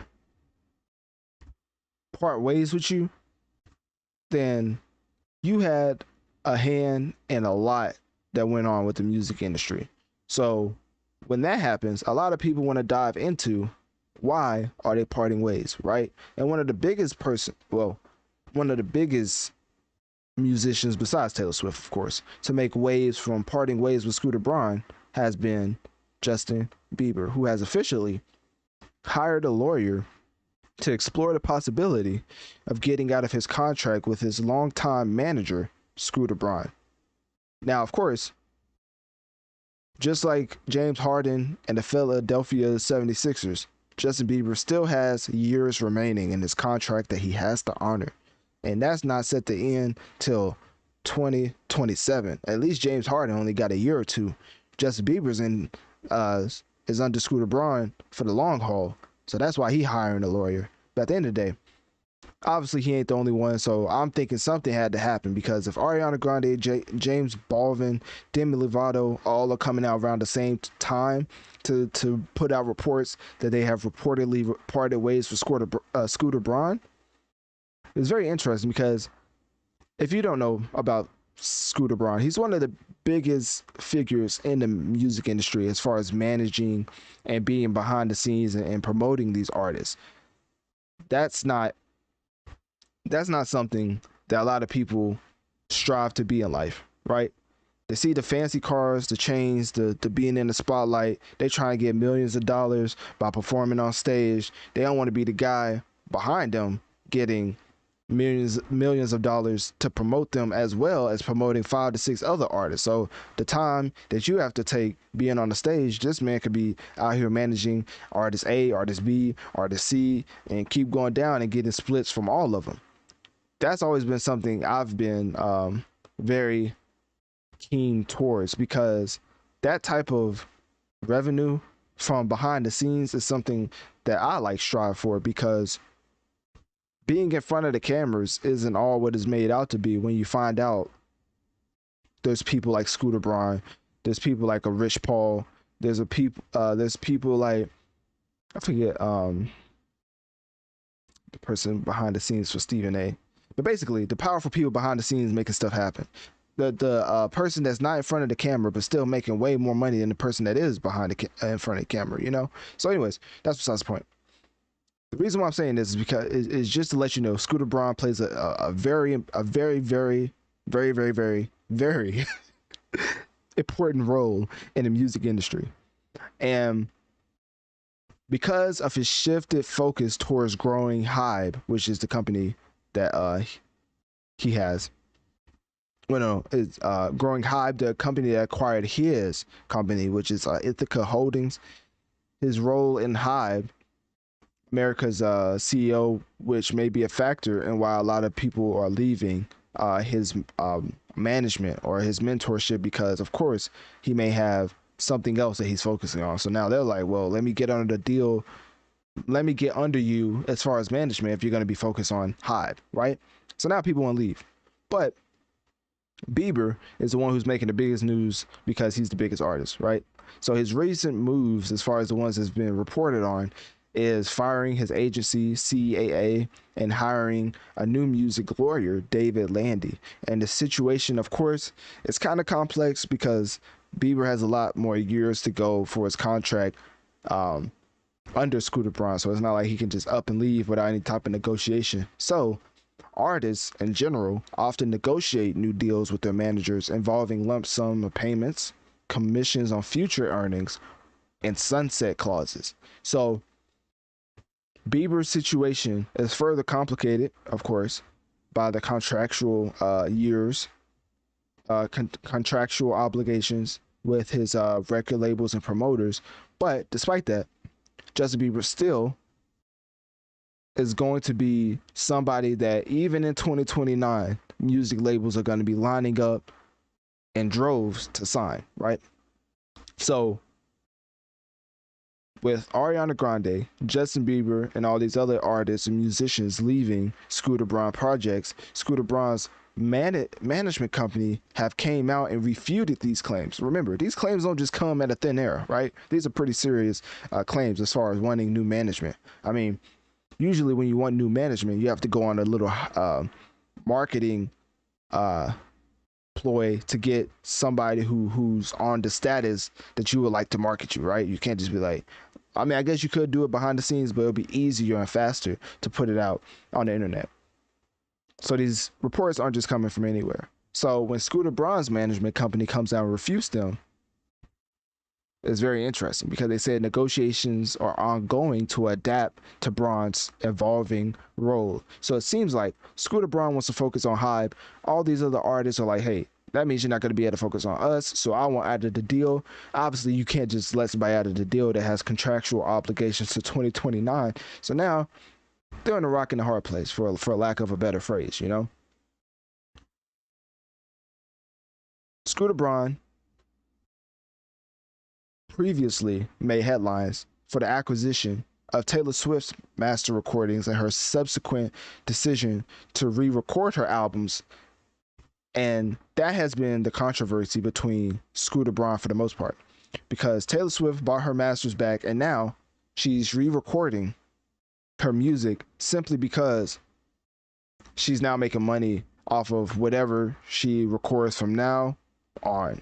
Like, I don't know when that deal started, like maybe last year or 2 years ago, but anyways, from then to whenever she sells her masters, she makes money from whatever she records. So she's re-recording all her old stuff, and her fans are acting like this is brand new, and they're just supporting it like it just came out, which is just a testament to the Swifties out there as being one of the biggest and best fan base in music history. So anyways, back to Scooter Braun. So obviously Scooter Braun found himself on Taylor Swift's bad side and her fans' bad side by buying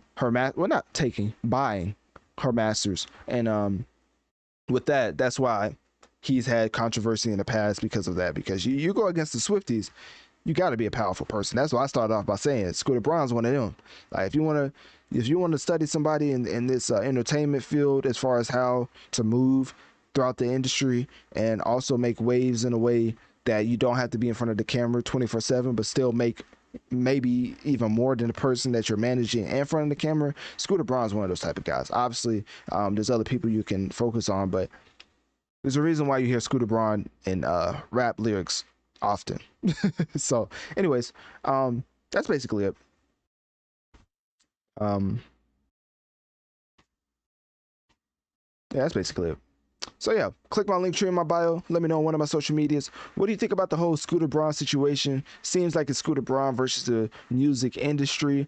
What do you think about the group of Justin Bieber, Ariana Grande, Demi Lovato, J Balvin, all of them wanting to leave Scooter Braun's management? And also, what do you think about the past headlines that he made from acquiring Taylor Swift's masters?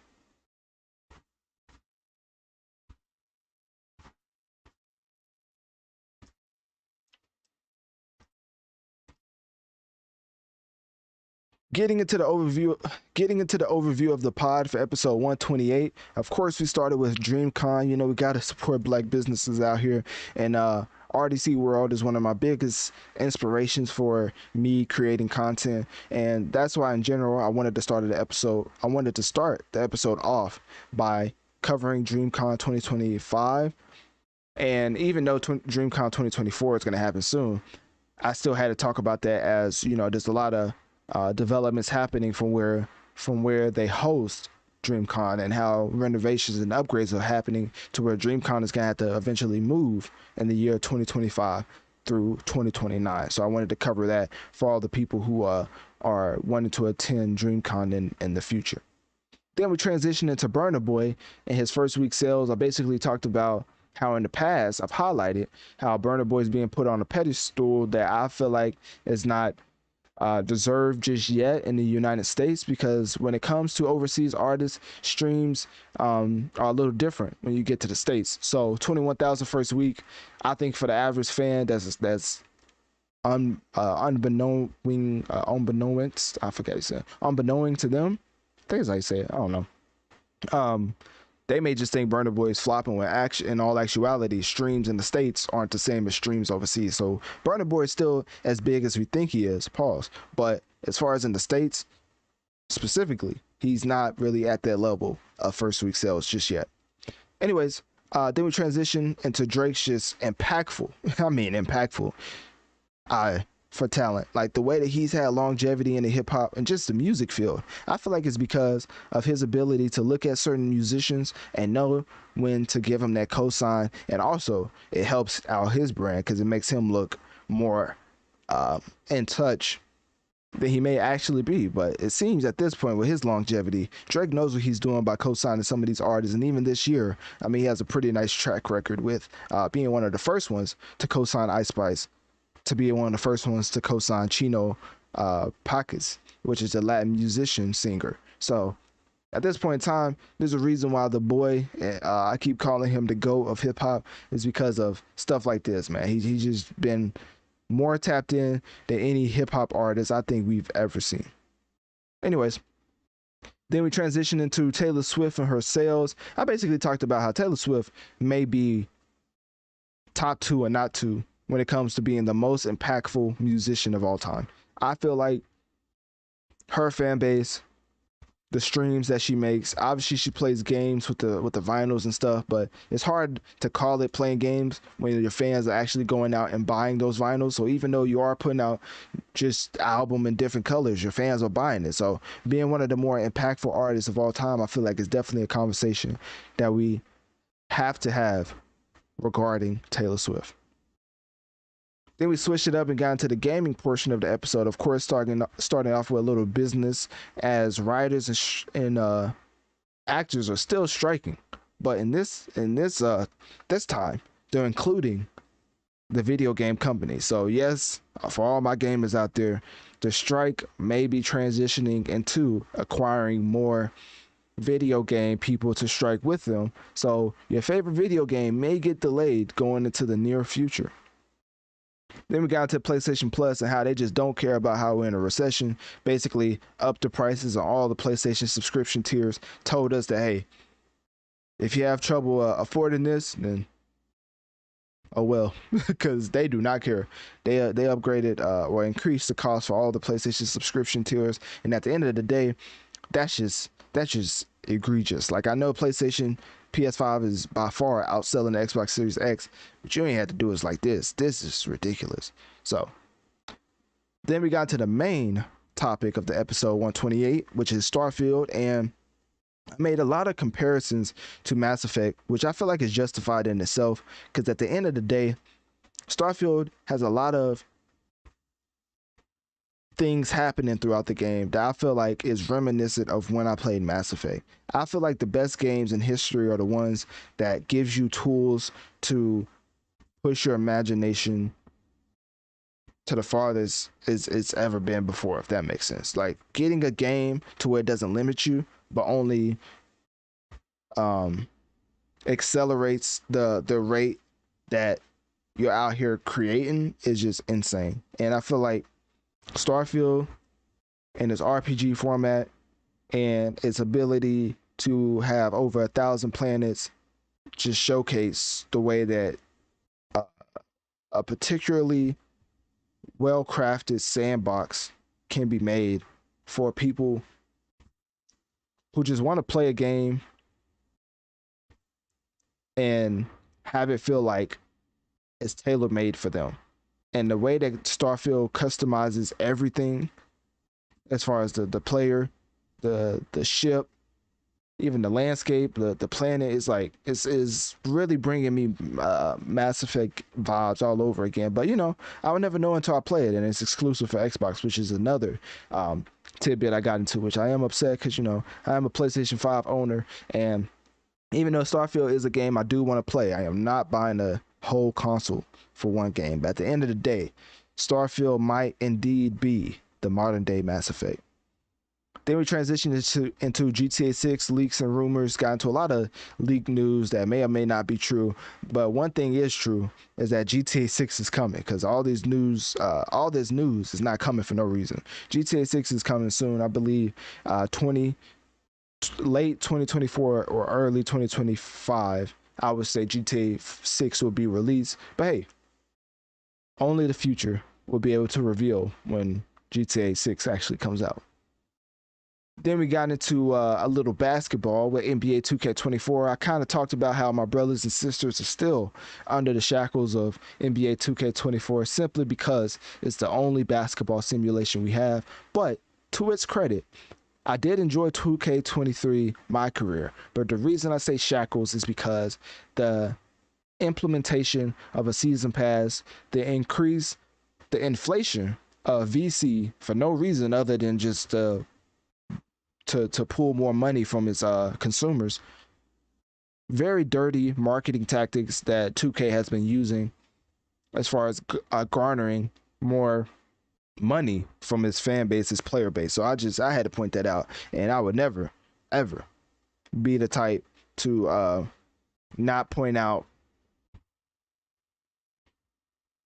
the predatory tactics when it comes to VC and season pass, just because I enjoy playing basketball. So anyways, that was my coverage of NBA 2K24. And then we got into Call of Duty right after that, back-to-back games that covers most of the general gamers, which, there's nothing wrong with it. Some people just like to shoot it out and ball it out, So anyways, we got into Call of Duty and how Modern Warfare 2 with the no Russian mission will be added, but it's going to be a little different from the original mission. So technically they're like, oh, there's not going to be no Russian mission. But then they're like, hey, it's going to be a rendition of the no Russian mission without all that other extra stuff, which we know what the extra stuff was if you've heard about no Russian. So anyways, then we got into Sexy Red versus Glorilla. I kind of talked about sales in general. I really wanted to get into how Sexy Red is being considered one of the more premier acts in the game, right, as far as up and coming in hip hop. But then Glorilla on the other hand, because of her album not selling as well and her major label going in and basically changing on DSPs the album from an EP to you can't even look at it as a project on Spotify. So it's very interesting the way that their reception to that album and the reaction to it has made people feel like Glorilla has fallen off. And I kind of just wanted to compare their monthly streams and just the streams in general, because I still feel like Glorilla is one of the more prominent artists in the game. But because of Sexy Red, I feel like people are uplifting one to down the other. And that's why I wanted to pinpoint and shine a light on both of them to show that both flourishing is just the media propaganda that's being pushed. And then we ended with some big boss talk with Scooter Braun versus the industry, as I had a lot to say about that because I was very intrigued on why a bunch of these A-list artists was just with Justin Bieber, J Balvin, Ariana Grande, and Demi Lovato, which is up and leaving Scooter Braun. I was like, what in the world? What did they do that at?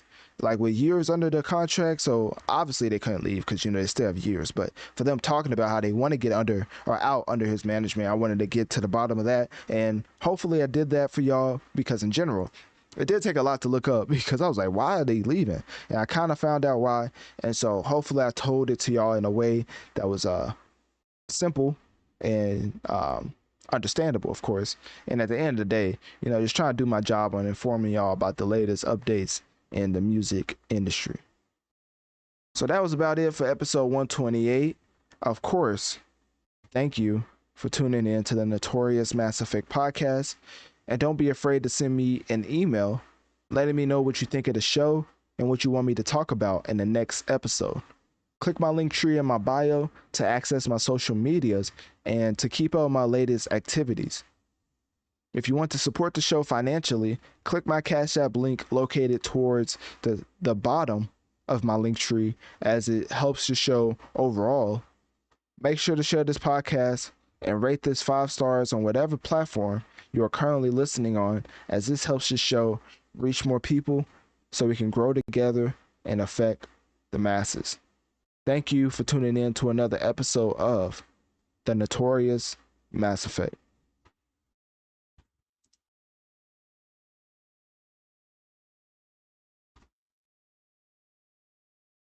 Alrighty, ladies and gentlemen, I am finito. I think that means finish. Anyways, if it doesn't, then I apologize. Shout out to my people over at Kick. I still see y'all tuning in. In general, I don't know if I Slap Pygmies is still around, but I appreciate you for typing in the chat. Of course, I definitely do remember Shaquille Oatmeal. I don't know if you heard my response at the beginning, but I believe we was like having like a discussion while I was getting whooped by Darth Vader. I don't know if that was the right. I think that was you. I remember I talked to somebody, Shaquille Oatmeal. I think it was when I was getting whooped by Darth Vader. So hopefully it was. I appreciate you for typing in the chat. Also for my people over at YouTube, appreciate y'all for tuning in. Also, last but definitely not least, appreciate We almost have 70 live viewers over at Wisdom for listening to me break down the latest hip hop and gaming. As always, make sure to follow my podcast if you miss any portion of the stream, so you can keep up with when I go live. And also, if you follow my podcast, this will be uploaded after the fact in full. As my podcast is my biggest platform by far. I mean, we're bringing in around like 80,000 downloads per week. And in general, we just surpassed 1.6 million total downloads in just 8 months under the hosting platform Red Circle. Once again, I probably should have said that in the episode. I think I said that at the beginning. As long as I shout out Drizzly, you know, I don't have to, but I like doing it because, you know, I feel like the first brand that really like supports you and invests in you, like you should really go above and beyond. That's what I feel. But anyways, what was I saying? I don't know where I was going with that.